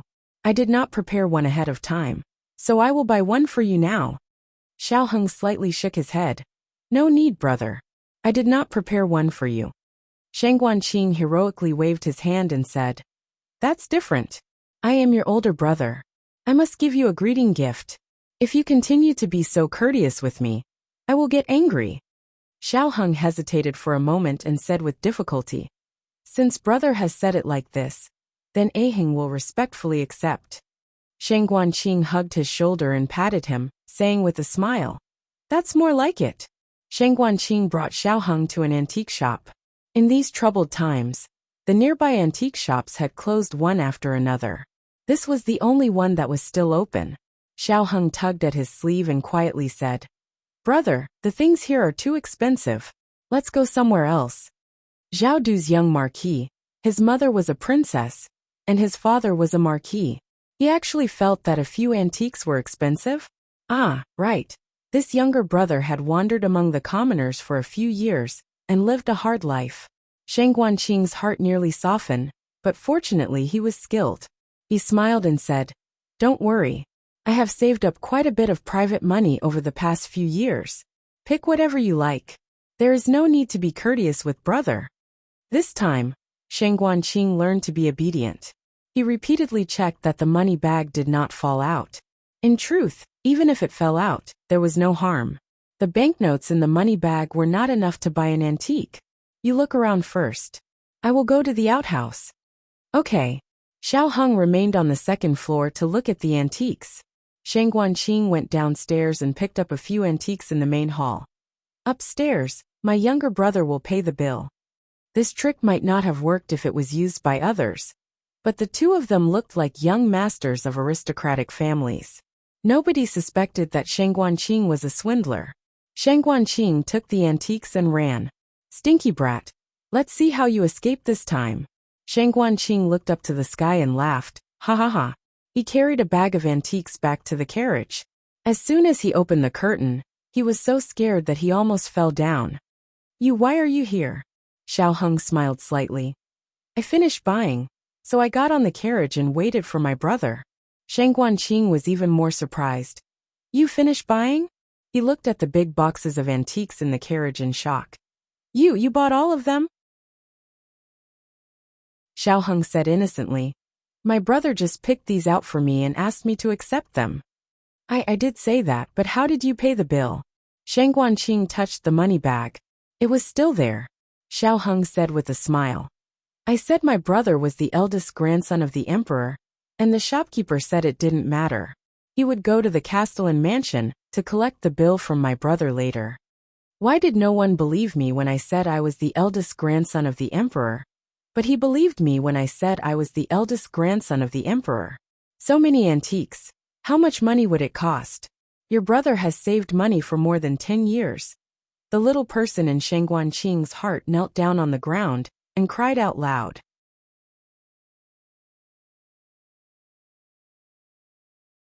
Chapter 889. Xiaoheng looked at him and asked in confusion. Brother, why aren't you saying anything? Did Aheng do something wrong? Then Aheng doesn't want these things. What kind of joke was this? Things that had been given out were things that could not be taken back. Could it be taken back? Where would he, the dignified Ghost King, put his face? Shang Guanqing swallowed his broken teeth, feeling extremely aggrieved. On the way back, he did not want to say a single word to Xiaoheng. When they passed by a shop that sold dried meat, the carriage stopped. Shang Guanqing unhappily asked, "What are you doing?" Xiaoheng said, "When I entered the city this morning, I bought dried meat from this shop. At that time, it was not done roasting, so they told me to come back in 2 hours. It should be done now." Shang Guanqing raised an eyebrow. "How did you know that I like to eat dried meat?" Xiaoheng was stunned. I don't know. I bought it for Jiao Jiao." Caught off guard, he was stuffed with dog food once more. Shang Guanqing's face was dark, as he decided to ignore this younger brother for the rest of his life. Xiaoheng went to the shop to get dried meat, but he still had to wait a little longer. The inside of the carriage was very stuffy, and Shang Guanqing decided to get out of the carriage to get some fresh air. He stood in front of the shop for a while. The fragrance of the dried meat was very enticing, but he did not have much of an appetite these days. From time to time, there would be customers passing by, and he would slightly move to the side to let them pass. In the end, he had no choice but to enter the shop. This shop sold dried meat and other pastries. Customers could bring them out or eat inside. At this time, there were many people, and the lobby was crowded. Xiaoheng did not like lively scenes, and went to the backyard to wait alone. Shang Guanqing indifferently looked at the noble and self-restrained Xiaoheng. The evil thoughts that he had suppressed once again emerged. He arrived behind Xiaoheng without leaving a trace. When Xiaoheng turned around to get dried meat, he stretched out his foot to trip him. The courtyard was covered with a thick layer of snow. Even if he fell, it wouldn't hurt.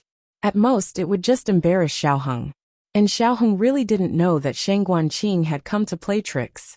This move was supposed to succeed, but Shang Guanqing's stride was too big, and he lost his balance. He slipped and fell forward.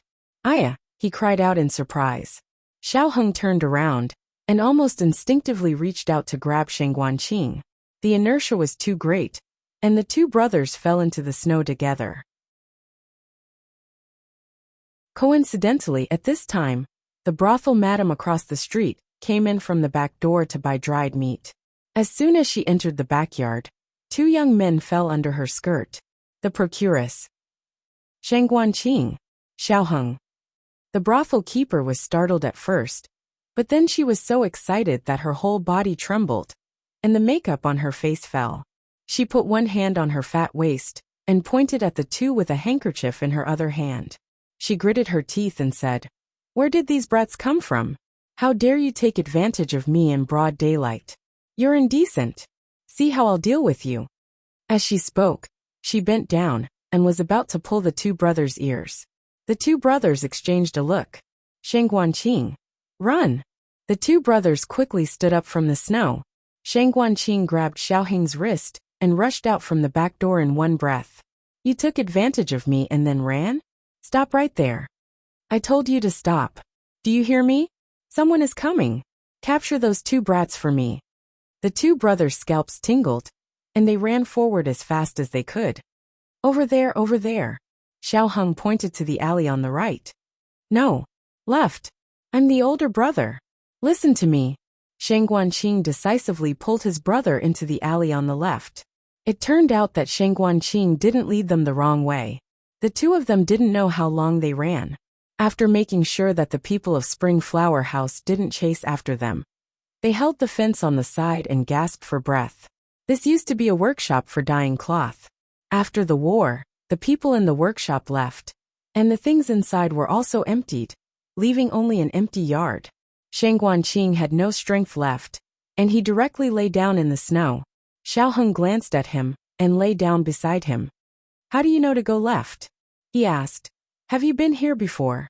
"I haven't. It's just intuition," Shang Guanqing said. Xiaoheng pondered for a moment, and felt that it shouldn't be intuition, but experience. Shang Guanqing wasn't a child who grew up in a house. He didn't like to study, But it didn't mean that he wasn't knowledgeable enough. Wasn't there a saying that reading 10,000 books was better than traveling 10,000 miles? It couldn't be more appropriate to describe Sheng Guanqing. Which brother flirted with the brothel's auntie on the first day they met? Sheng Guanqing habitually wanted to say girl, but when he thought of the brothel keeper's appearance, he decisively changed his words. Xiao Heng couldn't help laughing when he heard what he said. Yes, which brother was like the two of them? They fought all kinds of tricks when they met, and in the end, both of them were cheated. Sheng Guanqing looked at the blue sky and white clouds and said, "Hey, shouldn't scholars be honest? Or is it that being the top scholar is different from being an ordinary scholar?" What? Xiao Heng didn't understand for a moment. He also looked at the sky and felt very strange. Sheng Guanqing said carelessly, "You took my money pouch, didn't you? And those antiques, you did it on purpose, didn't you?" Without giving Xiao Heng a chance to quibble, he snorted and said, "I thought you were really a bookworm." Who would have thought that he was a thick-skinned little glutinous rice ball, filled with black sesame? After being exposed, Xiao Heng didn't feel embarrassed at all. This was not in line with his character.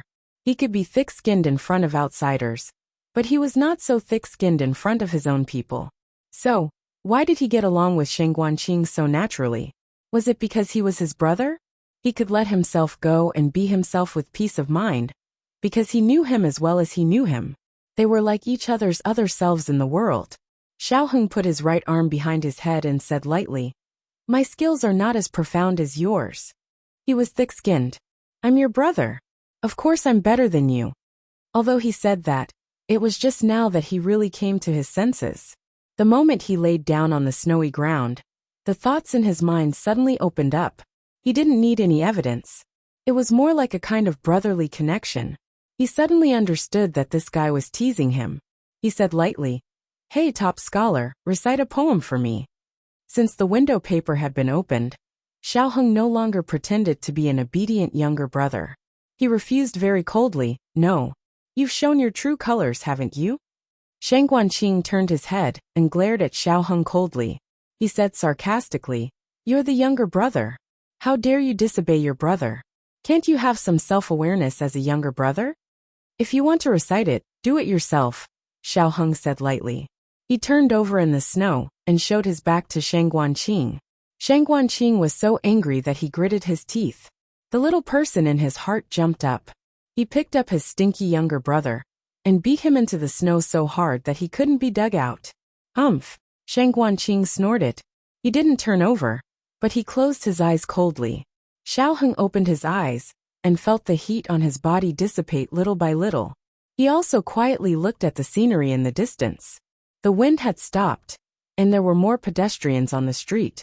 Occasionally, passers-by noticed them and looked at them as if they were fools. They hurriedly passed by. The two brothers' meeting was very sudden. Neither of them was mentally prepared. Maybe Sheng Guanqing was a little bit, but only a little bit. From the moment they met until now, there were some topics that they had avoided mentioning. For example, should I give you back the identity of the eldest grandson of the emperor? For example, if I took the antidote that belonged to you, would you be angry? In fact, whether it was the young Duke of Zhaodu or the eldest grandson of the great Yin emperor, both of their lives were not smooth sailing. It was hard to say who had suffered more. Xiao Heng didn't die, but the young Duke of Zhaodu died once. Sheng Guanqing was still alive, but his life was coming to an end. A gust of cold wind blew, and Xiao Heng's body was cold. "It's time to get up," he said. "Don't lie down. You'll catch a cold." He sat up. Sheng Guanqing behind him didn't respond. He looked at Sheng Guanqing strangely. Sheng Guanqing's face was pale, and his lips were bloodless. When he saw him in the camp in the morning, his face was not as ruddy as normal people, but he was not as weak as he was now. "Sheng Guanqing, what's wrong with you?" Xiao Heng raised his hand and touched his forehead. It was not hot, but his breath was very weak. Xiao Heng patted his shoulder gently. "Sheng Guanqing, Sheng Guanqing, Sheng Guanqing." Xiao Heng was not a doctor who had been ill for a long time, but he could still tell if a person was really weak. No wonder he hadn't moved since he lay down. It wasn't that he was too lazy to move, but that he couldn't move at all. Wake up. Didn't you want to hear me recite a poem? I'll recite it to you. Snow on the mountain in May, no flowers, only cold. Hearing the plucked willow in the flute, spring has not seen. Battle at dawn with the golden drum. Sleep at night with the jade saddle. Willing to slay Lulon with the sword at my waist. It's unpleasant to hear. Shang Guanqing slowly opened his heavy eyelids and glanced weakly at Xiaoheng. Xiaoheng corrected him. This poem is not unpleasant to hear. It's your voice. Shang Guanqing rolled his eyes and said, How old are you? Xiaoheng's throat was a bit swollen and painful. His voice unconsciously carried a trace of choking that even he didn't notice. Xiaoheng let out a long breath. With just a little effort, his back was already drenched in sweat. You don't even call me brother, Shang Guanqing complained. Xiaoheng laughed. Can you beat me in a fight or a test? Why should I call you brother? Shang Guanqing grabbed the gun in the snow. I'll shoot you. Brother. A wise man submits to circumstances. Shang Guanqing snorted with satisfaction. The wind became stronger. Xiaoheng stretched out his hand. I'll help you up, Shang Guanqing suddenly said. I can't wait for the antidote. Xiaoheng's hand paused. He took a deep breath and said slowly, No, father will definitely bring the antidote back. Shang Guanqing didn't answer. Instead, he looked at the distant sky and said, Is she well? He didn't say which she he was referring to. It could even be he. But Xiaoheng only froze for a moment, before he understood who he was referring to. Without waiting for Xiaoheng to answer, Shang Guanqing said in a low voice, Take me to see her. I want to see her one more time before I leave.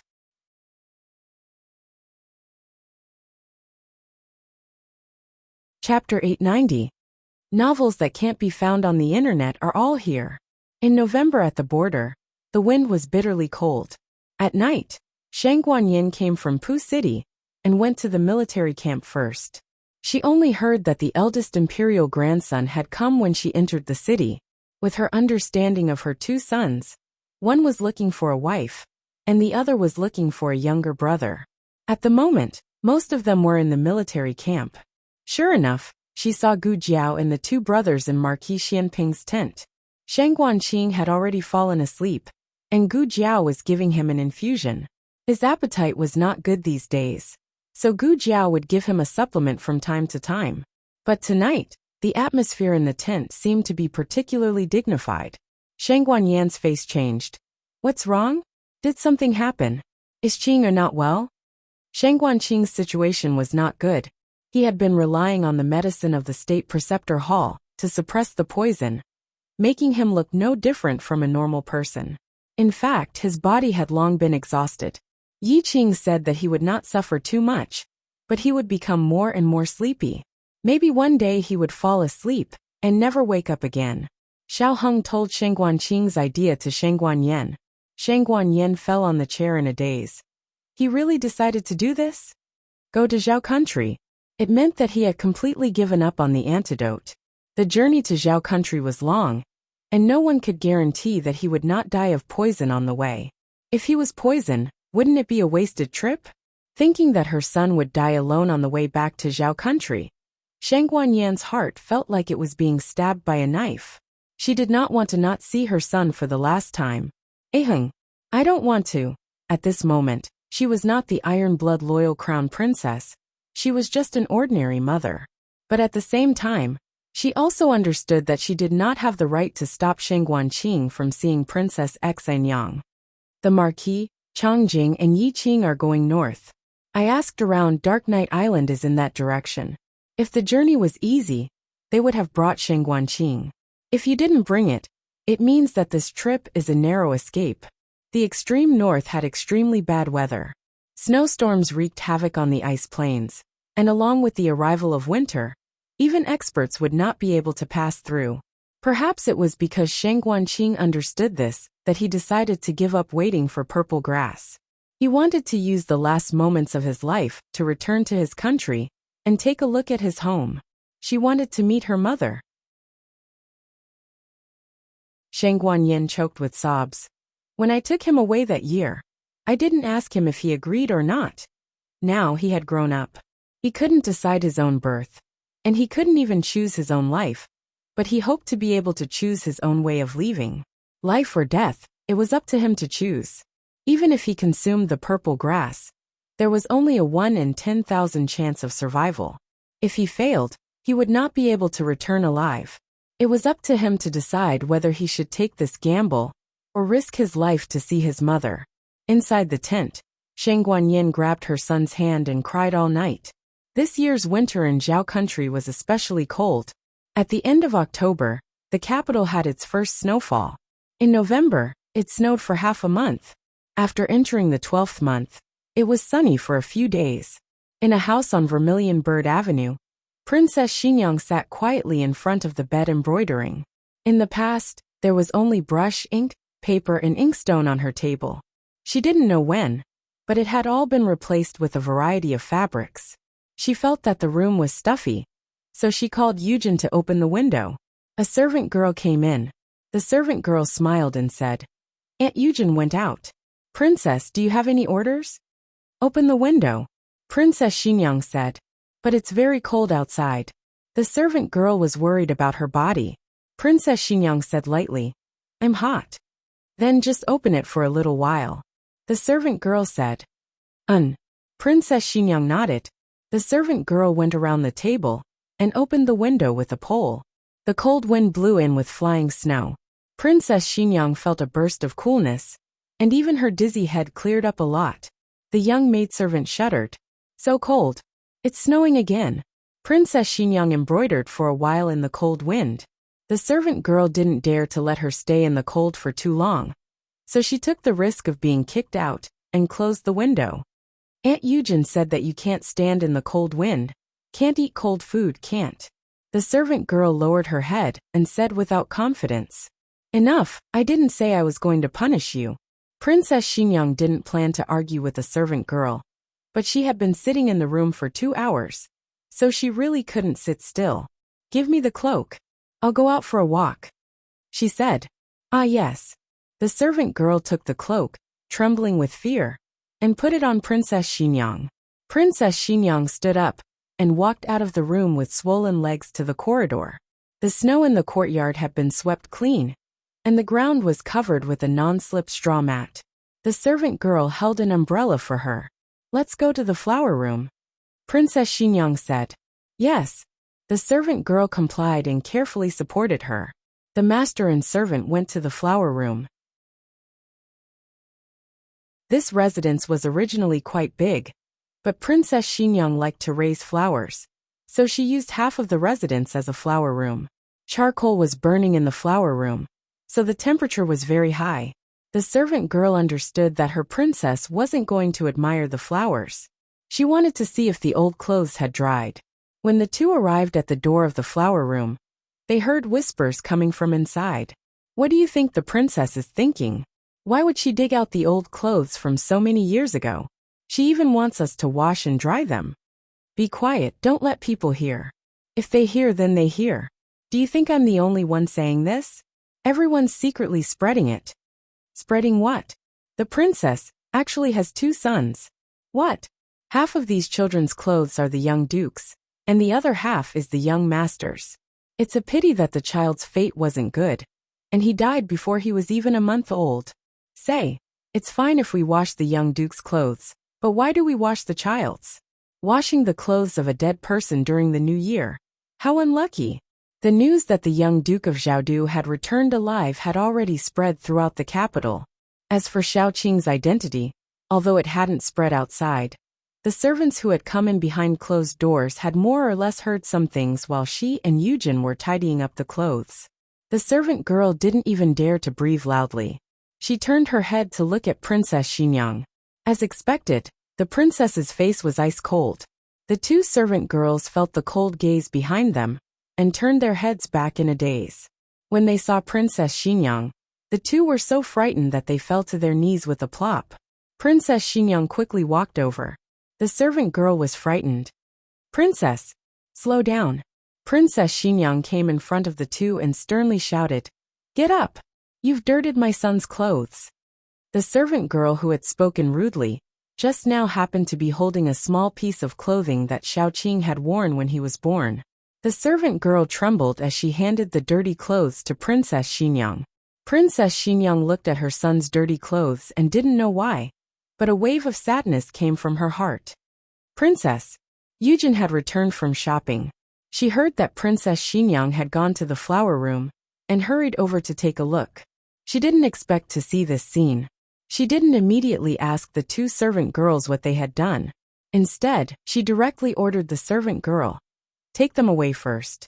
I'll deal with them later." Yes. The servant girl put away the umbrella in her hand and handed it to Yujin. Yujin took the oil paper umbrella and said softly to Princess Xinyang, who was on the verge of collapse, "Princess, Jing Kong has come to see you." Little Jing Kong often came to visit Princess Xinyang after returning to the capital. Yujin had just run into him at the door. Princess Xinyang liked Jing Kong very much. When she heard that he had come, she pulled herself out of her extreme emotions and personally took the dirty clothes back to her room. Little Jing Kong had been studying at the Imperial College for a month and had returned to his previous appearance. After this New Year's Eve, he would be 6 years old. However, he still looked like a 5-year-old. He was really worried. Princess Xinyang had someone cook a bowl of goat's milk for him. She added honey and red beans, and it was very delicious. Little Jing Kong gorged himself and drank the milk. He sat on a stool and chatted with Princess Xinyang. "Princess, you look good today. You're getting more and more beautiful." Princess Xinyang was amused by him. "Really?" "Of course." And little Jing Kong looked Princess Xinyang up and down. He opened his mouth and said, "You've also become more adorable." Princess Xinyang exposed him. "You obviously didn't intend to say that." "Ah." Little Jing Kong raised his two small hands and scratched his little head. "You also saw through that." "Fine, Jiao Jiao told me to say that." "Is Jiao Jiao back?" Princess Xinyang asked.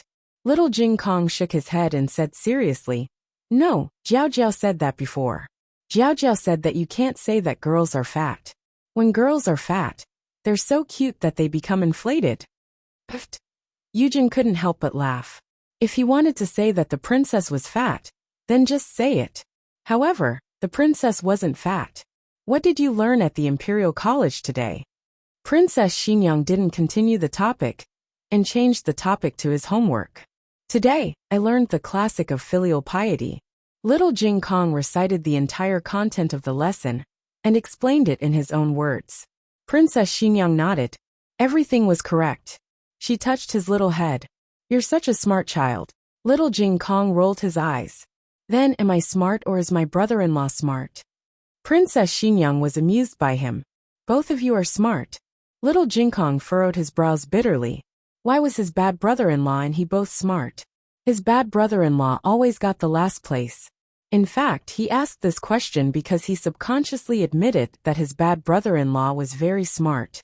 It was just that he didn't realize it. He straightened his little body and said, "I'll be the top scorer earlier than my brother-in-law." Little Jing Kong didn't know that he was indeed the top scorer earlier than his bad brother-in-law. But he wasn't the top scorer in literature. "Jing Kong, it's time to go archery." Su Kanji's voice came from outside the door. "Oh, I forgot to make an appointment with them to go archery." Little Jing Kong jumped down from the stool and politely bowed to Princess Xinyang. "Princess, I'll be leaving first. I'll come to see you another day." "Okay." Princess Xinyang nodded with a gentle gaze and had Eugene send little Jing Kong to the carriage. When Eugene returned, Princess Xinyang was tidying up the small clothes that had been dirted by the maidservant. Jing Kong and Aheng are so alike when they were young. So when she saw Jing Kong, it was like seeing Aheng when she was young. Princess Xinyang missed it very much. Eugene smiled. "Isn't that so? They're both smart, both like to get first place, and both are naughty." When Xiao Heng was young, he wasn't as obedient as he looked. If she didn't let him climb trees, he would climb them secretly. If she didn't let him eat candy, he would go into the kitchen with Long Yi. Occasionally, Princess Xinyang would get angry and beat him. He even knew to call Long Yi to take him away and wait for her anger to subside before returning. Thinking of Xiao Heng's childhood, Princess Xinyang felt it was funny at first. After laughing for a while, Her expression became a bit sorrowful. She lowered her head and stroked the small clothes in her hand. She calmly said, "Say, if Qing'er was still alive, what would he be like? Would he be as naughty as Aheng? Would he be as smart as Aheng? Was she like Aheng, with so many wicked ideas that she could not hold them all? Would he be like a scholar? Or would he practice martial arts? Would he like to travel all over the place, or would he like to stay at her side?" Eugene worriedly looked at her. "Princess." Princess Xingyang shook her head and endured the pain of losing her son. "I'm fine. It's just that I've been thinking of that child recently." Eugene looked at the small clothes in her hand. "Seeing an object makes you think of the person." "Princess, I'll take the little prince's clothes and put them away." Princess Xingyang did not speak. She looked at the table and said, "Little Jing Kong's books were left here. In a moment, find someone to send them to Bai Shui Alley." "Okay." Eugene complied. A light knock came from outside the door. "I'll go open the door," Eugene said. She went to the door and forcefully pulled it open. Eugene saw a familiar figure. His face was exquisite, and he was as elegant as jade. He had lost some of his youthful youth. Instead, he had gained some maturity, stability and self-restraint. Eugene was extremely shocked. "Young Marquis, Princess, young Marquis has returned." "Aheng." Princess Xingyang rejoiced. Not bothering to put on her cloak, she quickly walked out of the room. In the snow-filled sky, she saw the sun that she thought of every day. Xiao Heng's body was covered in snow. It could be seen that he had been standing at the door for a while. He stepped over the threshold, but did not immediately reunite with Princess Xingyang. Instead, he turned around and looked behind him. "Come in, brother."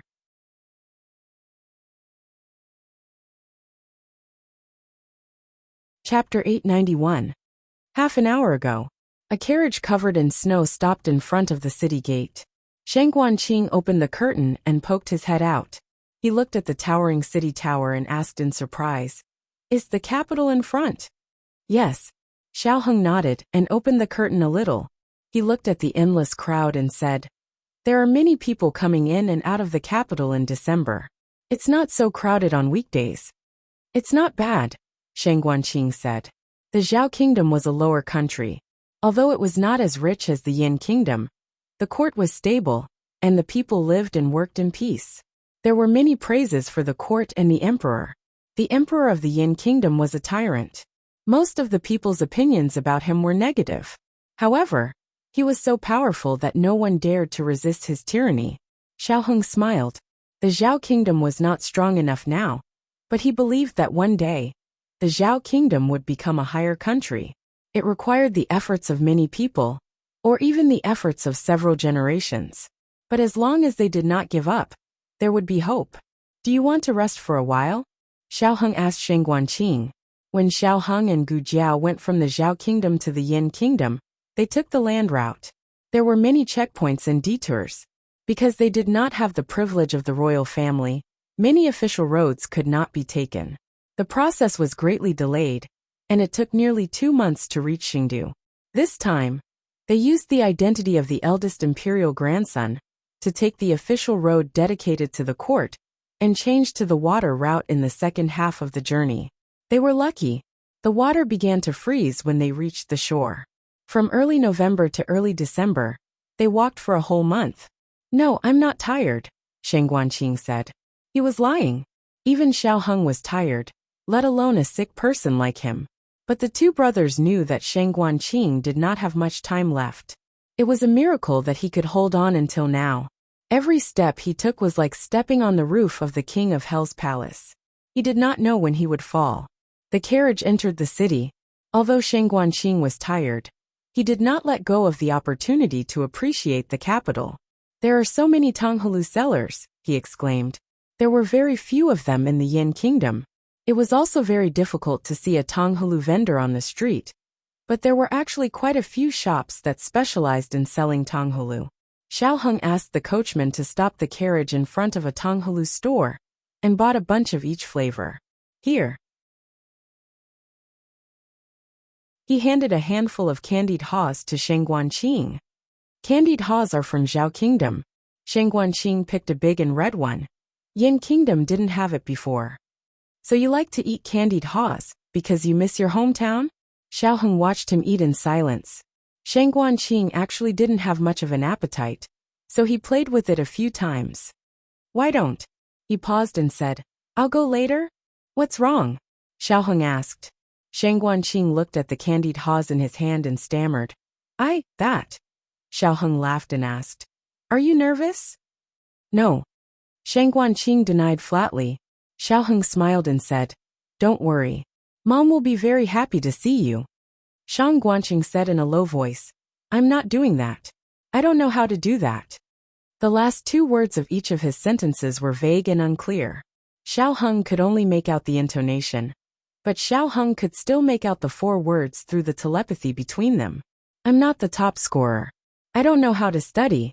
Such a proud and arrogant brother actually had times when he was not confident.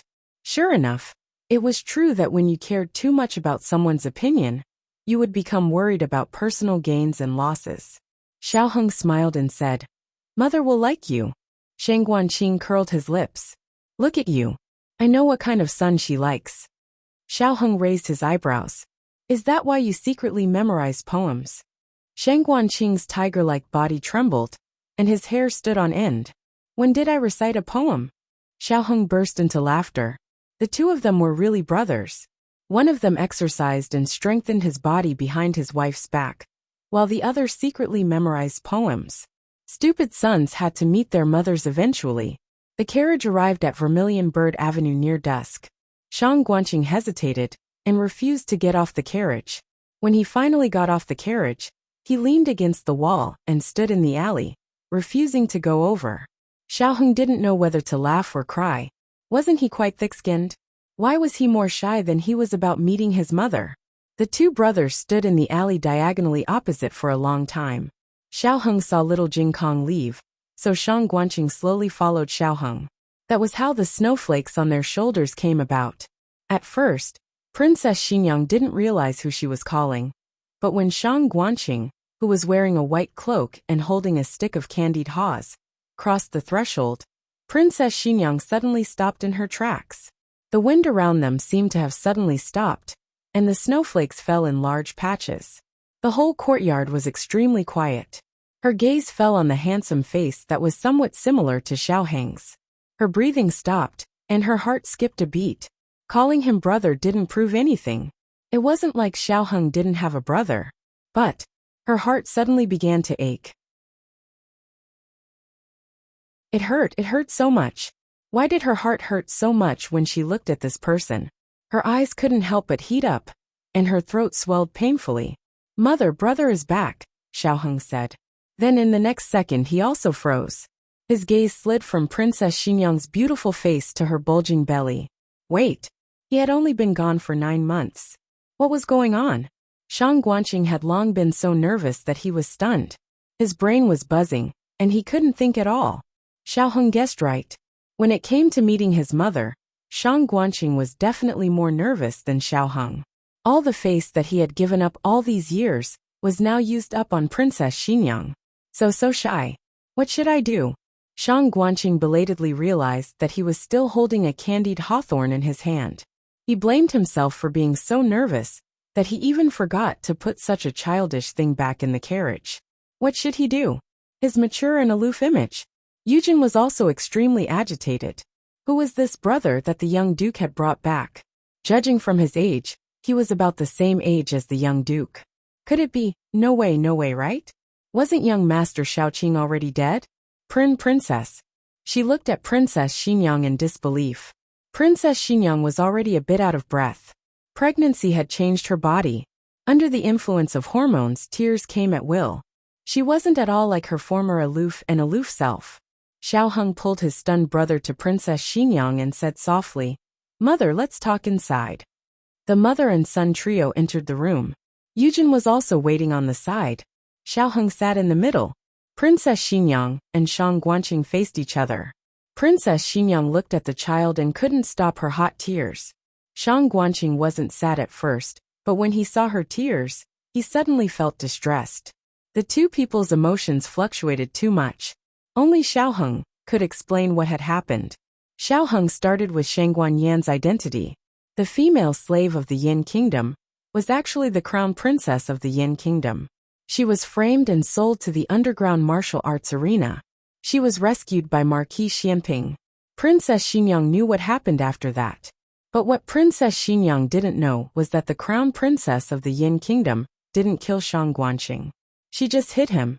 When she left, she secretly took Shang Guanqing with her. Shang Guanqing was poisoned. The Chen Kingdom's medical skills were brilliant. She first went to the Chen Kingdom to ask for medicine. The Chen Kingdom's doctor saved Shang Guanqing's life.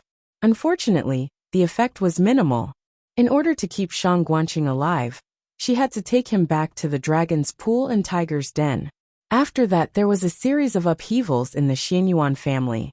Shang Guanyan was deposed from her position as the crown princess, but the emperor doted on Shang Guanqing very much. He still kept his status as the emperor's eldest grandson, and let the state preceptor hall continue to provide treatment for him. However, as Shang Guanqing slowly grew up, his facial features gradually grew, and he became less and less like Shang Guanyan. Many people began to criticize Shang Guanyan, using Shang Guanqing's identity as an issue. They wrote memorials to impeach her for mixing up the royal bloodline. In desperation, Shang Guanyan had to secretly send people to the Zhao country to secretly draw a portrait of Xiao Heng and let Shang Guanqing disguise himself as Xiao Heng. And it was this move that exposed the existence of Xiao Heng to the crown prince's party. In order to save Xinyang's flesh and blood, Shang Guanyan exposed her own flesh and blood. Shang Guanyan's action of snatching the antidote that belonged to Shang Guanqing was hateful. But her heart to use the rest of her life to make up for it was not fake. Over the years, she treated Shang Guanqing as her own son, not only to make up for it. The mother-son relationship between them was real. Of course, Xiao Heng did not add his own opinion when he narrated the story. He only objectively stated all the facts. No one could forgive Shang Guanyan for Princess Xianyang, and no one could bear the pain of losing a son for her. Whether it was hatred, forgiveness, or something else, Princess Xianyang should have her own opinion. Shang Guanqing nervously looked at Princess Xianyang, as if waiting for her judgment. Hearing this, Princess Xianyang's mood calmed down. She looked at Shang Guanqing and bitterly said, "Actually, at that time, even if she did not snatch the antidote, you would not have survived. The previous emperor was on guard against your father. Marrying him was just a political bargaining chip.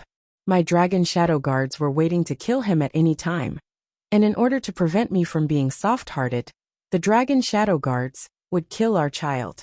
If they did not succeed the first time, they would come a second time, until I completely lost you. I have also hurt Aheng deeply. Both of you are innocent. If I really want to blame someone, the first person I should blame is my father emperor.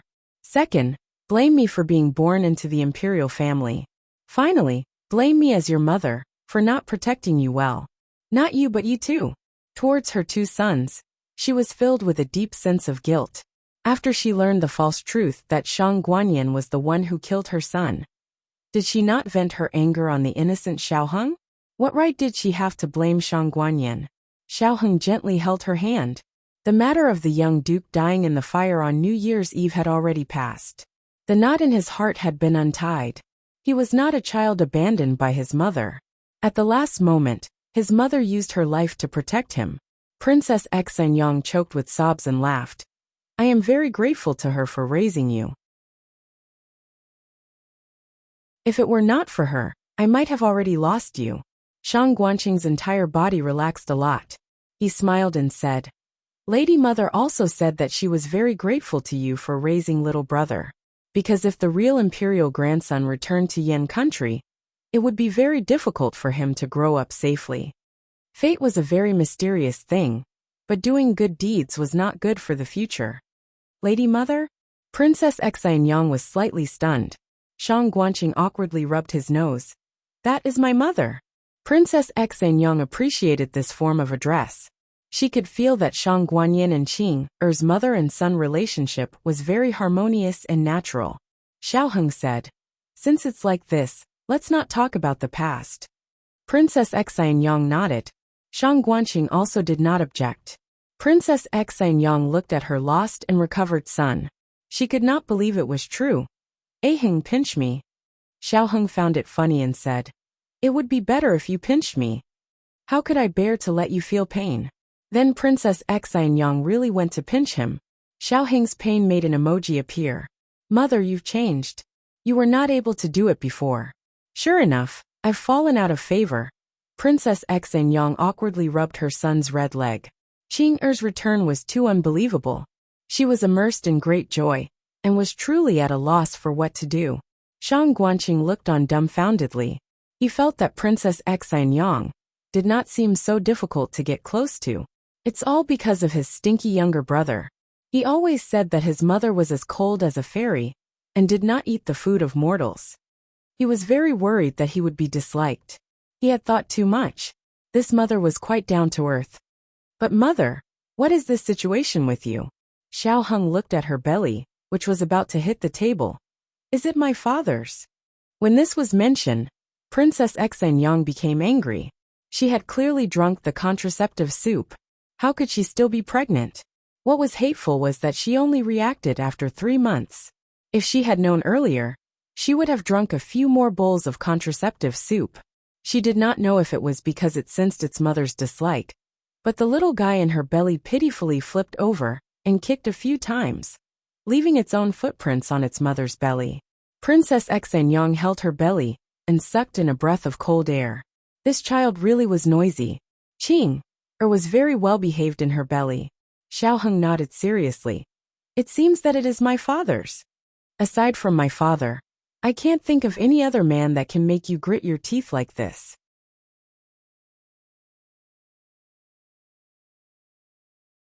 Chapter 892. Is it going to be due soon? Xiaoheng asked. Princess Xinyang looked down at her belly and sighed. It should have been due long ago, but it just won't come out. The delivery date was 10 days later than the mammy's calculation. Every day, the doctor would come to check her pulse, which was normal. Xiaoheng roughly understood why his great-aunt didn't mention his brother to his mother. It was not easy for his mother to have this baby. If she rushed over to find Shangguanqing, the journey would be bumpy, and both the baby and the baby might die. People always needed a long time to digest bad news, but they could adapt to good news very quickly. To Xiaoheng and Shangguanqing, this little brother or little sister that was about to be born was one. To Princess Xinyang, this son that she had lost and regained was also one. Xiaoheng knew that the two had a lot to talk about, so he stood up and said to Yujin, "Aunt Yujin, there is still some luggage in the carriage." Yujin understood and said with a smile, "Okay, I'll ask someone to move it." "I'll go too." Xiaoheng and Yujin walked out together. The door of the room was open, and the feather-like snow was falling.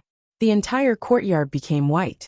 Princess Xinyang was not used to being too close to men, but Shangguanqing was her own flesh and blood.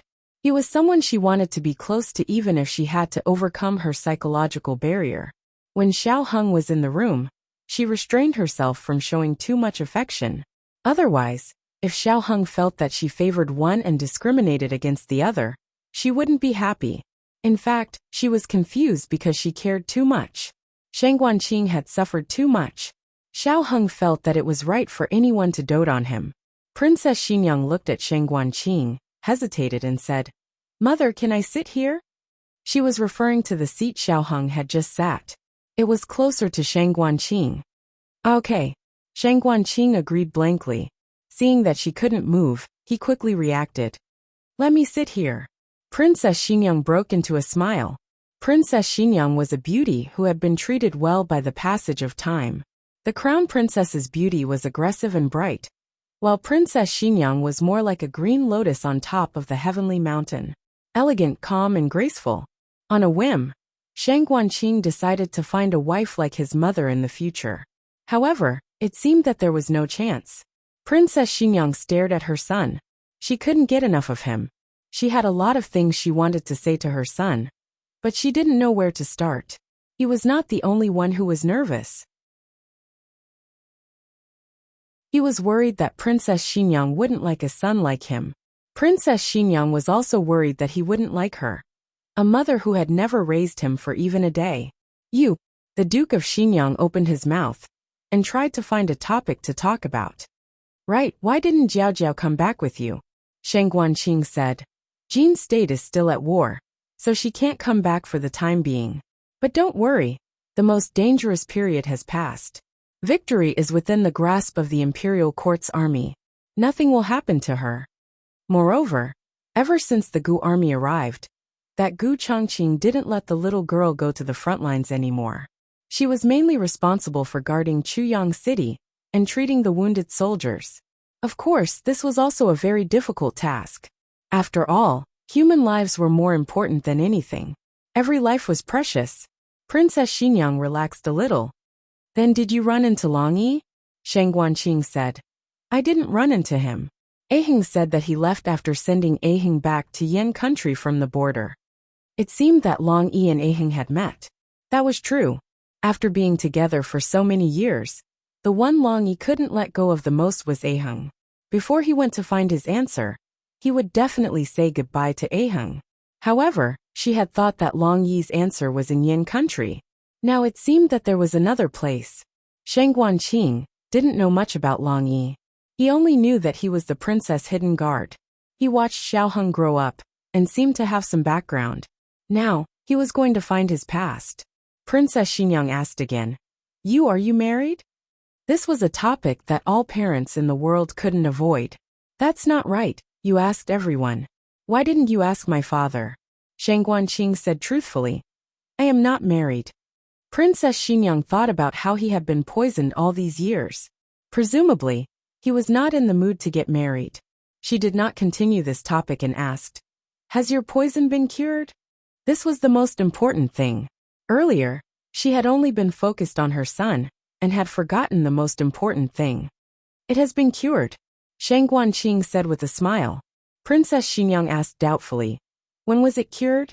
Wasn't there nothing that the Imperial Preceptor Hall could do? It had to be said that a mother's intuition was very strong. Shang Guanqing had anticipated that she would have such doubts, and said according to the script he had prepared. There is a type of purple grass. Its roots can be refined into a very powerful poison. Out of 100 people, only one person can survive.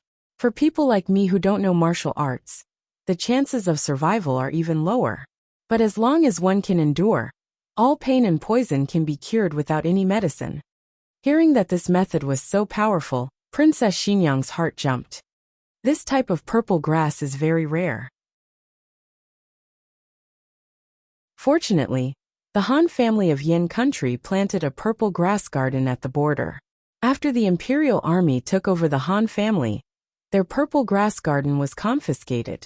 I thought that since I was going to die anyway, I might as well try it. I almost didn't make it back alive to see you. As he spoke, he grabbed Princess Xinyang's wrist, feeling wronged. The purple grass poison is very powerful. I was in so much pain those days. When there were more details in a matter, it could be more convincing. Truth and lies, truth and falsehood. Coupled with his coquettish behavior, it was easy to believe. Her son's sudden closeness made Princess Xinyang so happy that her mind went blank. Have you ever thought about what if mother doesn't believe you? She's not that easy to fool. She's very smart. I have my ways. It seemed that he had achieved his goal. His mother was immersed in the joy of getting along with her son, and lost her judgment and suspicion. But in fact, even he himself couldn't tell if he was getting close to his mother to achieve his goal, or if he had always wanted to be close to her. Princess Xinyang raised her other hand, and gripped her son's hand tightly. She had finally calmed down, but her heart ached at his misfortune. You've suffered, she choked out. In the future, mother won't let you suffer anymore. He nodded and gently pressed his cheek against the back of Princess Xinyang's hand. Mother still loves me the most. She's much better than stinky younger brother. Stinky younger brother only knows how to make me angry. Princess Xinyang's tears immediately began to flow. After night fell, mother and son ate dinner in the side hall. Princess Xinyang smiled and looked at Shang Guanqing, saying, Aheng said that you don't eat fennel, so I told the chefs not to use any spices. Have a taste and see if it suits your taste. Shang Guanqing had lost all appetite for food long ago. These days, he had been forcing himself to eat. Otherwise, he would have the accompanying medical officer give him some fluids. But seeing the table full of delicious dishes, he still moved his chopsticks and tasted each dish. Is it delicious? Princess Xingyang asked with a smile, pretending not to see him forcefully swallow. Delicious, Shang Guanqing said. It suits my taste better than Yin country's food. Princess Xingyang gently smiled. Even if it's delicious, you can't eat too much. It's late at night. If you eat too much, it's easy to get indigestion. Shang Guanqing's chopsticks paused, and the tip of his nose became sour. Something welled up in his heart, but his expression did not change. He snorted and said, "All right, if I eat a little, then I'll eat a little." He had long since lost his appetite. Every mouthful was torture. Xiao Heng looked at him, then looked at Princess Xingyang. He then said to Shang Guanqing, "You just ate so much tonghulu. Do you still have a stomach? Don't stuff yourself to death." Princess Xingyang quickly said, "Why didn't you say that you ate tonghulu earlier? Then quickly stop eating." Oh. Shang Guanqing looked deeply at her, then lowered his gaze and put down his chopsticks. Xiao Heng said, "Elder brother still needs to return to Yin country." Princess Xingyang clenched her fists under her wide sleeves. She used a great deal of effort to resist the urge to cry. She looked at the two brothers and was slightly surprised. "Is that so? Qing'er will not remain in Zhao country?" Xiao Heng sighed and continued to act with the two. "Elder brother and I have already discussed it. There is no need to change our identities." Princess Xingyang's swollen and painful throat moved a bit. She smiled and said, "When will you leave?" Xiao Heng said, "There is a war at the border, and the emperor of Yin country has just passed away. There is no one in the court to take charge of the situation. Elder brother has to go back as soon as possible, perhaps in the next 2 days." Princess Xingyang's right hand held the vegetables, and the nails of her left hand dug deeply into her palm. She looked at Shang Guanqing reluctantly, her eyes unconsciously turning red. "Then will you still come back to see mother?" Shang Guanqing smiled and said, "Of course I will, right, younger brother?" Xiao Heng, "Yes. I will dress up as you and come back to see mother." Princess Xingyang's tears fell with a pitter-patter. Shang Guanqing looked at her with forbearance, wanting to say something but hesitating. Princess Xingyang wiped her tears and said with red and swollen eyes, "I didn't expect you to leave so soon after coming back. Mother will pack your things. Yujin." Yes. Yujin opened the curtain and entered, helping Princess Xingyang up from the chair. Princess Xingyang left the side hall and walked through a long corridor. After turning the corner, she finally couldn't hold it in anymore. In the wind and snow, she covered her face with both hands, trembling all over, and cried. Inside the room, Xiao Heng looked helplessly at Shang Guanqing. Mother saw through it. Shang Guanqing whispered, "I know." Xiao Heng asked, "Then do you still want to leave?" Shang Guanqing's expression was very calm. Every step that he took was not a last-minute decision, but a decision that he had made from the beginning. "I cannot die in front of her. I hope that she will remember me, the way I am when I am alive. A living son, not a corpse in her arms that can no longer be awakened. That will be a nightmare she will never be able to get rid of."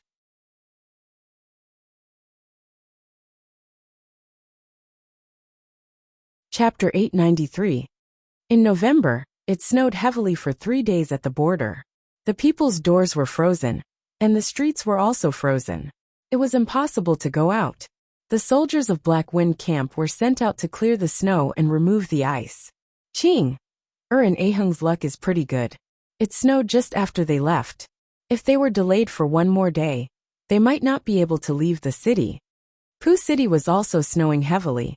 Shang Guanyin stood outside the tent, looking in the direction of the official road, and muttering to herself. Huan Er put a thick cloak on her and said, "It's still dark. Your Highness, why don't you go back and sleep for a while?" Shang Guanyin gathered the cloak and shook her head. "No, I can't sleep." Huan Er tied a ribbon for her and comforted her. "Heaven helps the two little highnesses. They will be fine." Shang Guanyin nodded. "I hope so." Huan Er, as a confidant, already knew the ins and outs of these people.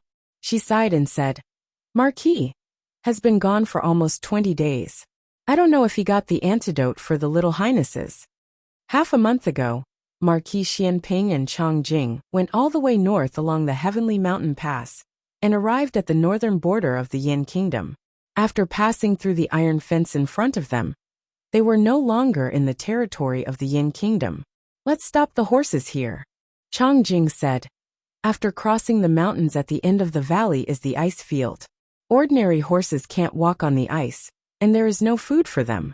Of course, if they are used as food, they can still be brought along.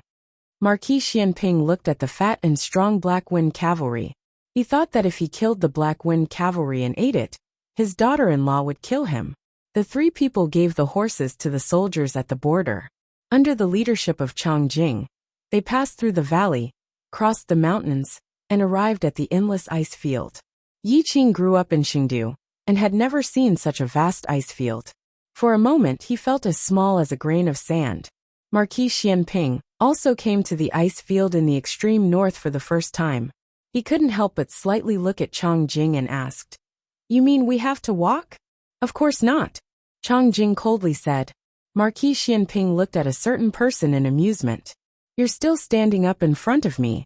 Chang Jing didn't say anything. She turned around and left. Yi Qing asked, "Is he angry?" "I won't," Marquis Xianping said lightly. Chang Jing didn't know where he went. He only returned after about an hour, and he didn't come back alone. Instead, he sat in a very strange. Yi Qing frowned. What is this?"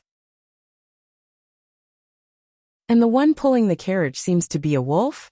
Chang Jing stopped the snowmobile, jumped down and said to the two, "They are direwolves specially used to pull snowmobiles."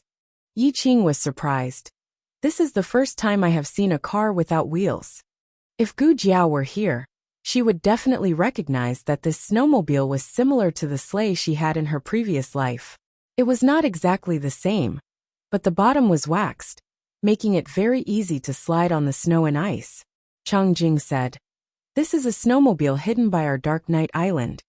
Rumor has it that the Dark Night Island and the Six Nations didn't have any dealings. That was only in the political sense. In reality, the people on the island also needed to go out to purchase supplies and do some other things. The three got on the snowmobile pulled by 20 direwolves. Chang Jing stood at the front, Marquis Xianping sat in the middle, and Yi Qing sat at the back. Chang Jing pulled the reins. "Sit tight, we're going." Yi Qing calmly replied, "Oh." The next second, he was blown out of the sad frog expression pack by the whistling cold wind. The speed of the snowmobile was too fast. The person was already far away, but the soul was still frozen in place. Even Marquis Xianping felt that this thing was too exciting. F***K. It was even more exciting than being carried by Long Yi. Chang Jing had played since childhood, so his expression was very calm. He drove the snowmobile and perfectly matched the speed of the direwolves. He didn't forget to remind the two, "Close your eyes. If you look at the snow for too long, you will easily get snow blindness." Yi Qing was already dying. "Are you sure it's a snowmobile and not a flying one? I'm afraid I won't be able to make it back alive." In order to pass through the ice field before the blizzard arrived, Chang Jing practically didn't rest. But direwolves needed to rest, so whenever they needed to recover their health, Chang Jing and Yi Qing would go hunting nearby. At night, they slept in a temporary tent. The temperature in the ice field was very cold, but since they were all martial artists, their physique was different from normal people, so they were able to withstand it. These days lasted for an entire 7 days. When night fell on the 7th day, they saw an island standing on a layer of light blue ice. "It's already frozen perfect," Chang Jing said to Marquis Xianping and Yi Qing. "Otherwise we'd have to swim." Yi Qing's mouth twitched. "No boats," Chang Jing said. In order to prevent people from traveling during the cold winter, after entering October, all the nearby boats were withdrawn. The group of people sat on the snowmobile and slid across the thick ice layer. The ice layer seemed to have just formed, as there were some places that weren't thick enough. When the snowmobile passed by, it immediately cracked open. Marquis Xianping remembered that there seemed to be a lot of lakes on the way here. He didn't know if they were all frozen on the way back. If so, then he didn't need to go around, which could save a lot of time. When the snowmobile stopped near the island, more than a dozen guards on the island cautiously rushed out, drawing their bows and aiming at them. The leader shouted, "Who dares to trespass on the Dark Night Island?" Yi Qing felt a strong pressure. These people were definitely not ordinary guards, as each of their aura was unbelievably strong. Chang Jing took off her hat, looked up at the other side and said, "Uncle Ling, it's me. Little Jing?" The middle-aged man called Uncle Ling was shocked. He put away his bow and looked deeply at Chang Jing.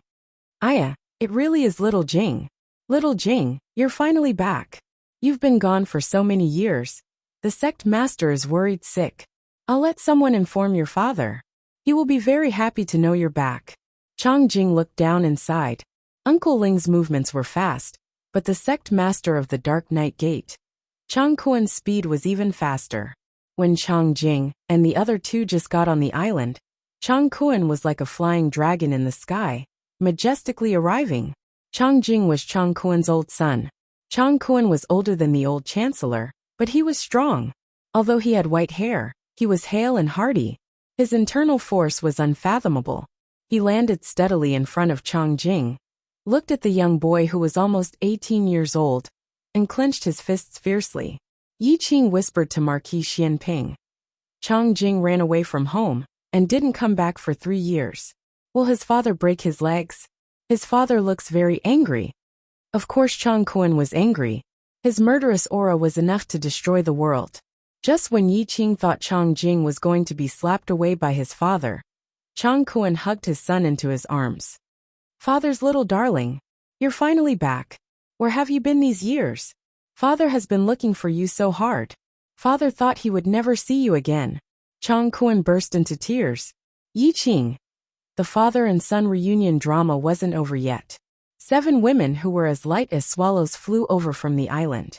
These people all had excellent qinggong.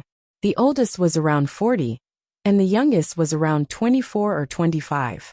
Their faces were all very delicate and pretty. The 7 people swarmed around the father and son, took out their handkerchiefs and cried, "Little brother, where have you been all these years? Big sister missed you so much.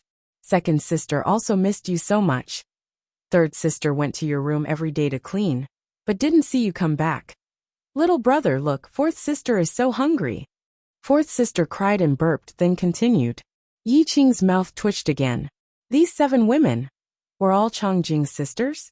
After Chang Jing was hugged by his father, he was also hugged by his 7 sisters. The sisters' crying skills were much better than his father's. Like a soulless puppet, he was hugged by his sisters. Chang Jing's mother passed away not long after giving birth to him. Although he didn't have a mother, the 7 sisters together were not to be trifled with. "Tell big sister, who took you away? You couldn't come back to see us for so many years." Big sister's reaction was the fastest. She didn't believe that her little brother had been wandering outside alone for 3 years. Marquis Xianping's heart thumped. No way. She could guess this.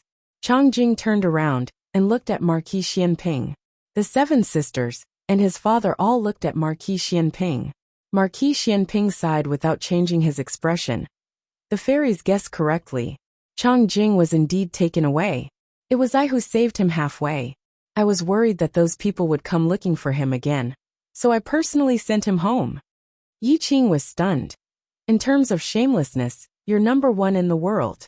Chang Jing raised his eyebrows and curled his lips. Marquis Xianping, a box of marbles. Chang Jing. No, I want 2 boxes. 1 box of enamel, 1 box of glass. Marquis Xianping. That's the most expensive. And don't you already have a box of glass marbles? Just bought it. Chang Jing said to Chang Kuen. Father. Marquis Xianping painfully clenched his fist. His heart was bleeding, but there was a slight smile on his face. Deal. Yes, that's it. Chang Jing said to his father and sisters. Chang Kuen flew into a rage. Who dares to kidnap my son? Chang Jing looked at Marquis Xianping and raised his eyebrows. 5 boxes of marbles. I said it was the sword hut. Marquis Xianping, who never thought that one day he would be blackmailed by little Chang Jing. That you're tuning in to the Dreamy Chapters YouTube channel. We're so grateful for your support, and don't forget to subscribe to join us on this incredible journey through captivating stories. Your generosity through donations truly makes a world of difference, as it's the primary source of revenue that allows me to expand and enhance this channel for you. Thank you from the bottom of my heart for being a part of this adventure.